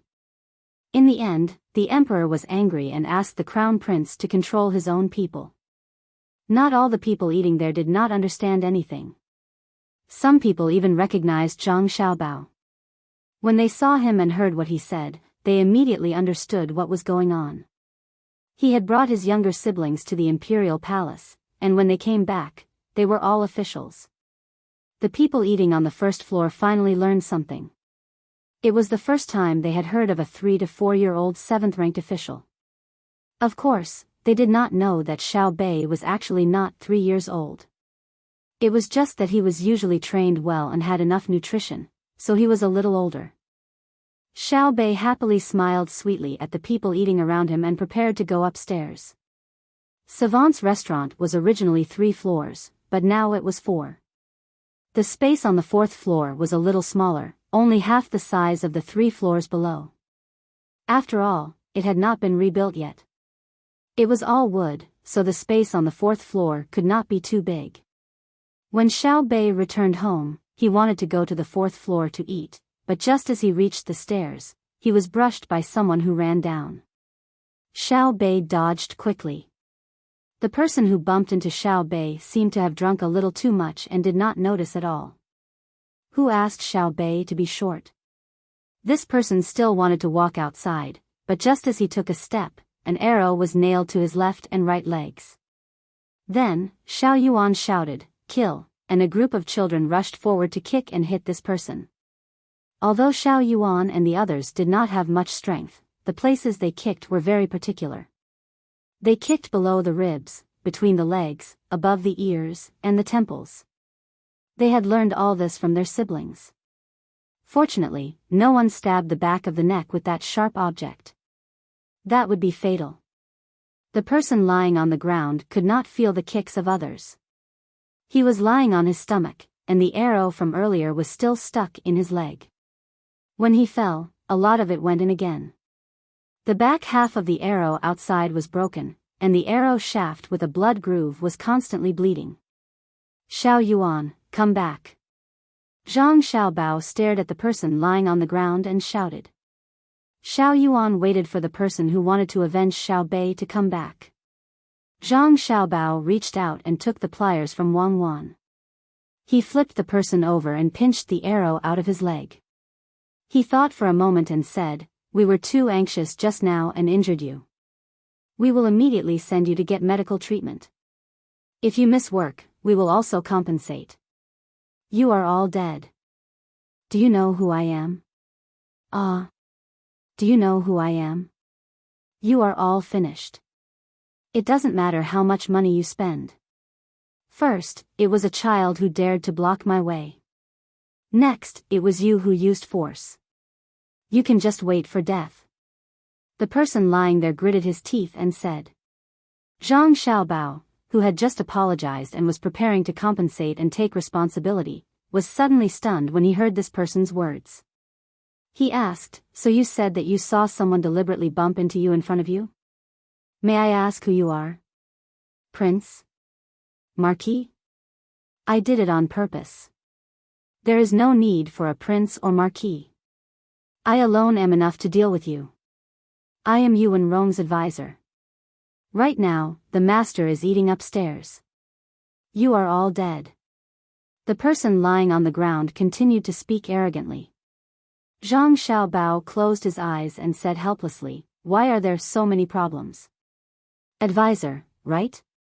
Yuan Rong. Isn't he busy settling the refugees? How could he let you come and cause trouble? Could it be that he doesn't care about what happened in Xiankai County at all?" As Zhang Xiaobao spoke, he pulled out the 2 arrow sleeves. Following the person's scream, he reached out and took the medicine from Wang Wan. He poured it on the person's wound and said, "This matter is not entirely my fault. You bumped into my little sister, so I acted. I was indeed a little anxious. However, you clearly saw someone bumping into you. How about we call it even? Are you dreaming? You hurt me, so I will let you know my power." The person lying on the ground endured the pain and continued to shout. "Then I can only offend one more person. Yuan Rong, right? Good. Men, invite him down."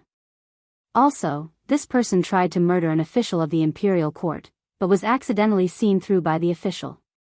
He wanted to frame Yuan Rong. Drag him to the backyard and interrogate him. Zhang Xiaobao didn't expect things to turn out like this. However, since he bumped into his little sister and still spoke like this, then he couldn't be blamed for being ruthless. While Zhang Xiaobao was making his decision, Huayuan County was very lively. Many chefs had gathered here, and all of them wanted to show off their skills. As long as they could gain a reputation, then their value would increase in the future. Of course, the restaurants that wanted to invite them to work would have to fork out more money. Although only the chefs from around Gyeonggi province had come, there were still a lot of people. In order to let the chefs in their county win more glory, many counties insisted that several chefs be tied for first place in the regional competition. In this way, the first place could go, and there would be a lot of people in a short time. Empress Wang had been living more comfortably these days. The recuperation place on Yaowang Mountain was even better than the Four Seasons workshop below. Today was the day of the competition. In order to help the Zhang family and the Wang family, Empress Wang also came out to take a look. When the time came, she would deliberately find a chef from the Zhang family and the Wang family to say that the dishes were good. Wu Huifei, who was about to go back, also came out today. She wasn't thinking about how to help the Zhang family and the Wang family. Instead, she was thinking about how to find fault with the Zhang family and the Wang family. It might be difficult to find fault with the craftsman, but it was easy to find fault with the chef's dishes. If you added just enough salt, I could say that it was bland or salty. If you added too much salt, I could say that it was bitter. If you added too little salt, I could say that it was bland and tasteless. For others, more salt would be refreshing, and less salt would be refreshing. Anyway, she could pick whatever she wanted. How could she, an imperial concubine, not be able to do this? It was nothing more than a competition with Empress Wang. Thinking of Empress Wang, Wu Huifei asked the person beside her, "Have you done what I asked you to do?" "In reply to your highness, it has been arranged." As long as Empress Wang says something, someone will naturally carry out our plan. Your highness, you can rest assured. Wu Huifei nodded with satisfaction. That's good. Let's go over there and have a look. When Wu Huifei arrived at the competition venue, Empress Wang followed her. Similarly, Empress Wang was also guarding against Wu Huifei. She asked the person beside her, "Xiao Zhu, do you think we really don't need to arrange for others to help?" "Your highness, I don't think so. Miss Wang Wan has already sent someone to send us a letter. She asked us to just take a look. Of course, we shouldn't be biased towards the chefs of the Zhang family and the Wang family. We should also evaluate the truly good chefs. The Zhang family and the Wang family don't need this competition to make a name for themselves. What they value is talent," Xiao Zhu said to Xiao Zhu. In fact, she was also a little nervous. After all, what they were going to face today was different from before. When it came to food, no one could say that good was good. It was just that the taste was different. Empress Wang picked up the honey water beside her, took a small sip, and said, "If that's the case, then make the arrangements. Let our people help out when the time comes." While the two sides were competing, the commoners didn't know that the commoners who came all wanted to see how good the chefs were. Of course, it would be even better if they could have a taste. However, many of the commoners knew that it wasn't their turn to have a taste.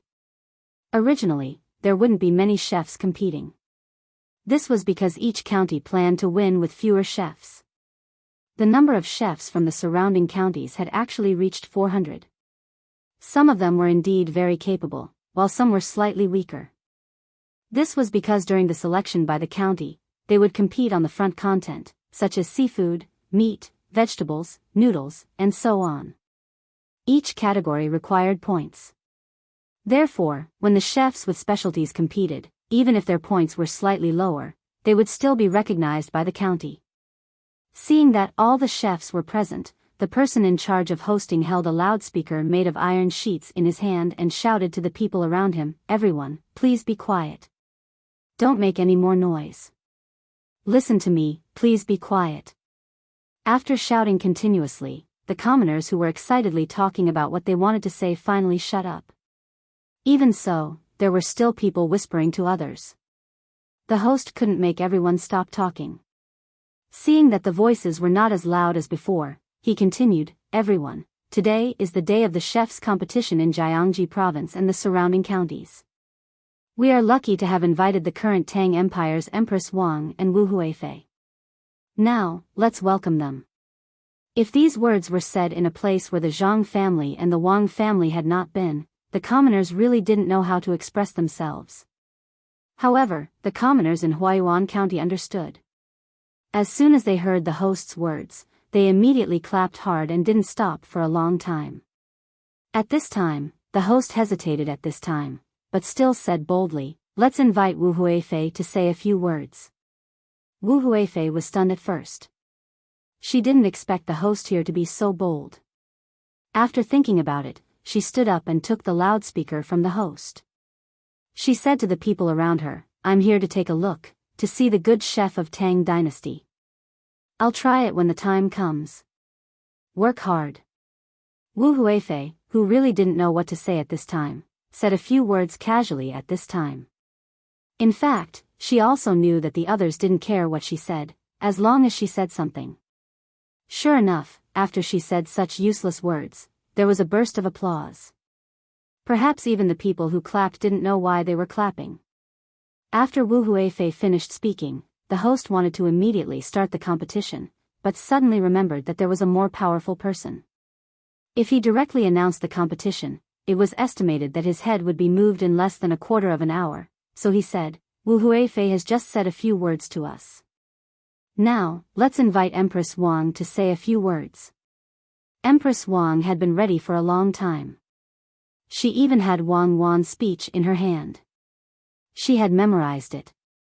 She was afraid that she would forget the words in her hand, so she could read it when the time came. After standing up, she took the speaker and said to the surrounding people, "First of all, I would like to congratulate the emergence of this chef's competition. You know, from the beginning of Tang Empire until now, there has been no special chef's competition. This is a pioneering thing in the chef's industry, a magnificent feat that can let the majority of people taste the essence of delicacies." At the same time, it was not easy for Empress Wang to memorize Wang Wan's speech of 15,000 words. Although it was just a chef's competition, it included politics, military affairs, literature, art, and national relations. The people who were watching the fun were dumbfounded. If it were people like Zhang Xiaobao and Wang Wan, they would definitely fall asleep. But the people here had never heard so much nonsense. At this time, when they heard Empress Wang's comments on various aspects and the prospects of the chef's industry, they admired Empress Wang from the outside. They all felt that if Empress Wang didn't say it, they would definitely not know that cooking could be related to childbirth and could be used to defend against foreign enemies.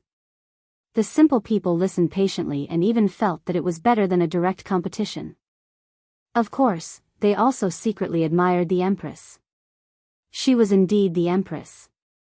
She knew so many things, much better than Wu Huifei. Not only were the people stunned, but Wu Huifei was also the same.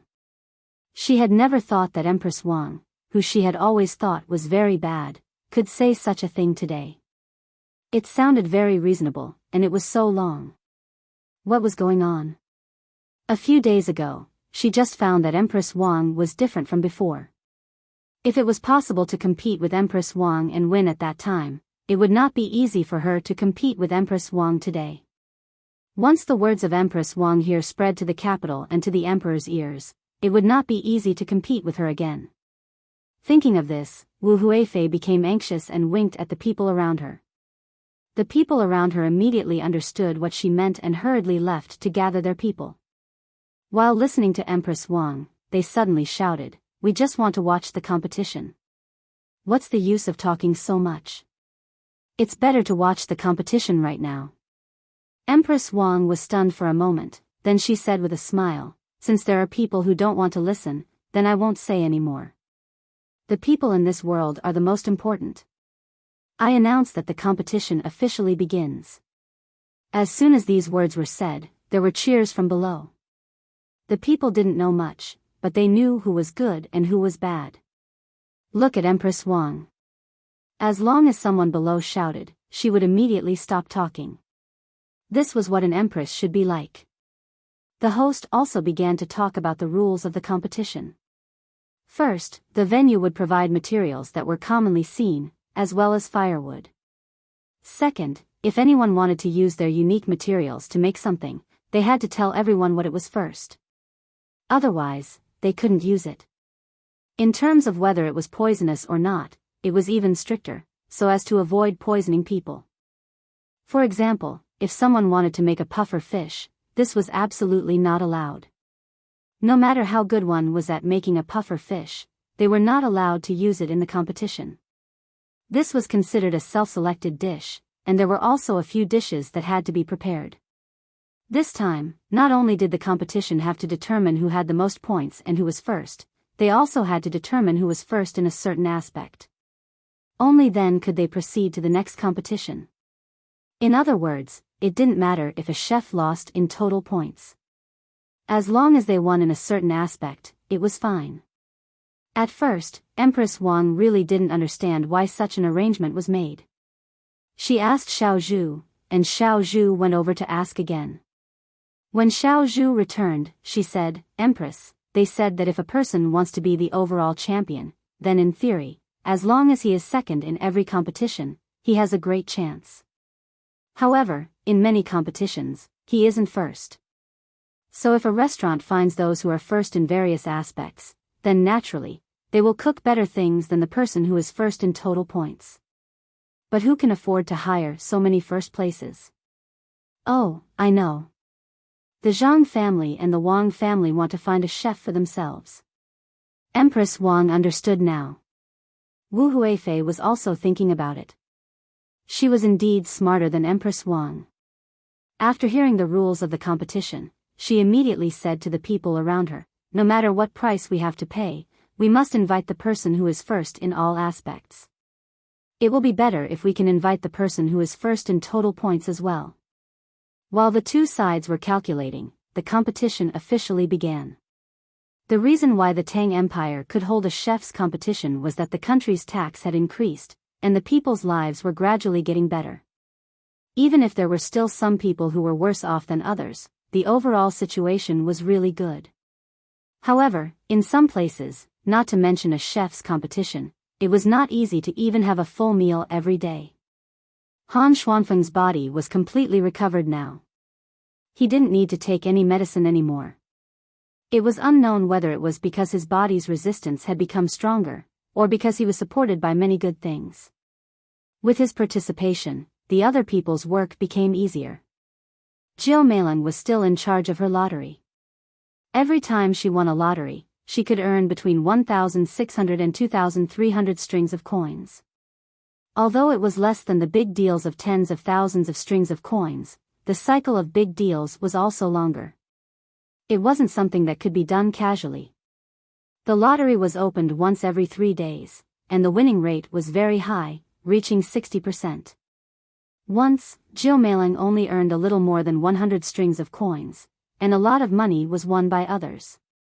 It was also because of that that more and more people were willing to come and buy lottery tickets. The winners were happy, while the losers were naturally not convinced. Jiu Meilan didn't care about what others thought. Every 3 days, she would earn money from the Tubo royal family, nobles, and slave owners who had risked their lives to earn money. The Tubo people were originally quite wild. After encountering the lottery, they couldn't resist at all. Some people bought more in order to increase the winning rate. The rich people spent their own money directly, while the poor people had to think of other ways. Some people borrowed from others, some pawned things in pawn shops, and some went to gambling places to gamble. In the first half of a month, there was a person who only had 1 copper coin left. He went to the casino that Mi Fan was in charge of and earned 20 strings of coins. He bought a lottery ticket every 4 strings of coins. He bought 5 tickets in total, and all of them were from the same number. In the end, he really won and earned more than 3,000 strings of coins. If he used this money to live a normal life, he wouldn't have to worry about money for the rest of his life if he didn't go to a remote place. Unfortunately, after this person made money, he went to the casino. In the end, he was left with less than 100 strings of coins. This less than 100 strings of coins was used to buy a lottery ticket in one go. After winning a few times in a row, he was finally left with a little more than 10 strings of coins. It came and went quickly. However, many people didn't think this way. They only saw how others won the lottery and earned money from gambling, but they never thought or were unwilling to think about how much others lost. Some people even said that even though that person lost money in the end, he had played it once and enjoyed it once. It was better than someone who had never enjoyed it once. If he only cared about stability, he wouldn't have won money at the casino that time, and he wouldn't have had the courage to buy lottery tickets. When others heard this, they also thought about it. If they didn't try once, they would be poor. If they succeeded, they could enjoy it. If they lost, they would still be poor. It didn't matter. Many Tibetans had such thoughts, especially recently. Because two tribes had made a mistake but were unwilling to admit it, before the autumn harvest, the great Tang had stopped the trade of grain and no longer sold grain to the Tibetans.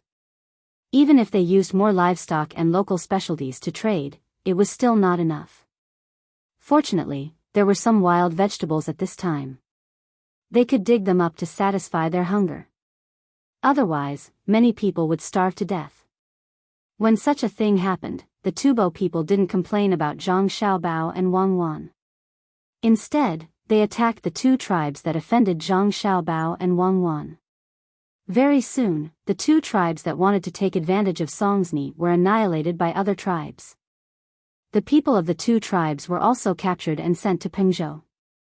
However, Pengzhou didn't accept the two people. The reason was that the two people didn't have the guts to do such a thing. There must be someone else behind the scenes. They wanted the Tubo people to tell them who was behind it. In truth, no one had ordered them to do so, but the people of Pengzhou refused to believe it. They refused to trade for food, and they refused to trade for anything else. Even if the merchants of the Great Tang wanted to trade with them, they would be stopped, and their smuggling routes would also be blocked. Without food, people could suddenly eat wild vegetables and even tree barks. However, without salt, they were sad. The price of salt kept rising and there was no sign of it going down. If people didn't eat salt, they naturally wouldn't have strength. Even if they were slave owners, they often had to get some salt for their slaves to eat.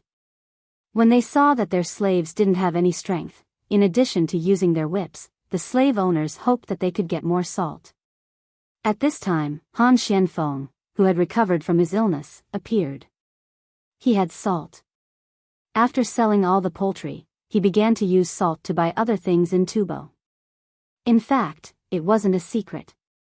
This time, it was a normal purchase. He bought the saffron here, which was not called that here. There was a lot of this thing now. When the people of Tubo heard that they could use this thing to exchange for salt, they went to look for it.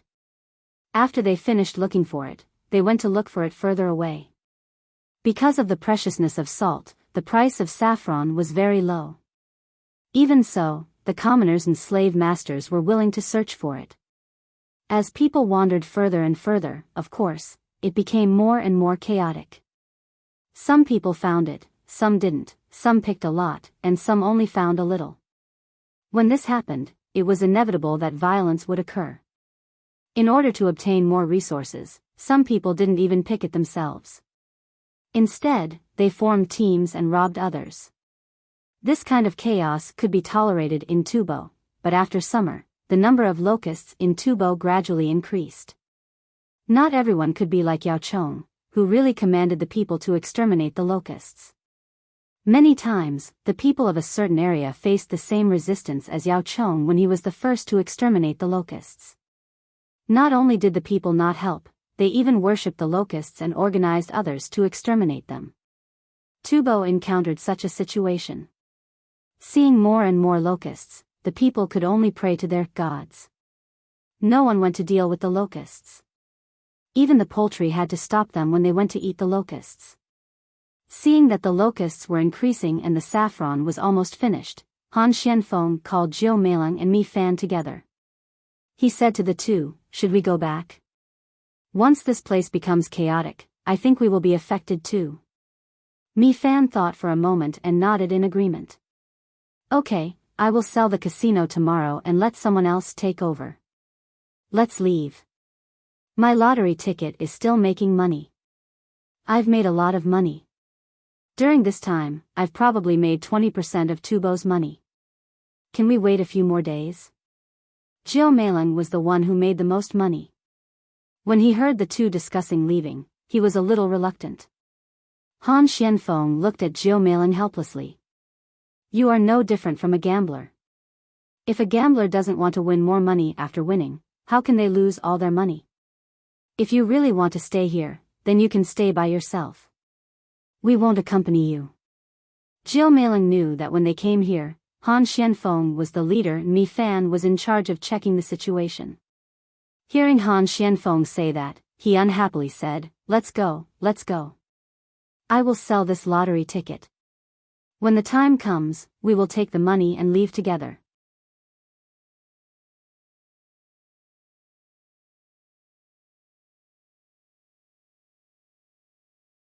Chapter 752. While Han Xianfeng and the other two were transporting the money back and preparing to leave, the plague of locusts in Tubo had already begun to take shape. Of course, Zhang Xiaobao had left something for Tubo to save their lives, which was the livestock. If they were commanded well, they might be able to recover some losses. However, whether or not they would use them was not up to Zhang Xiaobao to decide. This was the end of Wang Cheng's revenge. What was left was to take advantage of the fact that Tubo did not have enough food after the autumn harvest to trade with them. That was another matter. After all, this place should have belonged to Great Tang. Because of its geographical relationship with other countries, Zhang Xiaobao did not want to drag things out too much. Wang Wan had told him that Great Tang, or rather, Great Qin, had once fought with Arabia and lost miserably. Even though there were many reasons, a loss was a loss. Wang Wan was prepared to bring this war forward and personally lead the army there to see if Arabia could continue to win. Any small step on the battlefield was a large step in history. Thus, Zhang Xiaobao began to plan for Tubo, wanting to make this place belong to Great Tang as soon as possible. He did not intend to use local people to govern this place, as that would cause problems. The better method was to migrate, moving many people from Tubo to Great Tang. This was the first step, starting from agriculture. When the time came, he would use the second step, and the second step would be to slowly break down Tubo. Zhang Xiaobao also said that it was easy to bring people from Tubo to Great Tang, but the difficult part was the system. Even though Great Tang was working hard, it was still a feudal society. The people who were unwilling to change were not the slaves or the slave masters, but the nobles. This matter was more troublesome, and he would have to focus on this in the future. Han Xianfeng and the other two did not know about Zhang Xiaobao's plan. They left, bringing with them many slaves. Some were bought from nobles at large sums of money, some were exchanged with lottery tickets, and some were won from gambling. In total, there were more than 7,000 slaves. The army marched toward the Great Tang. In order to prevent others from sending soldiers to attack them, Han Xianfeng raised the flag of the seedlings after 2 days of marching. Furthermore, he had already arranged for someone to report to the Great Tang so that they could send reinforcements. This move was indeed effective. Originally, there were 4 Tubo nobles who wanted to target this group. However, when they saw the flag, 3 of them immediately backed out. They were cowardly and didn't dare to touch Han Xianfeng's troops. However, there was one noble who didn't believe that the flag was real. He thought that someone had made a fake flag to trick him. So, when he saw that the other 3 had left, he didn't withdraw his troops. Instead, he increased the number of troops. Now, there were 6 cavalrymen and 400 infantrymen. Han Xianfeng wasn't an ordinary person. He immediately knew that someone was plotting against him. It wasn't easy for 1,000 people to deal with 7,000 people. He understood that the other party knew that the slaves on his side had just been gathered and weren't very united yet. Therefore, when Mi Fan kept saying that she hadn't been feeling well recently, Han Xianfeng, who was the leader, showed his ability. His family was a family of officials. He knew very well how to win people's hearts. Otherwise, he wouldn't have been sent here. On this day, when Mi Fan found him and said that she was having trouble breathing, Han Xianfeng stopped the army. The 7,000 slaves formed a large circle. Han Xianfeng stood in the middle of the circle and shouted at the slaves, "Do you know who I am? The slaves didn't know who Han Xianfeng was. After disguising himself and speaking fluent Tubo, Han Xianfeng was just another slave master from Tubo. The only difference was that this slave master was nicer to them. He was also very smart and knew how to make a fake flag of the logistics camp in Izhou to trick them. Perhaps he could guess what the slaves were thinking. Han Xianfeng continued to shout, "Do you think I'm from Tubo?" Some of the slaves nodded, some were confused, and some stared at Han Xianfeng, waiting for him to continue. "Wrong, I'm not from Tubo. Don't think that I can speak Tubo. Do you see that flag? That's the flag of the logistics camp in Izhou, but that flag isn't mine." Han Xianfeng continued to shout. The Tubo slaves looked like they knew it. Some even muttered softly. Most of them thought to themselves, "If I knew, you were just lying to others. Can you say it all at once? Look at the people around you. They're about to lose their confidence." Mi Fan covered her chest with her hand and said to Han Xianfeng unhappily, "I'll say it all now."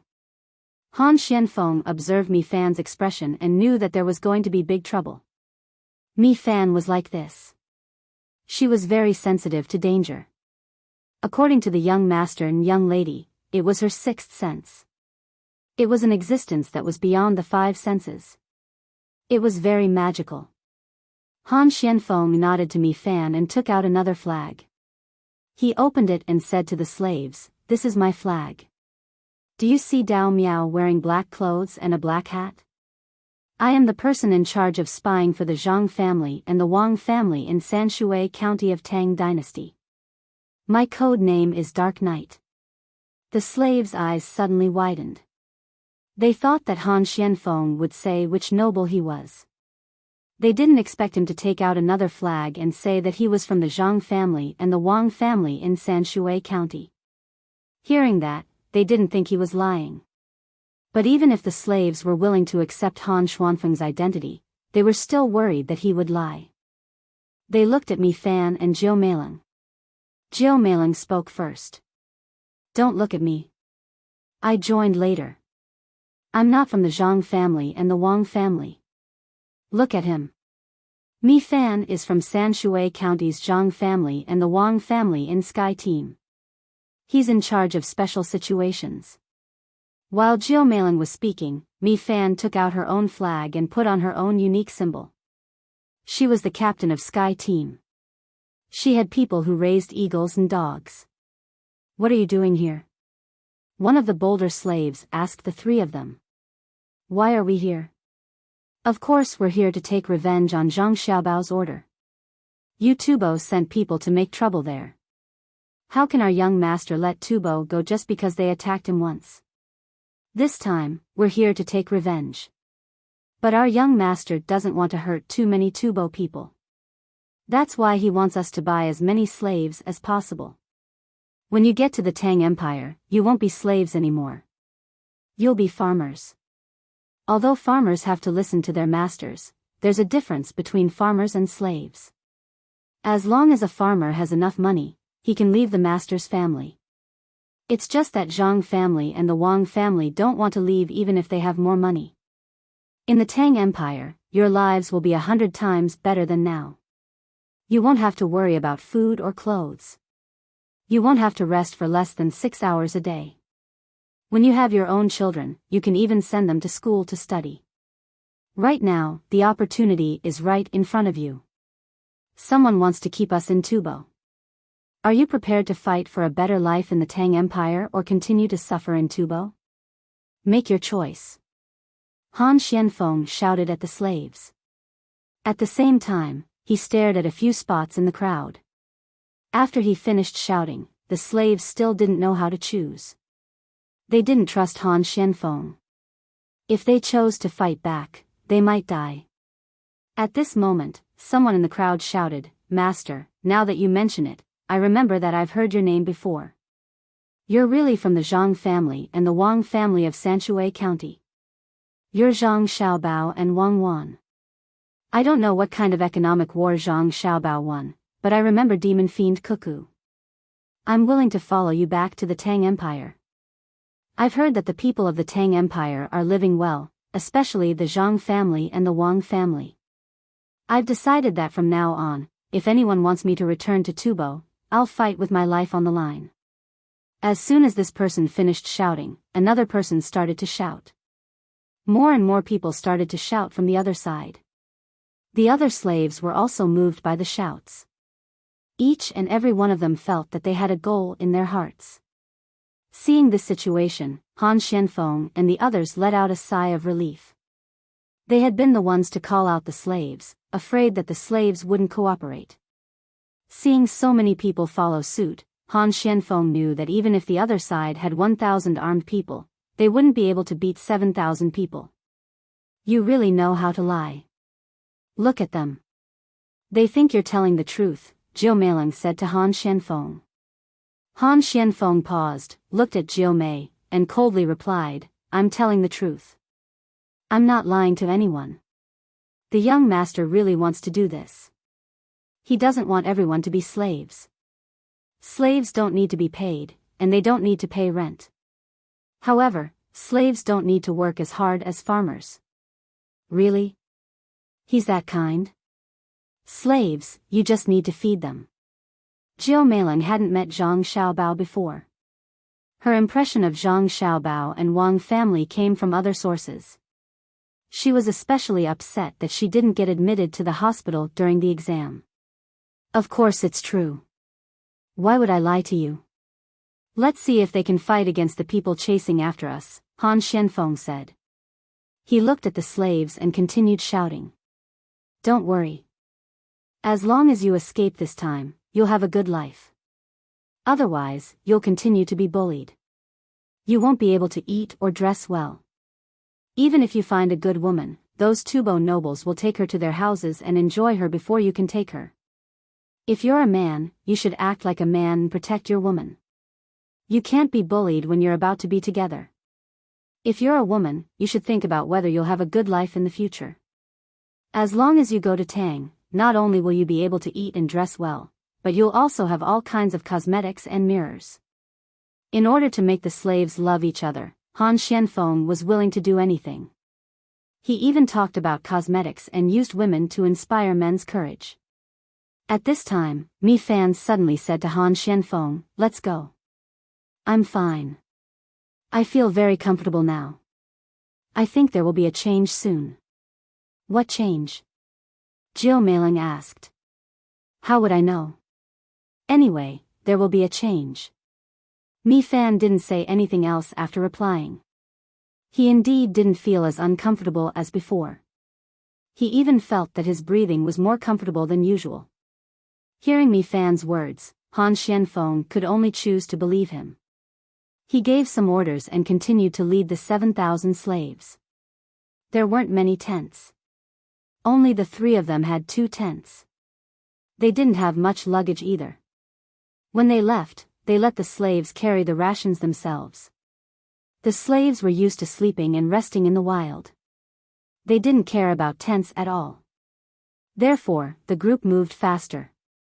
They were still 3 days away from Jinchuan, and the 1,000 people behind them also sped up. Before they could catch up, 100 cavalrymen appeared in front of Han Xianfeng and the others. There were also a few eagles flying in the sky. Although there weren't many of them, after seeing the riders, Han Xianfeng finally collapsed. He said to Jiu Meiling, help me up. I can't take it anymore. If you want to die, die far away. Don't die in front of me, Jiu Meiling said coldly, but she still helped Han Xianfeng up. The riders didn't stop.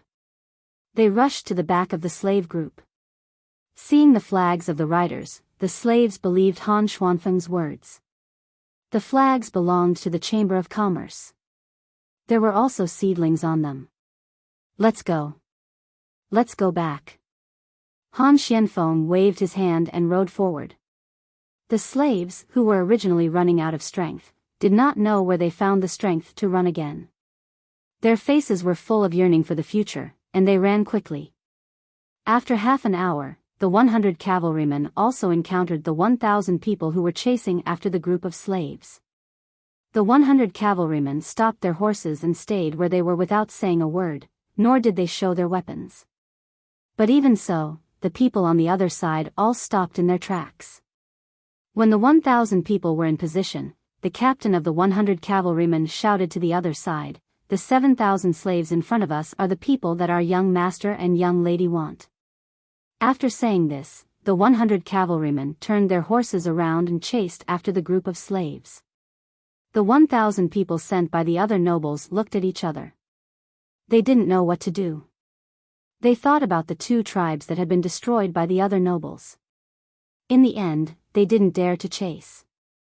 While Han Xianfeng met a benefactor and saved the group from danger, Hang Yiwei also met a benefactor in Baoxin County. At least, that was what he said. He was the county magistrate of Xian Kai County, the one with the surname Yan. After he took over the position in the county, he read the proposal brought back by Li Linfu. He had originally decided to live a peaceful life, but in the end, he couldn't control the thoughts in his heart. He took a leave of absence from the county and ran to Baoxin County.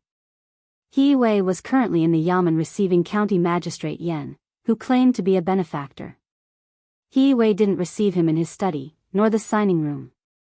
Instead, he received him in the room where he usually received commoners. Here, he could speak freely and wouldn't arouse suspicion. "County Magistrate Yan, you came all the way from Xian Kai County. I'm very touched. Have you eaten lunch? Why don't we eat together?" He Wei didn't believe in benefactors. If there really was one, it definitely wasn't County Magistrate Yan. It was Zhang Xiaobao and Wang Wan. He asked County Magistrate Yan if he had eaten on purpose. He came all the way here and it wasn't even noon yet. How could he have eaten lunch? County Magistrate Yan also heard the sense of distance in He Wei's words, but he didn't care. It wasn't like he hadn't encountered such a person before. In the end, he still dealt with him. Thus, he nodded and followed He Wei's words. "Then I'll have to trouble you, County Magistrate He. I really haven't eaten." "Good. Someone, bring up the food used to receive guests. It's the kind that is usually served to commoners." County Magistrate He didn't lack a meal. Since the other party wanted to stay and eat, then let him eat. He ordered the people standing outside the door. The reason why he said the food was for commoners was because he was afraid that there weren't enough commoners today and they wouldn't be able to finish it. Whether it was throwing it away or letting others eat more, it wasn't worth it. County Magistrate Yan didn't know. When he heard He Wei's words, he was puzzled. Why was there a provision for commoners to eat? Since when did the Yamen have such a rule? Then, he understood. It must be because He Wei didn't want to treat him well, so he gave such an order. Every county magistrate would always give a secret signal to his subordinates when he gave an order. It was estimated that this meal would not taste good. Thinking about this in his heart, County Magistrate Yan, who had been treated coldly before, didn't care. It was just a bad meal. As long as He Wei could eat it, then he could eat it too. If it was divided into plates, then he could take what was on He Wei's plate. What could He Wei do? He changed the plate for He Wei too. "May I know why County Lieutenant Yan is here this time?" He Wei didn't ask about the important person. Instead, he asked about something else. County Magistrate Yan pretended to smile mysteriously and said to He Wei, "Don't you know you're in big trouble?" "What do you mean?" He Wei suddenly became nervous and asked. "Do you know what this place is?" County Magistrate Yan didn't answer, but asked another question. "Is the feng shui bad?" He Wei said in that direction. County Magistrate Yan was still smiling. No. It has nothing to do with feng shui. It's a matter of money. Your Buxin County is not normal now. Think about it, how much money can you make now? How much was it before? You're the county magistrate of such a good place. Are the others convinced? You're not convinced? He Wei asked. Of course I'm convinced. What am I? But if someone's ability is great, will they also be convinced? If it's just a little money, it's fine. The main thing is that many officials here are studying here. You're taking advantage of this. Do you think others won't make trouble for you? Plus, you told the people how much money the county has. If you do this, won't the other counties learn from you? If they learn, then they won't be able to keep their greedy share. If they don't learn, then what's the point of being an official? Do you understand? County Magistrate Yen analyzed Hiyiwei like an expert. Hiyiwei's face finally changed and became very ugly. County Magistrate Yen thought his words had moved Hiyiwei. When he was about to continue, Hiyiwei waved his hand and said to County Magistrate Yen, "Thank you for your concern, County Magistrate Yen. Like you said, I won't be here for long. I'll leave after the autumn harvest and let someone else take over." "Do you know where I'm going?" "Where?" County Magistrate Yen asked, puzzled. "I don't know." "Come, the food is here. Eat first." Hiyiwei originally wanted to tell County Lieutenant Yen not to think that his side was bad and that his future was smooth, but when he was about to say it, he hesitated. Coincidentally, the servants brought the food over and invited him to eat. County Magistrate Yen still wanted to ask more questions, but when he saw someone bring the food over, he had to shut his mouth and stared at the food. He wanted to see what Hiyiwei was going to use to trick him. But when he saw the food, County Magistrate Yen was stunned. There were 2 dishes and a soup. The dishes were scrambled eggs with chives and bean sprouts with meat. The soup was spinach soup with a layer of oil on top. There were also 2 pieces of fermented bean curd and 2 pieces of stinky tofu. There was also a plate of radish strips and pickles. The main dish was a cake made of rice flour and rice flour. Before County Magistrate Yen could ask, Hiyiwei said, "This place is used to entertain the people. Sometimes, the people live far away and come here early in the morning. It's either noon or night. We can't let them starve, so we ask people to prepare some food in advance every day. It's a pity to leave it here. Why don't we eat it? We don't prepare much every day. If more people come, we will ask people to make more for them. This stinky tofu is the best. If you came yesterday, you could eat the salted stinky egg. I can eat 2 bowls of rice with half a salted egg. Try this dish." While speaking, Hiyiwei ate first. He used his chopsticks to pick up some stinky tofu and put it in his mouth. He took a bite of the cake and enjoyed it very much. County Magistrate Yen didn't know what to do. When Hiyiwei took a second bite, he used his chopsticks to pick up a piece of scrambled eggs with chives and put it in his mouth. The taste was very ordinary. It wasn't particularly delicious, but it wasn't bad either.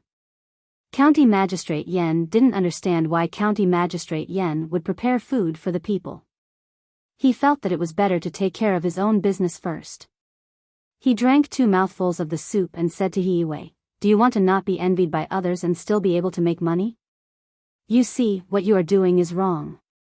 You are giving food to the people, but aren't you afraid that the people will come here every day to eat? What will the officials of the surrounding counties think if they know about this?"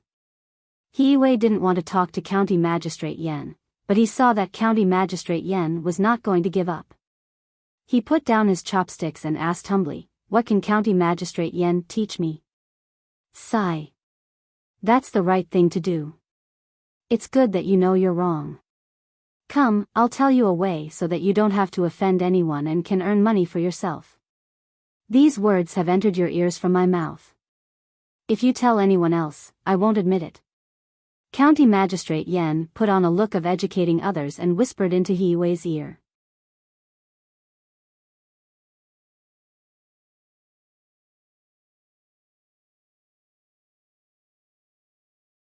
Chapter 754. Zhang Xiaobao and Wang Wan dealt with Yuanrong's people. Yuanrong didn't show any hostility. Instead, he gave Xiao Bei and the others a gift. He didn't apologize for offending Xiao Bei, nor did he mention that his people were hurt by Zhang Xiaobao and Wang Wan. It was as if nothing had happened. In addition to making preparations for Li Longji's journey to Jinyang, Zhang Xiaobao and Wang Wan also had to set up a reception area in Jinyang. Usually, after the reception area was built, it would be put aside. Even if the emperor left, no one else could use it. Zhang Xiaobao also thought the same, so he needed to make arrangements there. This trip would cost about 200,000 to 300,000 string of coins. It wasn't a small amount. If they couldn't earn it back, they would lose money. We've already sent people out. We won't take the land route. There's a Fan River that connects to the capital, so we can save a lot of money on the road. However, we need to build temporary rest areas every once in a while. I'm going to build the rest areas in the big garden. In order to earn back the money he spent, Zhang Xiaobao drew a picture on a piece of paper. It was the garden he was talking about. Wang Wan came over to take a look. No matter how she looked at it, she couldn't tell that it was a garden. It looked more like a big market. She looked at Zhang Xiaobao in confusion. How long do you think it will take to earn back the money you spent? Very soon. Look, when Li Longji comes, we'll plant more flowers. When he leaves, we'll remove the flowers and turn it into a market. In every place like this, we'll use iron chains to pull up a bridge. It's convenient for people on both sides to trade with each other. We'll collect a bridge fee. When others trade, we won't collect any fees. We won't even collect the market management fee. The price will be decided by the buyers and sellers. However, there's one thing. All the goods that come over must be seen by us before they're sold. We can buy them all directly. Zhang Xiaobao drew on the picture. He also drew a few flower pots and a hole on the ground. He meant to bury the pots and flowers in the ground. It would be convenient for them to go back and forth. Wang Wan thought for a moment and understood what Zhang Xiaobao meant. Although it was said that the market price would not be affected, once they had the right to buy first, as long as they controlled it a little, they could make the price of various items in the market fluctuate. They could control the quantity of goods and make a lot of money. She nodded and said, "This is feasible." What about the iron chain bridge? I estimate that 300,000 strings of coins won't be enough to repair the bridge fee. It's a long-term thing. It's better than nothing. At that time, there will be more merchants coming and going, and transportation will be convenient. At most, we can find someone to cooperate with. Our family can't take out too much money. When Li Longji goes to Jinyang for a tour, that's where the real money is. We'll protect the place where he stays, but in the name of letting him cultivate, we'll buy a larger area around it and build an artificial lake. We'll let people go there and see if there's a good place and lake there. We'll arrange the place where Li Longji stays. We won't let others stay in the courtyard where he stayed. No one will care about the other places. Even the emperor is willing to stay in a place where he stays. How many people will want to rest and play there? We'll build more inns and restaurants, and that place will gradually become prosperous. The main thing is that we can let people do business there with a little management fee. If they're willing to rent out the place, they can earn back the money they spent in less than 2 years. In the future, that place will become more and more profitable. Zhang Xiaobao told Wang Wan his idea, and then said, "We still have to think of a way to let Li Longji write a title or something, such as the world's #1 lake." Well, I don't think that's possible. That small lake can't be the world's #1. Let's not talk about this for now. We'll think about it when the time comes. You're using Li Longji's name to get benefits for yourself. Wang Wan admitted that this celebrity effect would be good. People nowadays like things like being attached to others. For example, if someone wrote a good poem in a certain place, as the poem spread, that place would become famous, and many people would come because of it. Not to mention this time, it was the same at other times. Lu Sun wrote Kal Niji, and as a result, the fennel beans and Xianfeng Tavern became famous. Originally, it was something that could be eaten anywhere and didn't taste good, but it was sold at a high price. When the time came, Zhang Xiaobao would also specially cook a few side dishes in Jinyang, and then have someone make a story about it. After that, he would connect it with the emperor and spread it out. Then, he would find someone to write a few prepared poems in advance. That would be amazing. He estimated that he would be able to earn back the money in 2 years. Jinyang was also a big place, and it was already prosperous enough. Who knew how much the land that was rented out would be sold? Thinking of this, Wang Wan reminded Zhang Xiaobao, "Don't forget about the ship. Li Longji's ship can't be closed off to others, right? At most, we'll leave his cabin open. The other places can still be used as a cruise ship. I think there will be a lot of people who are willing to go up and get some of the dragon's aura." "I know. Make use of everything you can. Oh, and don't forget to send money and gifts to the people around Li Longji. Even if it's an errand eunuch or a guard, you have to take care of them. Who knows when you'll need them in the future?" Zhang Xiaobao also had such plans. If the imperial court spent money directly, the money spent would become a one-time expense. Although this money would eventually fall into the hands of the people and officials, it wouldn't play a big role in the development of the local economy. If it were up to him to operate, not only would he be able to make money, but he would also provide a place for the people to exchange goods. Many of the things produced by the people couldn't be sold because of the lack of a place to buy and sell them. Some people lacked such goods, especially vegetables. It would be a pity to just throw them away. After the two of them were almost done with their discussion, they once again sent people to the front to make arrangements. Time was tight, and they only had half a month to prepare.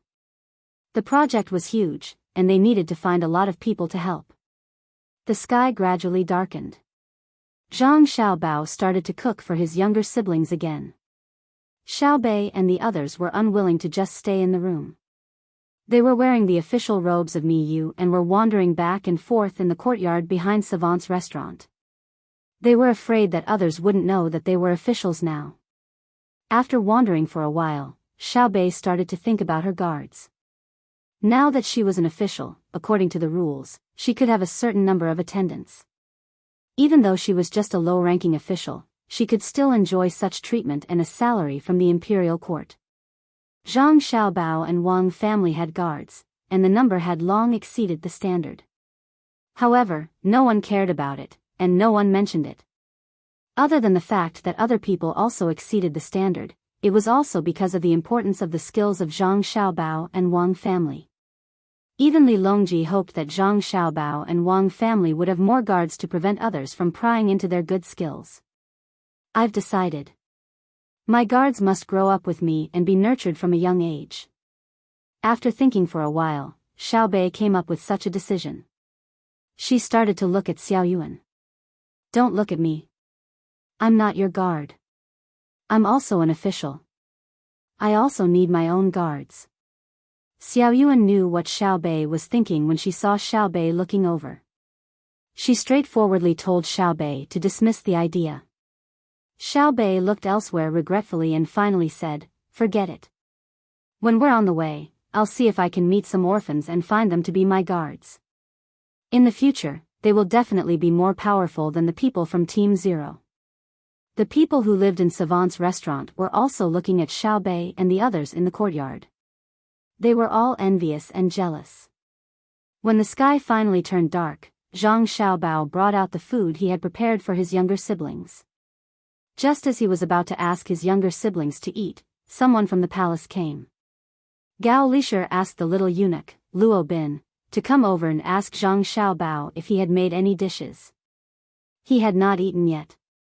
When he heard Luo Bin say this, Zhang Xiaobao gave Wang Wan a look, telling her to continue telling stories to his younger siblings while he went to cook for Li Longji. Although Luo Bin said that Gao Lisher wanted to eat, Zhang Xiaobao knew that this was Li Longji's problem. In fact, the chefs in the palace were not bad. It was just that the food they made was more casual. It was unlike the palace, where the food used was fixed and could not be different. If it was a little salty or bland, then it would be troublesome. After busying himself for a full hour, Zhang Xiaobao only managed to make 8 dishes and 1 soup. He put them in a large food box and had the people Luo Bin brought carry it away. He did not forget to give Luo Bin and the others a gift according to the importance of their position and status. He even did not miss out on the palace guards who followed them. This time, the people who came out went back happily and promised Zhang Xiaobao that they would not delay the journey and would not let anyone come close. This meant that they did not have to worry about anyone tampering with the food. After watching Luo Bin and the others leave, Zhang Xiaobao rubbed his starving stomach and looked for something to eat. He muttered, "This journey is so tiring. I reckon that Li Longji wants me to cook for him, so he transferred me over from Baoxin County. What kind of person is he?" Zhang Xiaobao did not know whether Li Longji really thought this way or not. When Luo Bin hurried back to the palace, the food was still warm. There was no need to reheat it. There was a charcoal fire under the food box to keep it warm. In addition, it was currently summer, so it was impossible for it to become cold. Zhang Xiaobao was hungry from cooking, but Li Longji and Gao Lishir were also hungry. In order to eat more of Zhang Xiaobao's food, the two of them only drank tea and did not even touch the snacks. When they saw that the food was delivered with the seal that Zhang Xiaobao had put on it, Gao Lishir checked it and saw that no one had touched it. He did not need anyone else to taste it.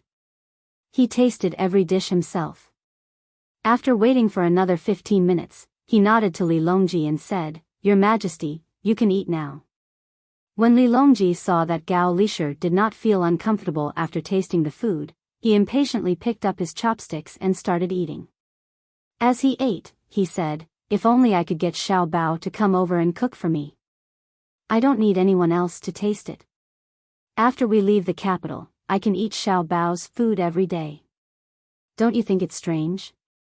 Xiao Bao's knife skills are not as good as the chefs in the palace, so why does it taste so good? Your Majesty, this subject believes that it has nothing to do with the knife skills, nor is it an issue with the seasonings. It's just that Xiao Bao's food gives me the feeling of eating at home. It's not like a restaurant where the food is good, but it's all the same. Xiao Bao's food is called a home-cooked meal." Gao Lishir explained from the side. Yes, home-cooked meal. That's indeed the case. In the past, when I was in my own residence, even if the food I ate was not as good as the food in the palace, I still felt that it was better than the food in the palace. Tomorrow, call Xiao Bao and the others over and make that pot of clear water. It'll be more lively when a group of people eat together. It's better than eating alone. Li Longji agreed. Then, he wanted to liven up the atmosphere. The people in the palace, even his children and concubines, were a little reserved when eating with him. They were not as good as Zhang Xiaobao and his younger siblings. Children did not know how to be afraid and would say whatever was on their mind. Only then would they be able to eat together freely. Gao Lishir did not object. He immediately sent someone to Savant's restaurant to inform Zhang Xiaobao and Wang Wan so that they could prepare in advance. Whatever they wanted to dip in the pot of water would be decided by the two of them. It should not be bad, but they did not know how much it would cost. The emperor's meal was not simple. "Lishir, you eat too. 8 dishes and 1 soup. I can't finish it alone. It would be a pity to throw it away." Li Longji said to Gao Lishir when he saw Gao Lishir eating at the side. From the looks of it, Xiao Bao knew that if 2 people were eating, he would probably increase the portion by a little. When Gao Lishir thanked him and also started to eat, Li Longji suddenly changed the topic and talked about the trip to Jinyang this time. "Lishir, how much do you think Xiao Bao and Cuckoo will spend this time? How will they earn it back? I don't believe that they will only spend and not earn. Otherwise, I wouldn't have mentioned to them that I am willing to take the initiative to fork out this money. It probably won't be a small amount." In fact, Li Longji did not need Zhang Xiaobao and Wang Wan to fork out the money. There was a lot of money in the national treasury now, enough to support a few trips like this. The reason why he agreed was that it was better to save as much as possible and use it in other aspects. The people in the imperial court had already calculated that if they were to fork out money from the national treasury this time, they would need at least 200,000 strings of coins. This was not including the money that would be taken out when they arrived at Jinyang. It was better to save money and leave it to Zhang Xiaobao and Wang Wan. Another reason was that he wanted to see if the two of them could earn money from this kind of thing. He wanted to learn. How could Gao Lishur know how much Zhang Xiaobao and Wang Wan would fork out? He estimated that it would not be less. After thinking for a while, he replied, "Your Majesty, this subject feels that if Xiaobao and Cuckoo were to fork out the money, they would not be able to spend 300,000 strings of coins. It might even be 500,000 strings of coins." "Oh. Why do you say so?" Li Longji asked. Replying to Your Majesty, since Xiaobao and Cuckoo have accepted this job, they naturally will not be fooling around. They will definitely arrange it well so that Your Majesty will be happy along the way and feel comfortable when you arrive at your destination. This is a sum of money. According to the calculations of the officials in the imperial court, the amount of money that was prepared to be used in the national treasury was 200,000 strings of coins. Moreover, when you arrive at Jinyang, you will also need to spend a lot of money there. There are construction banks, roads, and arrangements for Your Majesty's sightseeing. 100,000 strings of coins is still the minimum. It is estimated that it will only be more and not less. Since this is the case, Xiaobao and Cuckoo will have to fork out 300,000 strings of coins. In addition, they will have to think of ways to earn money, so they will need to use more money to take advantage of the opportunity to build. Therefore, this subject feels that 300,000 strings of coins is possible. Gao Lishur analyzed for Li Longji. He also wanted to know how Xiaobao would earn back the money. The more the better. Seeing that Li Longji was deep in thought, Gao Lishur asked again, "Why don't this subject send someone to ask Xiaobao?" "Ask? No need, we will know when the time comes. The Empress and concubine Hui are still in the hospital. Did they say when they will be back?" Li Longji felt that if he asked, Zhang Xiaobao would naturally tell him, but it would not be a surprise.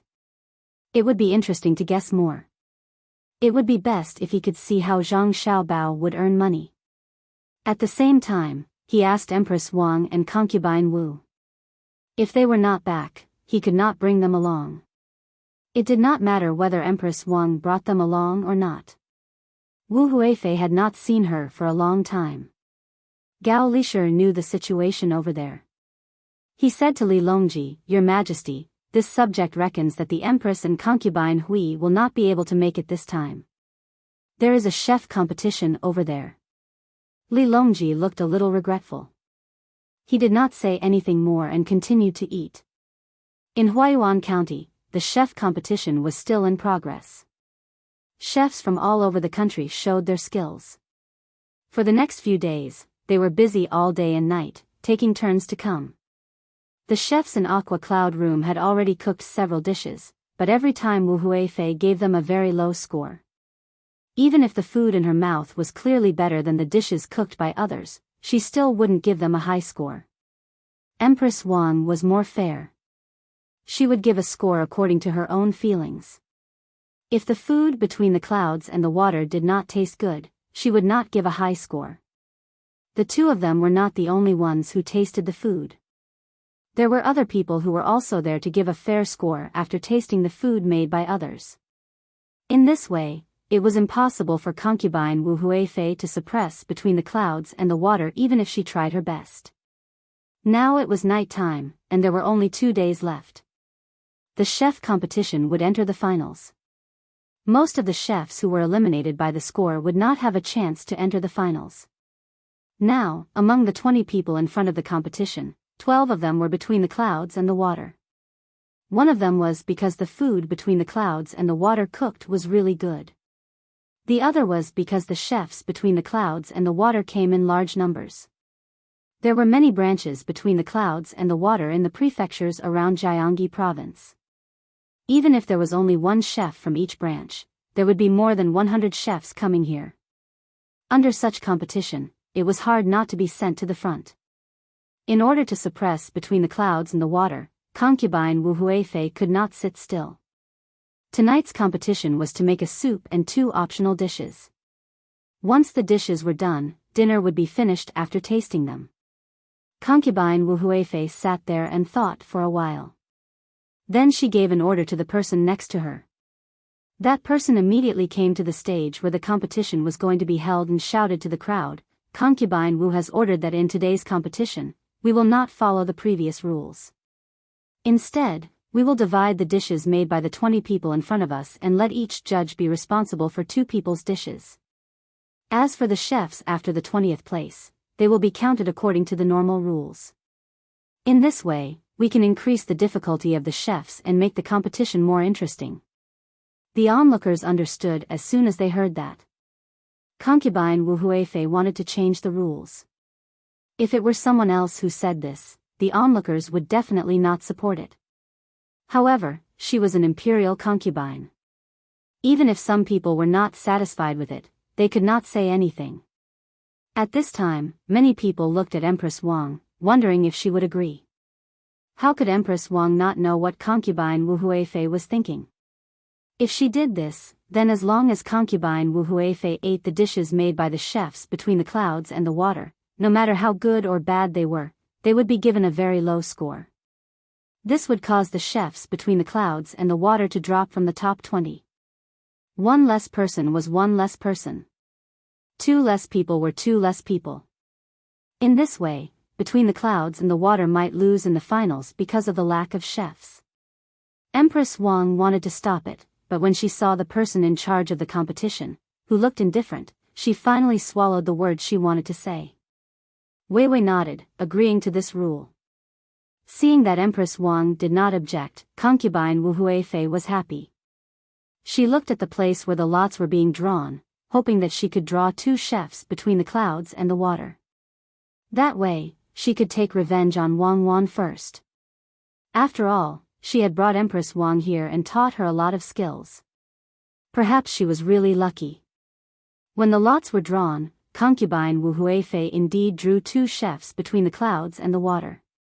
Wu Huifei looked at the 2 chefs who were indifferent and thought about how to find fault with them later. With the order, the competition started. Concubine Wu Huifei stared at the 2 chefs she was in charge of. When it came time to score, she had to have an excuse. The 2 chefs between the clouds and the water did not make shark fin and abalone. It was a very normal dish. First, they prepared the ingredients for 2 soups. One prepared to make a soup with cucumber and egg, while the other prepared to make a soup with shredded radish. After preparing the ingredients for the soup, one of the chefs began to beat the eggs. He used shredded radish to make the soup. Because there were eggs in the main dish, it was not good to put eggs in the soup. Otherwise, it would be repeated. The oil in the pot was first heated. Then, he beat the eggs one by one into the bowl. Then, he used chopsticks to break the adhering parts. The chopsticks flew up and down, and the eggs rose and fell with the movements of the chopsticks. In the end, the eggs did not look like eggs. They looked like yellowish cloth. After the oil in the wok was boiling, the cook added some salt to the eggs. He didn't add anything else and directly put the cloth into the wok with his chopsticks. With a sizzling sound, the eggs in the wok suddenly swelled up. When the last piece of egg was beaten into the pot, the chef used his chopsticks to pull the egg pancake in the pot and turned it around. Immediately, with the force of the turn, the egg pancake was picked up along the side of the pot and landed on the empty plate at the side. The whole process was very fast. It was so fast that the onlookers below exclaimed. They had never seen anyone make fried eggs like this. It looked very comfortable, but the requirements for heat control and the chef's proficiency were very high. This dish was actually very common. However, when placed in between the clouds and the water, it was a dish that every chef who wanted to be promoted to a special chef.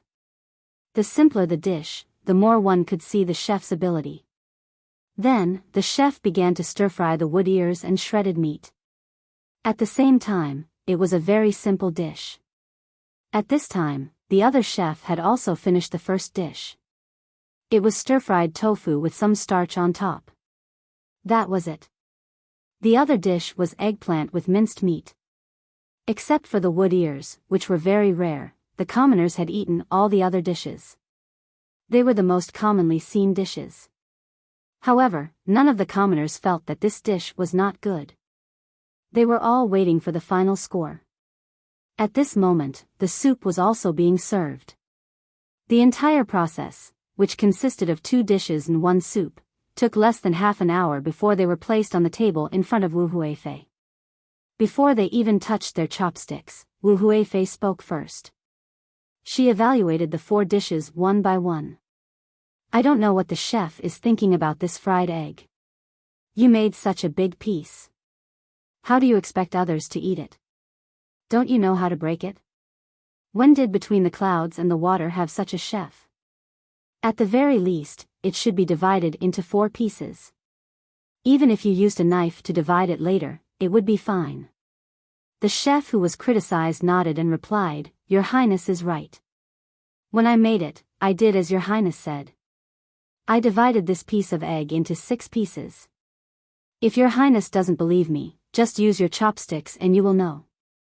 Don't be fooled by the fact that the eggs seem to be in a continuous state when you put them into the pot. In fact, they actually broke 5 times. Furthermore, the position of the eggs in the pot has also been adjusted. Just by connecting them together, they can be separated with chopsticks. Hearing the chef's words, the commoners nearby gasped in admiration again. They all followed the people around them and said that the chef Between the Clouds and the Water was amazing and so on. Wu Huifei's expression turned ugly. Using her chopsticks to pick up the egg, wasn't that right? With just a slight movement, the egg on the plate immediately divided into 6 pieces. Following the praises of the surrounding commoners again, Wu Huifei felt that she had lost face. She said, Don't you know how to add some chopped green onions to add color when you are scrambling the eggs? Look at what you made. Without chopped green onions, how can the taste be good? Yes, Your Highness is right. The chef didn't refute this time. In this aspect, everyone had their own reasons. Not adding chopped green onions was to allow the scrambled eggs to maintain the original taste as much as possible. If he added chopped green onions, then there would be an additional taste of chopped green onions. However, some people didn't like to eat eggs with chopped green onions because the taste wasn't good. Seeing that the other party didn't refute this time, Wu Huifei picked up a piece of egg and took a small bite. Her brows furrowed. Scrambled eggs, scrambled eggs. You really fried them lightly. Don't tell me you don't have any salt. You only put this little bit of salt. It doesn't taste good at all. The chef was stunned for a moment and didn't say anything. The surrounding people who knew how to eat looked at Wu Huifei in surprise. Every one of them wondered if this was Wu Huifei. Didn't she know that eating scrambled eggs wasn't about eating salt, but the freshness of the egg? Otherwise, why was she able to get it out of the pot so quickly? I don't know how you got such a high score. This dish only got a 0. Do you have any objections? Feeling that she had caught the other party's flaw, Wu Huifei directly gave him a 0. What objections could the chef have? So be it. He didn't come here to get first place. It was fine as long as he achieved his goal. After Wu Huifei said this, the commoners let out a series of boos. Then, they immediately stopped, afraid that Wu Huifei would see them and have them arrested. At this time, the person in charge of the competition walked over and said to Wu Huifei, Your Highness said it very well. Then should this dish be called lightly fried? Yes, it's this light word. Wu Huifei nodded. Wei Wei nodded. Thank you, Your Highness. At this time, the chef bowed to Wu Huifei, because he had achieved his goal. In the future, there would be a dish called Wu Huifei stir-fry, and it would definitely be very famous. Especially since the Zhang and Wang families had a lot of eggs, there was no need to worry about not having enough. It was estimated that from today onwards, Wu Huifei's stir-fry of Shuiyun room would become famous. Wu Huifei didn't know that this chef's competition was prepared for her. They used her name to earn her living expenses in the Four Seasons restaurant. Then, she started to evaluate the next dish. How could one not be able to pick a bone in an egg? The 4 dishes and 2 soups of the 2 chefs all got 0 points. These 6 dishes also got their own names. The method of making minced meat and eggplant was to cut open the eggplant and put minced meat inside. It was not the other method of making minced meat on the outside. Wu Huifei said that once the customers saw the meat, they would have preconceived ideas and wouldn't buy it. This was because the dishes between the clouds and the water all had pictures to let the customers know how they looked. Therefore, Wu Huifei gave a bad evaluation of this dish, saying that it only knew how to hide the meat inside. As a result, the minced meat and eggplant between the clouds and the water became Wu Huifei's minced meat. When eating this dish, one could even imagine whether the emperor would be angry when he heard about it. Never mind. I'll explain later. I'll earn as much money as I can. The other dishes also got their own names, all of which started with Wu Huifei. It was agreed that they would use the names of Empress Wang and Wu Huifei. Wu Huifei was very happy. As the dishes spread, her reputation would also spread. Empress Wang was also evaluating the dishes. Her opinions were very pertinent. Even if she didn't know, she would ask clearly. She named the dishes that tasted good and left the ones that didn't. Wu Huifei, who didn't know that she was being schemed against, was still happily thinking that there would be 2 less people between the clouds and the water. When the finals came, she would think of a way to make the first place go to someone else. That would be perfect. The person in charge of the Zhang family and the chefs here were all amazed by the little young master. When the competition was held, the little young master repeatedly emphasized that there was no need to get first place this time. Even if they didn't get first place, between the clouds and the water would still be between the clouds and the water, especially since this was a competition held between the clouds and the water. If the first place didn't belong to between the clouds and the water, the reputation of between the clouds and the water might be better. As long as Wu Huifei and Empress Wang allowed them to use their names to name the dishes, it would be a success. Looking at the situation, now they were one step closer to success. Moreover, Wu Huifei deliberately made trouble. The people were not stupid, especially when they were talking about the scrambled eggs. They said it was light. It was estimated that it would soon spread and become a joke. Moreover, people who went to between the clouds and the water to eat would be willing to order this dish, which was not expensive.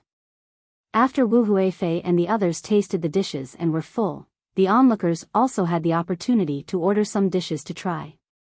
This dish was made by the best chefs in the whole of Jiangxi province.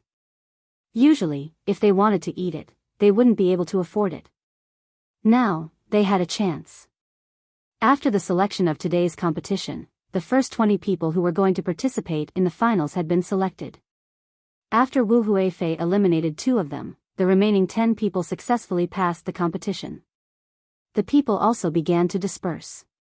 When they walked on the road, they didn't forget to talk to each other about today's competition. As long as they weren't stupid, they could see that Wu Huifei was deliberately making trouble for between the clouds and the water. How could a chef who got a high score for between the clouds and the water not cook good food? Moreover, there were people who had tasted it. When the scrambled eggs were put in the mouth, they were soft and fragrant. After 1 bite, they wanted a second bite.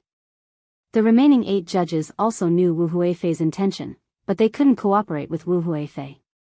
Empress Wang was there. If they really cooperated with Wu Huifei, not to mention whether Empress Wang would agree or not, between the clouds and the water would also have ideas about them. In particular, the 8 of them also wanted to maintain their reputation. Wu Huifei might not care about what she did, but if the 8 of them followed suit and made trouble, who would invite them to taste dishes in the future? Who didn't know how high the standards for choosing a chef from between the clouds and the water were? Moreover, between the clouds and the water could always produce new dishes. If none of them made it to the finals, people wouldn't doubt the ability of between the clouds and the water, but whether there was something wrong with the person who tasted the dishes. Wu Huifei, who thought that she had won by a small margin, looked at the 8 judges in dissatisfaction.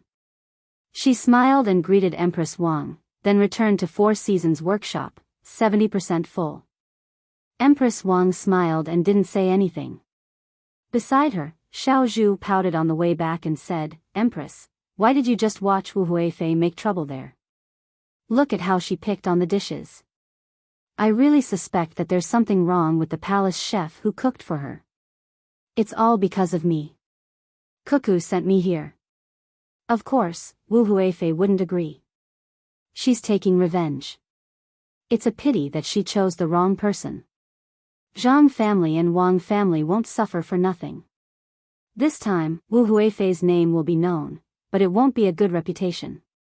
Empress Wang wasn't worried that Zhang family and Wang family couldn't handle such a small matter. Thinking of Wang Wan in her heart, a smile appeared on her face. Xiao Zhu nodded. Anyway, I can't see what Zhang family and Wang family will do.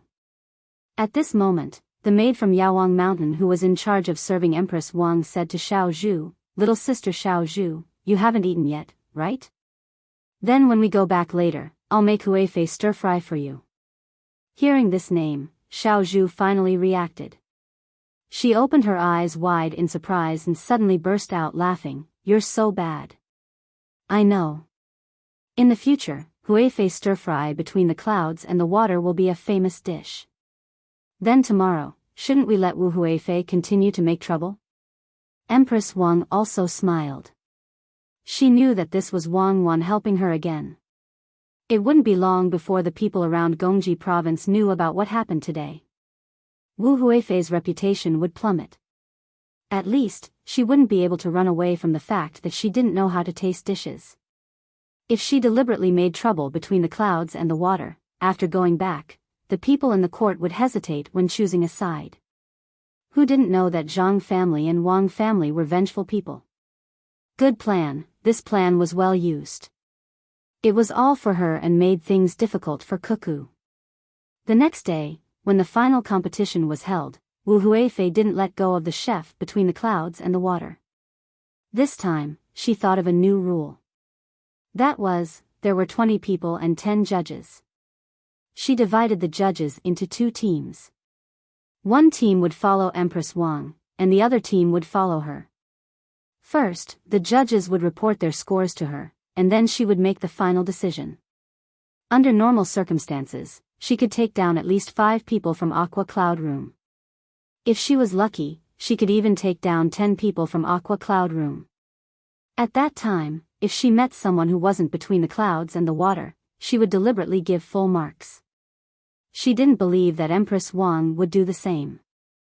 If Empress Wang had a person between the clouds and the water who got full marks, and she also had a person from another place who got full marks, they would compete again.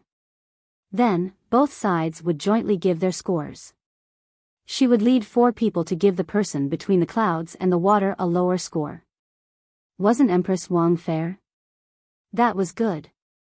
No matter how bad her side was, the fair Empress Wang wouldn't give a 0. Then, after calculating the average score of both sides, between the clouds and the water would at most get second place. That night, Wu Huifei, who had figured this out, had a good dream. The next day, her spirit couldn't keep up. The palace maid next to her also listened to her sleep talk for the whole night. She said that the dish didn't look good, that there was too much oil, and so on. It was the last day of the competition. More people came, hoping that they would be lucky enough to try the dishes that the judges couldn't finish. The 20 chefs who were going to enter the finals were also ready. During the drawing of lots, it was unknown how it was so coincidental. After Wu Huifei announced her new rules, she actually drew 9 chefs from between the clouds and the water. Only one of them didn't have a name between the clouds and the water. The chef between the clouds and the water who was assigned to Empress Wang was said to be the head chef of the flagship store between the clouds and the water in Sanshui County. After a round of evaluation, the 9 chefs from between the clouds and the water in Wu Huifei's team were once again degraded by Wu Huifei. Their scores were so low that all kinds of excuses that would make people blush came out of Wu Huifei's mouth. As a result, many of the dishes were given new names. The 9 chefs were very happy, and the remaining one was given full marks by Wu Huifei. The 4 judges who followed him were very helpless. Wu Huifei didn't allow them to say anything, so they could only write. After they finished writing, they gave their scores to Wu Huifei. If others didn't know, they would really think that they gave a very low score. Empress Wang also had a chef who got full marks, and it was the chef from Between the Clouds and the Water. The head chef Between the Clouds and the Water was indeed amazing. Even the other 9 chefs who were competing with him couldn't help but be convinced. As a result, there were 2 chefs who got full marks on the competition stage. Wu Huifei excitedly used the method she thought of last night to start a new round of evaluation. The result was needless to say. Between the Clouds and the Water was given a low score, while the other chef was given a high score and full marks. After the 2 rounds were averaged, the chef Between the Clouds and the Water lost and only got a runner-up. Wu Huifei acted as if she had done a very great thing. She personally gave the champion a trophy and asked, "Xianyu, why has this consort never heard of that restaurant of yours before? If there is a chance in the future, this consort will definitely go there and personally taste your dishes. Many thanks, Your Imperial Highness. However, this lowly one probably won't be able to stay in that restaurant in the future. After all, this lowly one is going there to help train the chefs. Once the training is done, the original 1,000 Delicacies restaurant will be changed into a branch of Between the Clouds and the Water. At that time, this lowly one will return to Between the Clouds and the Water. This lowly one is only temporarily transferred over.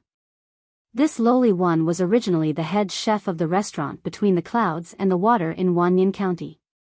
In the future, if Your Imperial Highness wants to eat this lowly one's dishes, you can have someone call this lowly one to the palace or the restaurant Between the Clouds and the Water in Wanyan County. This lowly one will definitely make the best dishes for Your Imperial Highness."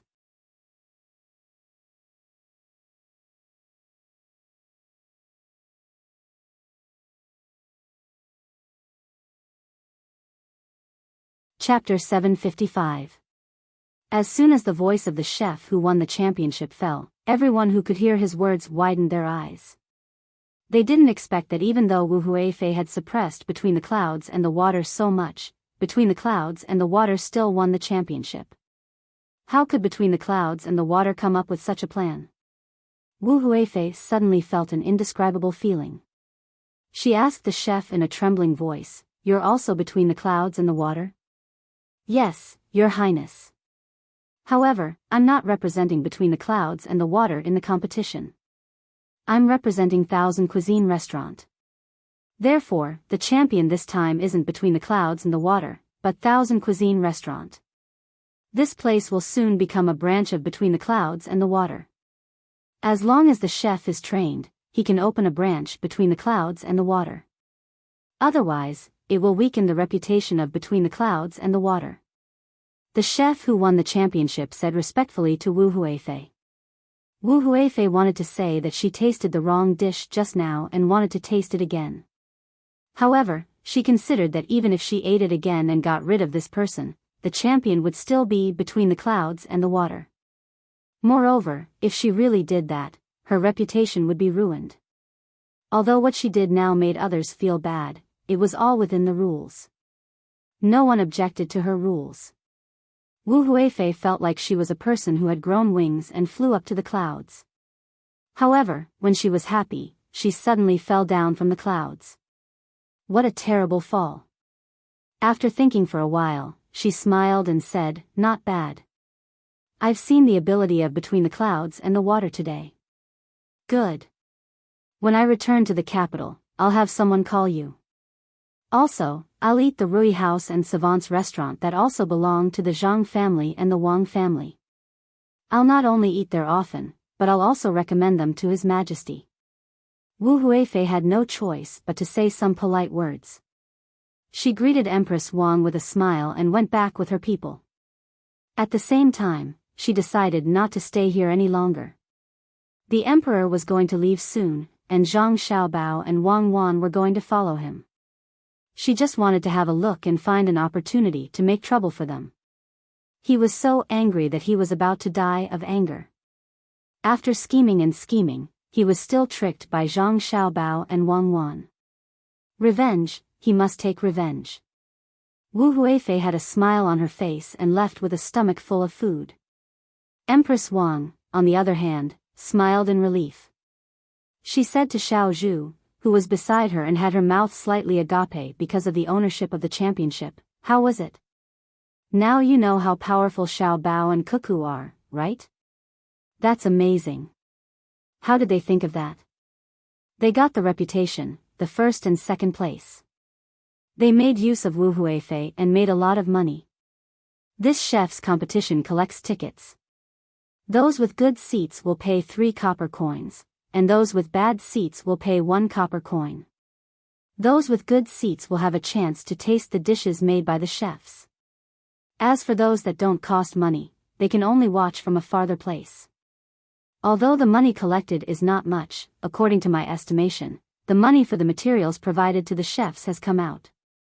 The most important thing is the advertisements of the merchants here. I think we can earn back the money that we and Wu Huifei spent on coming here. In other words, Xiao Bao and Cuckoo got a reputation without a single copper coin. There are also many dishes that are named after Wu Huifei and the Empress. Xiao Zhu nodded her little head vigorously and deduced in shock. The smile on Empress Wang's face became wider. She said, "This is the ability of Xiao Bao and Cuckoo. If it wasn't for the fact that I haven't learned enough and need to wait for another 2 months, I really want to go back now." The emperor is going to Jinyang, and Xiao Bao and Cuckoo are accompanying him. Let me take a good look at Cuckoo. Empress, you can't go back. We have to learn well.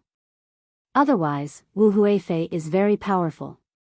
This time, she will probably go back and deal with Xiao Bao and Cuckoo. I guess she will be unlucky.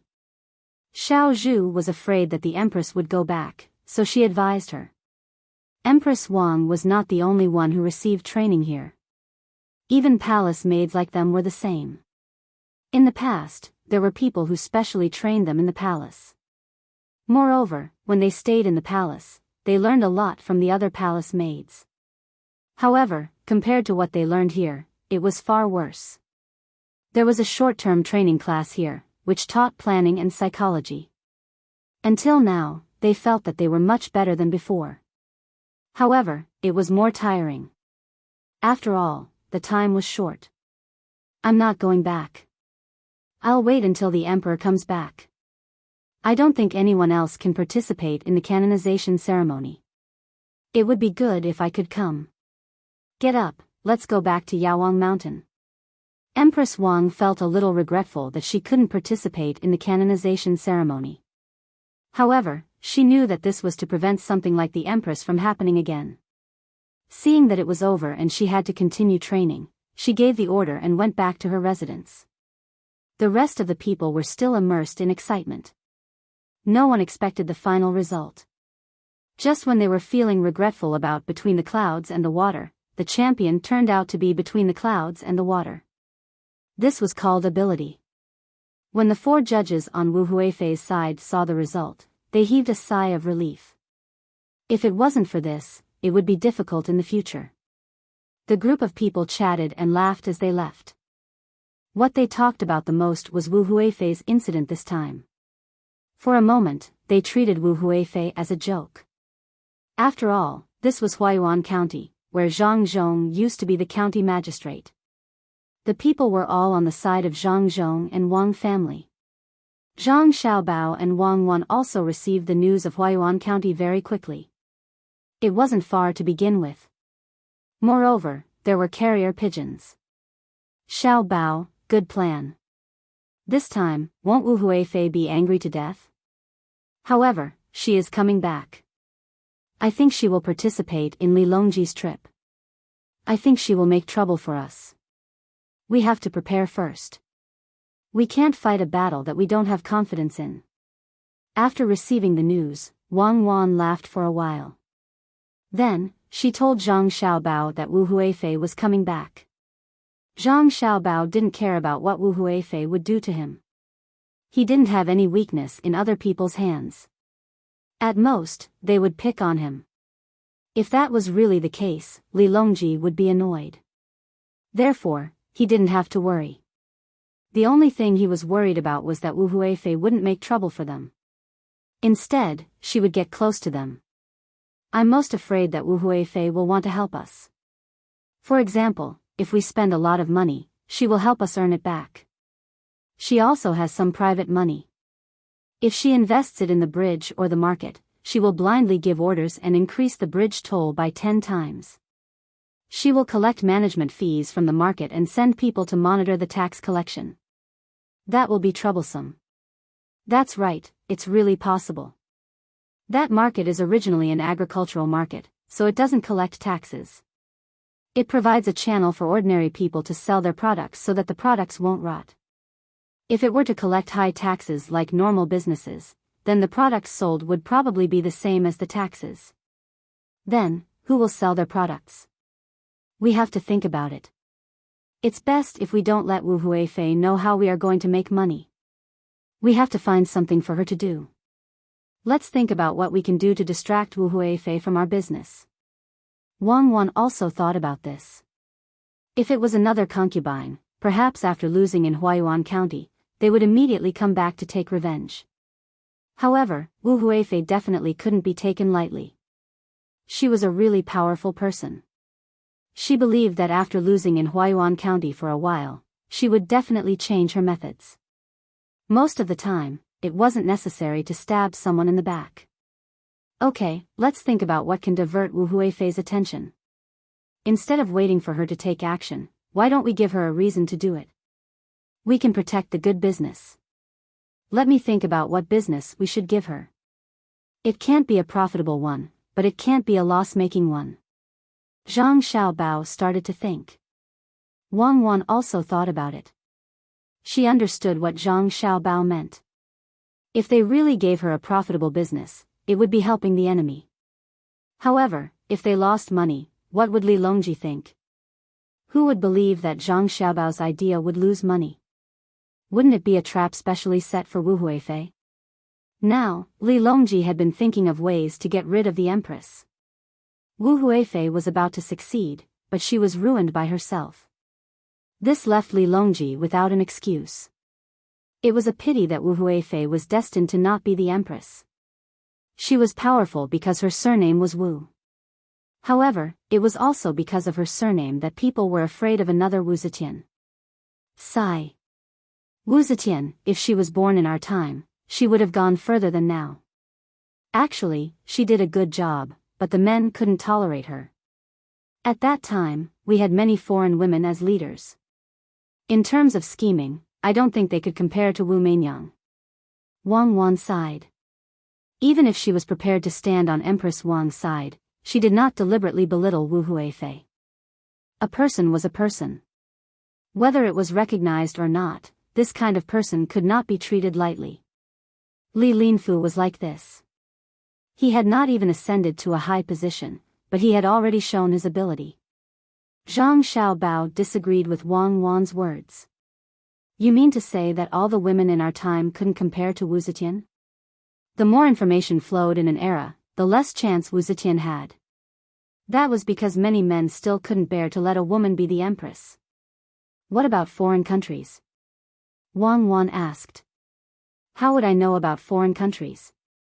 Forget it, let's not talk about such impossible things. I thought of a business that could be given to Wu Huifei and let her invest her money.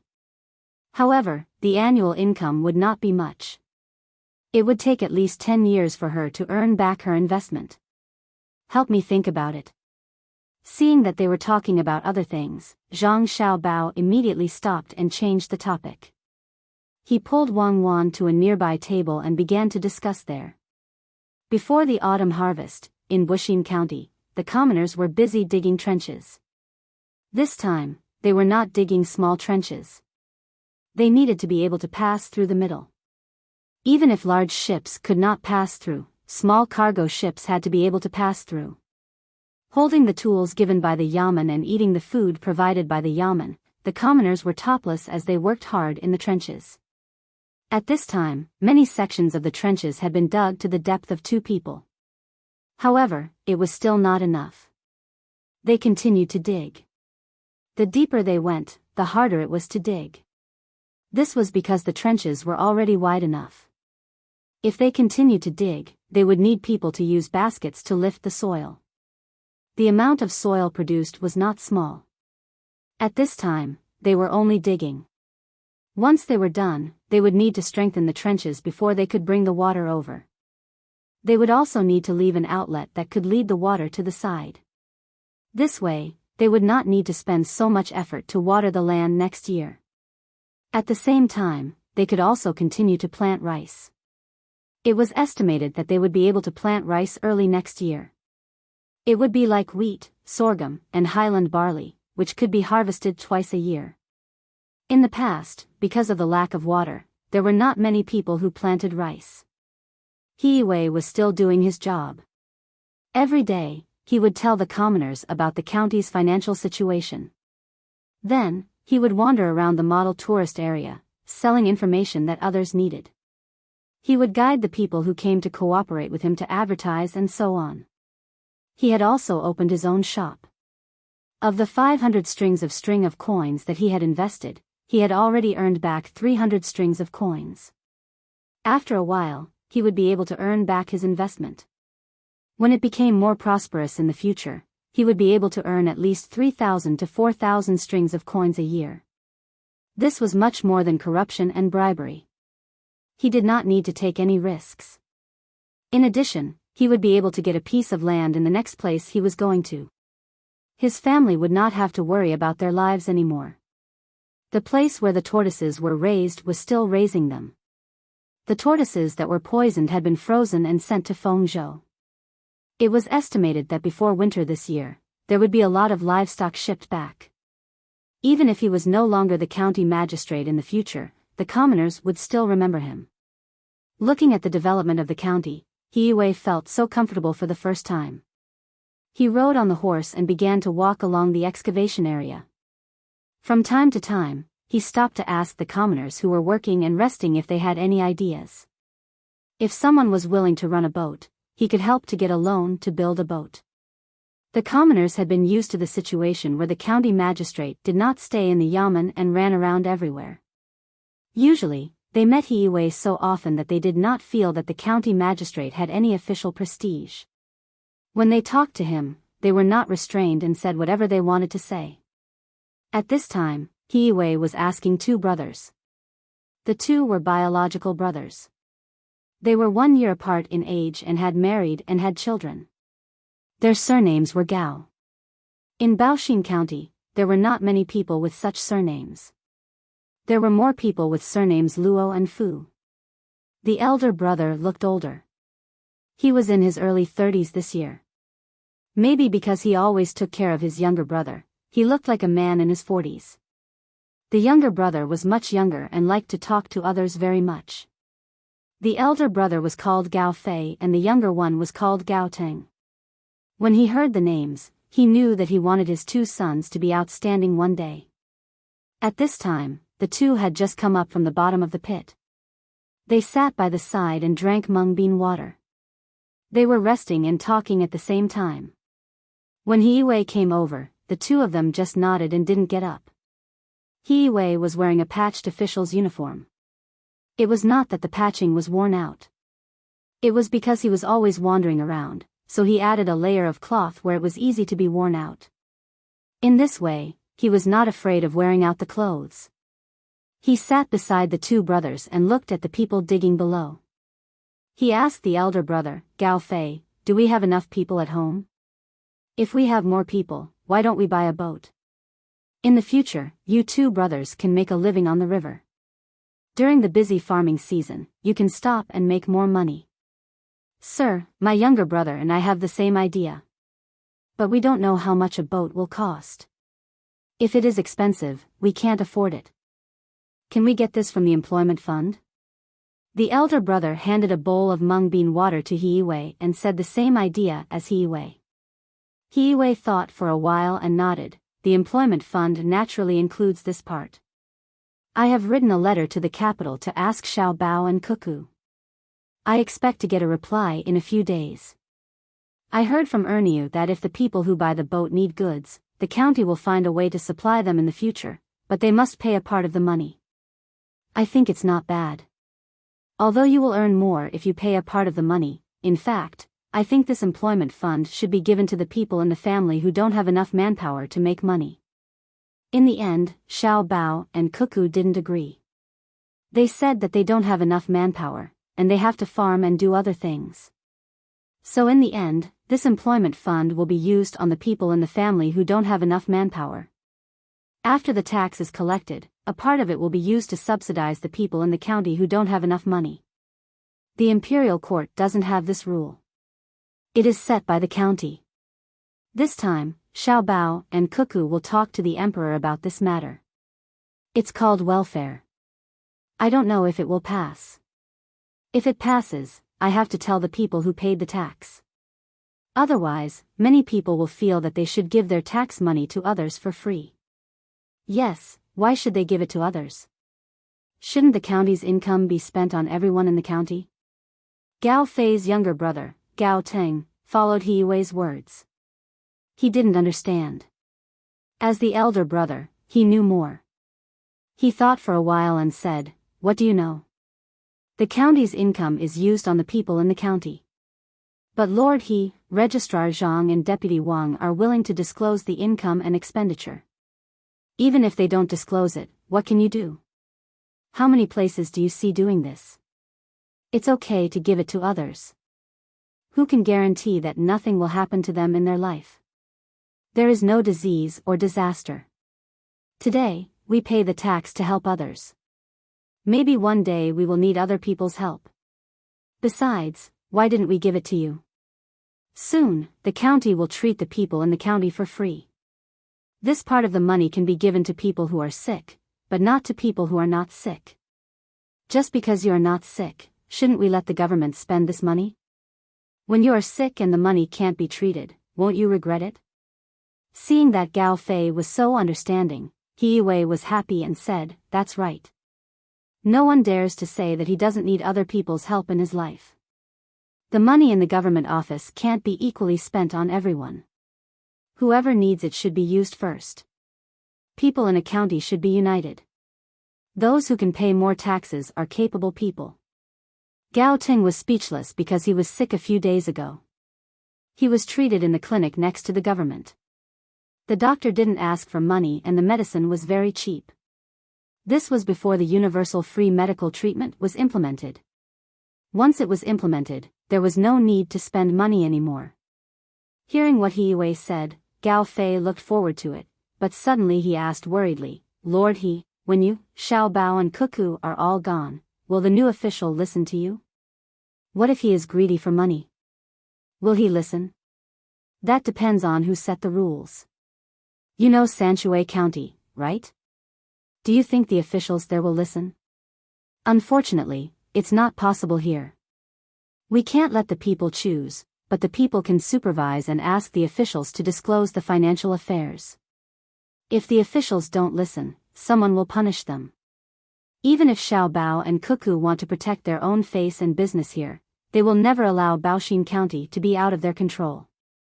If they don't, they will replace them. When all the officials get used to it, it will be fine." He Yue didn't think that Zhang Xiaobao and Wang Wan didn't care about the big business here. The three of them chatted happily until the two brothers felt that they had recovered their strength and went back to work. He Yue then stood up with a smile, casually patted the dirt off his body, and prepared to go to the next place to have a look. At this time, the sound of a horse's hooves came. He Yue looked in the direction of the sound and sighed helplessly. "It's here again. I've already refused once. Why did it come here again?" The person who came was Lieutenant Yan of Shinsai County. The last time he came, he wanted the rich in the county to pay for the road repair. He said that after the road was repaired, the rich would have a special road when they walked, and the others would take the other road and send people to maintain it. The money didn't need to be used up, and they could keep it for themselves. This was the so-called big business. If anyone wanted to take the road in the future, they would also have to pay, saying that it was a symbol of status. The idea was good, but He Yue didn't agree no matter what. He didn't lack money. He could open a small shop and earn 3,000 to 4,000 strings of coins a year. When he took office in Yaozhou, there would be a lot of breeding businesses to develop. There was no need to do such a thing that would be criticized behind his back. Moreover, he had to share some of the money with Lieutenant Yen. He wasn't stupid. He didn't know why he was here today. It probably wasn't anything good. While he was thinking, Lieutenant Yan's horse came near. He got off and said to He with a smile, "Lord He, I'm here again. This time is different from the last time. I went back and thought about the last time." Fortunately, Lord He didn't agree. Otherwise, it would have been easy to get into trouble.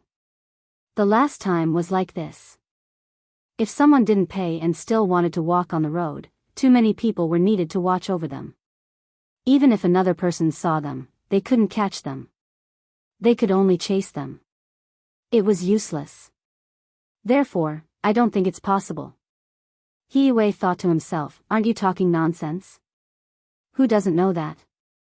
You're making it sound like you're very powerful." He didn't give Lieutenant Yen a good look and said to him, "I wonder why Lieutenant Yen is free today?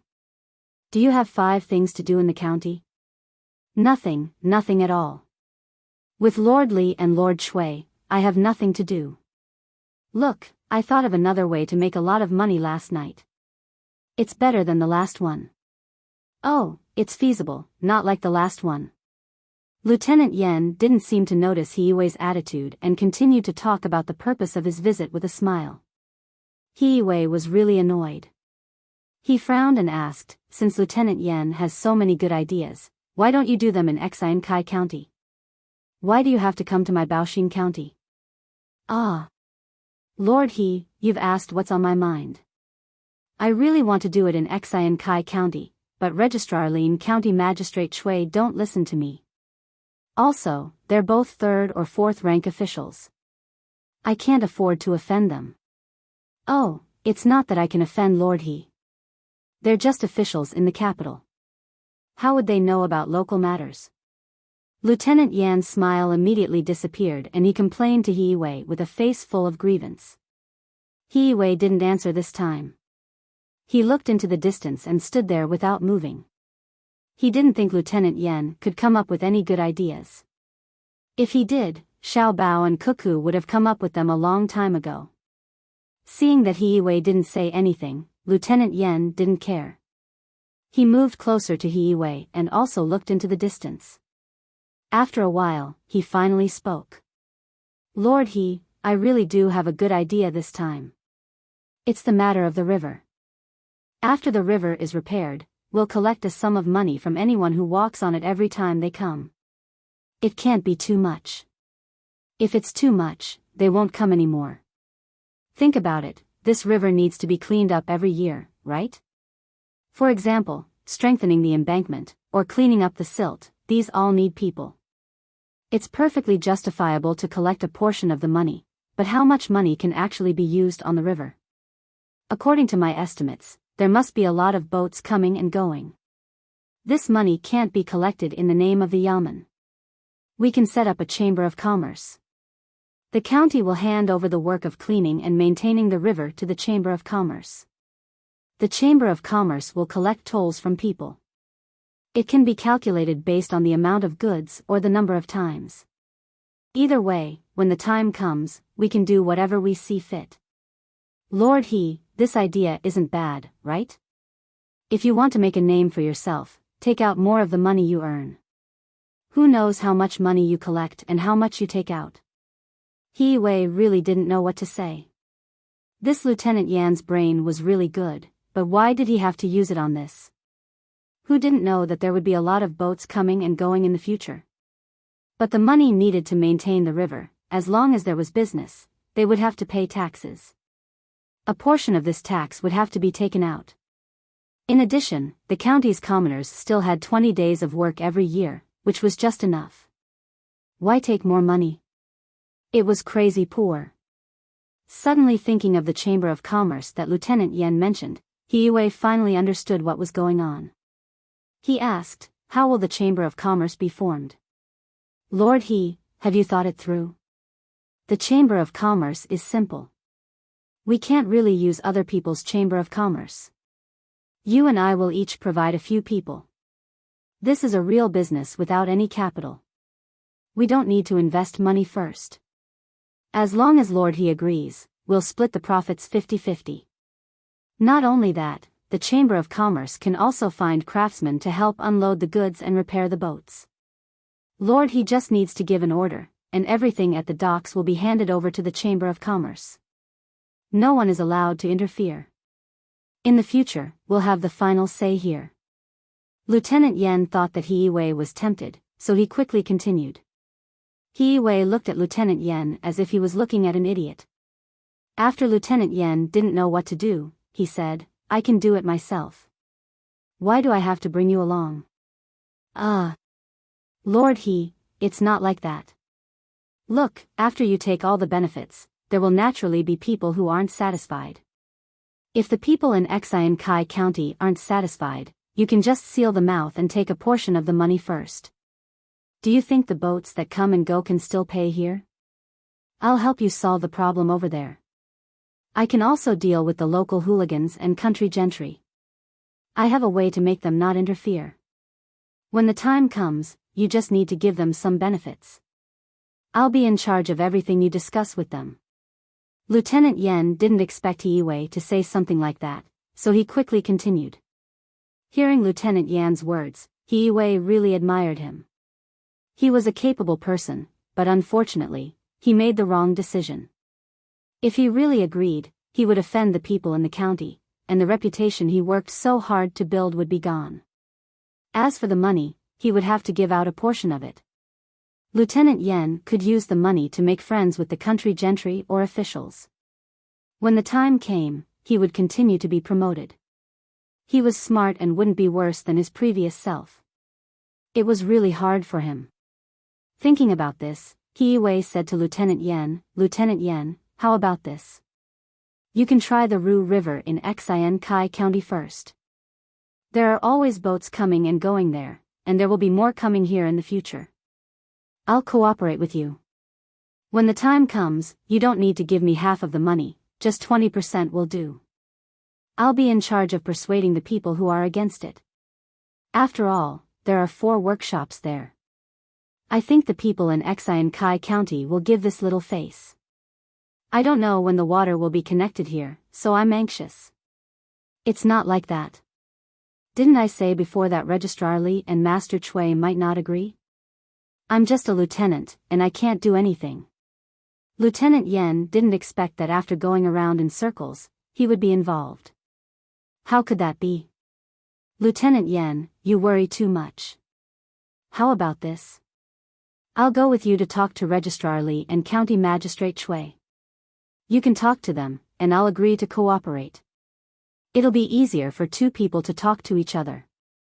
As He Wei spoke, he helped to pull up the people who were tired from working below with ropes. Lieutenant Yen finally changed his smiling face and said to He Wei, County Magistrate it's fine if you don't agree. Why do you have to push me into the fire pit? I already said that they wouldn't agree, but they still insisted. Since that's the case, County Magistrate take care.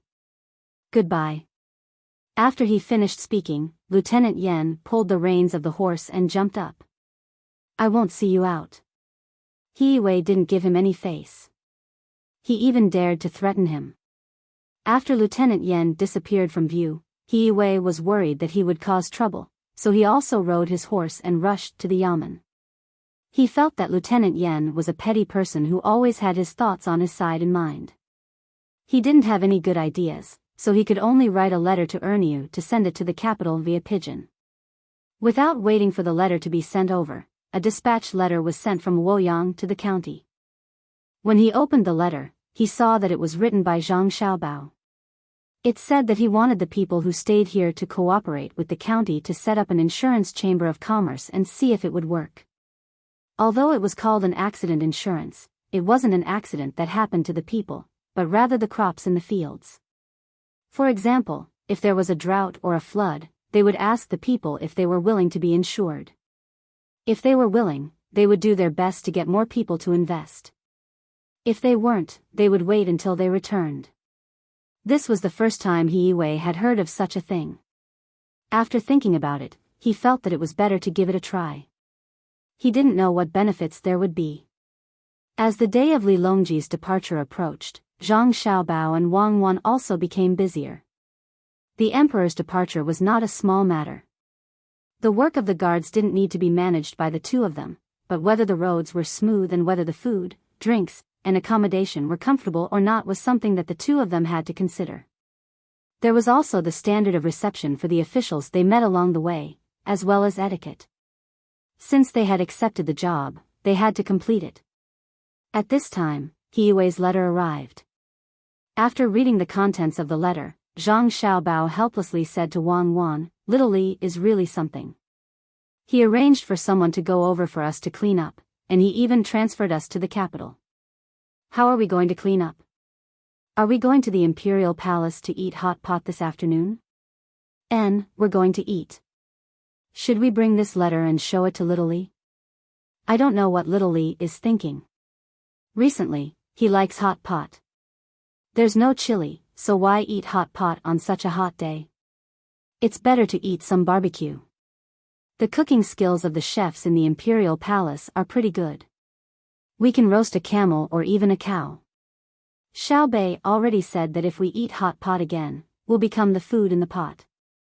Little Li doesn't take care of the children, and always insists that Xiao Bei and the others follow. Wang Wan was also tired of eating hot pot. During this period of time, she had already eaten it 4 times, and each time she ate it, it would take 4 hours. Xiao Bei and the others ate very little, and after they finished eating, they couldn't casually run around, so they stayed by the hot pot like obedient children. There was an ice basin in the room, and there was a charcoal fire in front of them. If it was anyone else, they wouldn't feel comfortable. Zhang Xiaobao laughed twice. Easy, today's hot pot won't be so grilling. Last time, when the food was prepared, we brought it to the Imperial Palace. Isn't it just a hot pot? No one said that we had to use the most classic Beijing pot. This time, we'll use a small lattice pot to cook the skewers. The stove is long, and there's an ice basin under it. Then we'll use a curtain to block the heat, so it won't be so hot. Let's do this and bring He Yui's letter. I'm really worried that He Yui will be tortured to the point of insanity. Of course, I'm even more worried that the person surnamed Yan will deliberately cause trouble. At that time, even if we catch him and deal with him, the gains won't make up for the losses. Our matter is the most important. As soon as he said it, Zhang Xiaobao promised his younger siblings that they would eat well today. Moreover, they wouldn't eat in the room, but under the shade outside. They could even eat while playing elsewhere. Only then did Xiao Bei and the others reluctantly agree. Otherwise, they would rather give up their official position than suffer. Bringing along their tools, the little fellows wore the 7th-ranked official's uniform and majestically entered the Imperial Palace once again. The people on the streets of Chang and were already used to a group of small officials strolling around when they had nothing to do. The Imperial Palace guards guarding the door were also used to it. They didn't check and directly let them in. The little fellows didn't have any weapons on them. The first 2 checks were only made, and they were even reprimanded once. Li Longji had been waiting for a long time. Wu Huifei had returned the day before yesterday, which made him very happy. Originally, Wu Huifei wanted to join them today, but considering that this was a meal with the officials, it wouldn't be good to have another concubine. Thus, she was rejected. In any case, they would have a lot of time to eat together after this trip. A long row of food was brought over, causing Li Longji to be stunned. After hearing Zhang Xiaobao's introduction, he felt that it was new and fresh. He ordered people to set up a shed outside so that everyone could eat together. It wasn't that the outside was good, but that Zhang Xiaobao was worried that too much carbon monoxide would come out from the charcoal under the long row of stoves, which would cause poisoning. There was no need to worry about eating outside, even if there was no wind. After setting up the shed, the other food to be boiled were also prepared. Whoever wanted to eat could put the food into a small compartment and eat it when it was ready. Xiao Bei and the others didn't care about this kind of thing. They ran around the large courtyard, waiting for their brothers and sisters to help them cook. Then, they would come over and eat 2 skewers before continuing to run. Li Longji watched Xiao Bei and the others laughing in the courtyard and was in a very good mood. After eating a few skewers, he was about to ask Gao Lishur to cook 2 more when Zhang Xiaobao took out the letter written by He Wei. Your Majesty, this subject has a letter from Baoxin County. The county magistrate Yan that you sent to Xian Kai County hasn't been very obedient recently. After saying this, Zhang Xiaobao handed the letter to Li Longji and began to cook the skewers for his younger siblings. Li Longji took the letter in puzzlement and read it from beginning to end. After that, he didn't know what to do. That's right, he was the one who sent him. He was going to ask Zhang Xiaobao and Wang Wan to help him manage him like they did He Wei. But now that the 2 of them were in the capital, he couldn't manage him. Lishur, what do you think? Li Longji handed the letter back to Gao Lishur. Gao Lishur glanced at it and was also worried. After thinking for a while, he said, Your Majesty, why don't we transfer him to another place first? We don't want him to do anything when Xiaobao and Cuckoo aren't around. Even if we kill him after something happens, it's useless. Li Longji thought about Gao Lishur's words and looked at Zhang Xiaobao. Xiaobao, what do you think? I think there's no need to transfer him. Just find something for him to do. For example, let him calculate how much profit the 4 workshops can generate in the shortest amount of time, how many jobs can be provided for the local people, and how much benefits can the local people get from it. Just order him to do this. Don't think that it's just a simple task. It's not easy to figure it out, especially when there's a lot of data that he doesn't know. One is to ask the people in the workshops, and the other is to calculate it himself. Don't let him be idle, or he won't be able to find the time. Zhang Xiaobao didn't want Li Longji to transfer him away because he was going to go back after he was done with this trip. He wanted to see what the Yen guy was up to. Then we'll do as Xiaobao says. Li Longji didn't have any main purpose in this matter. He just ordered Gao Lishur to write a decree and that was it. He turned back and continued to eat. As he ate, he asked, Xiaobao, do you know what's going on in Tubo? I haven't received any news for 10 days. My people have all left. Now, they're probably waiting in Izhou for Tubo to run out of food so that they can continue to trade with them. Does your Majesty have any new news? Zhang Xiaobao swallowed a prawn ball, looked at Wang Wan, and said to Li Longji. Li Longji shook his head. I don't have any news. I'm afraid that if Tubo really suffers a great disaster this year, not only will they not trade with us, but they will also send troops to fight to the death. Then, can Cuckoo still defeat them? Zhang Xiaobao and Wang Wan suddenly understood. So, Li Longji was worried about this matter. The 2 of them looked at each other, and Zhang Xiaobao said, It's unlikely. Because even if they run out of food, they still have a lot of poultry. As long as they haven't eaten all the poultry, they won't be willing to touch them. We can immediately go over to help when the locust plague is serious. First, we can transport food to them and trade with them for poultry and good local products. Second, the locust plague is very frightening. Moreover, after this year, there might be more next year. Many of the eggs of the locusts have already entered the soil. If there are too many locusts and they fly to our great Tang, it won't be good. We can send people over to help and reduce a large portion of the locusts. We can wait until next year when the plague starts. Li Longji nodded. He felt cold towards Zhang Xiaobao's plan. It was too terrifying. He actually wanted Tubo to have a locust plague. How ruthless. If that's the case, then make arrangements in advance. Have someone send a letter quickly. Where's Xiao Bei? There's a prawn here. After saying that, Li Longji took out a prawn and shouted to Xiao Bei, who was running around like crazy, You're tuning into the Biyao's Wuxia Chronicles YouTube channel. Don't forget to subscribe and join us on this journey to catch the most captivating stories.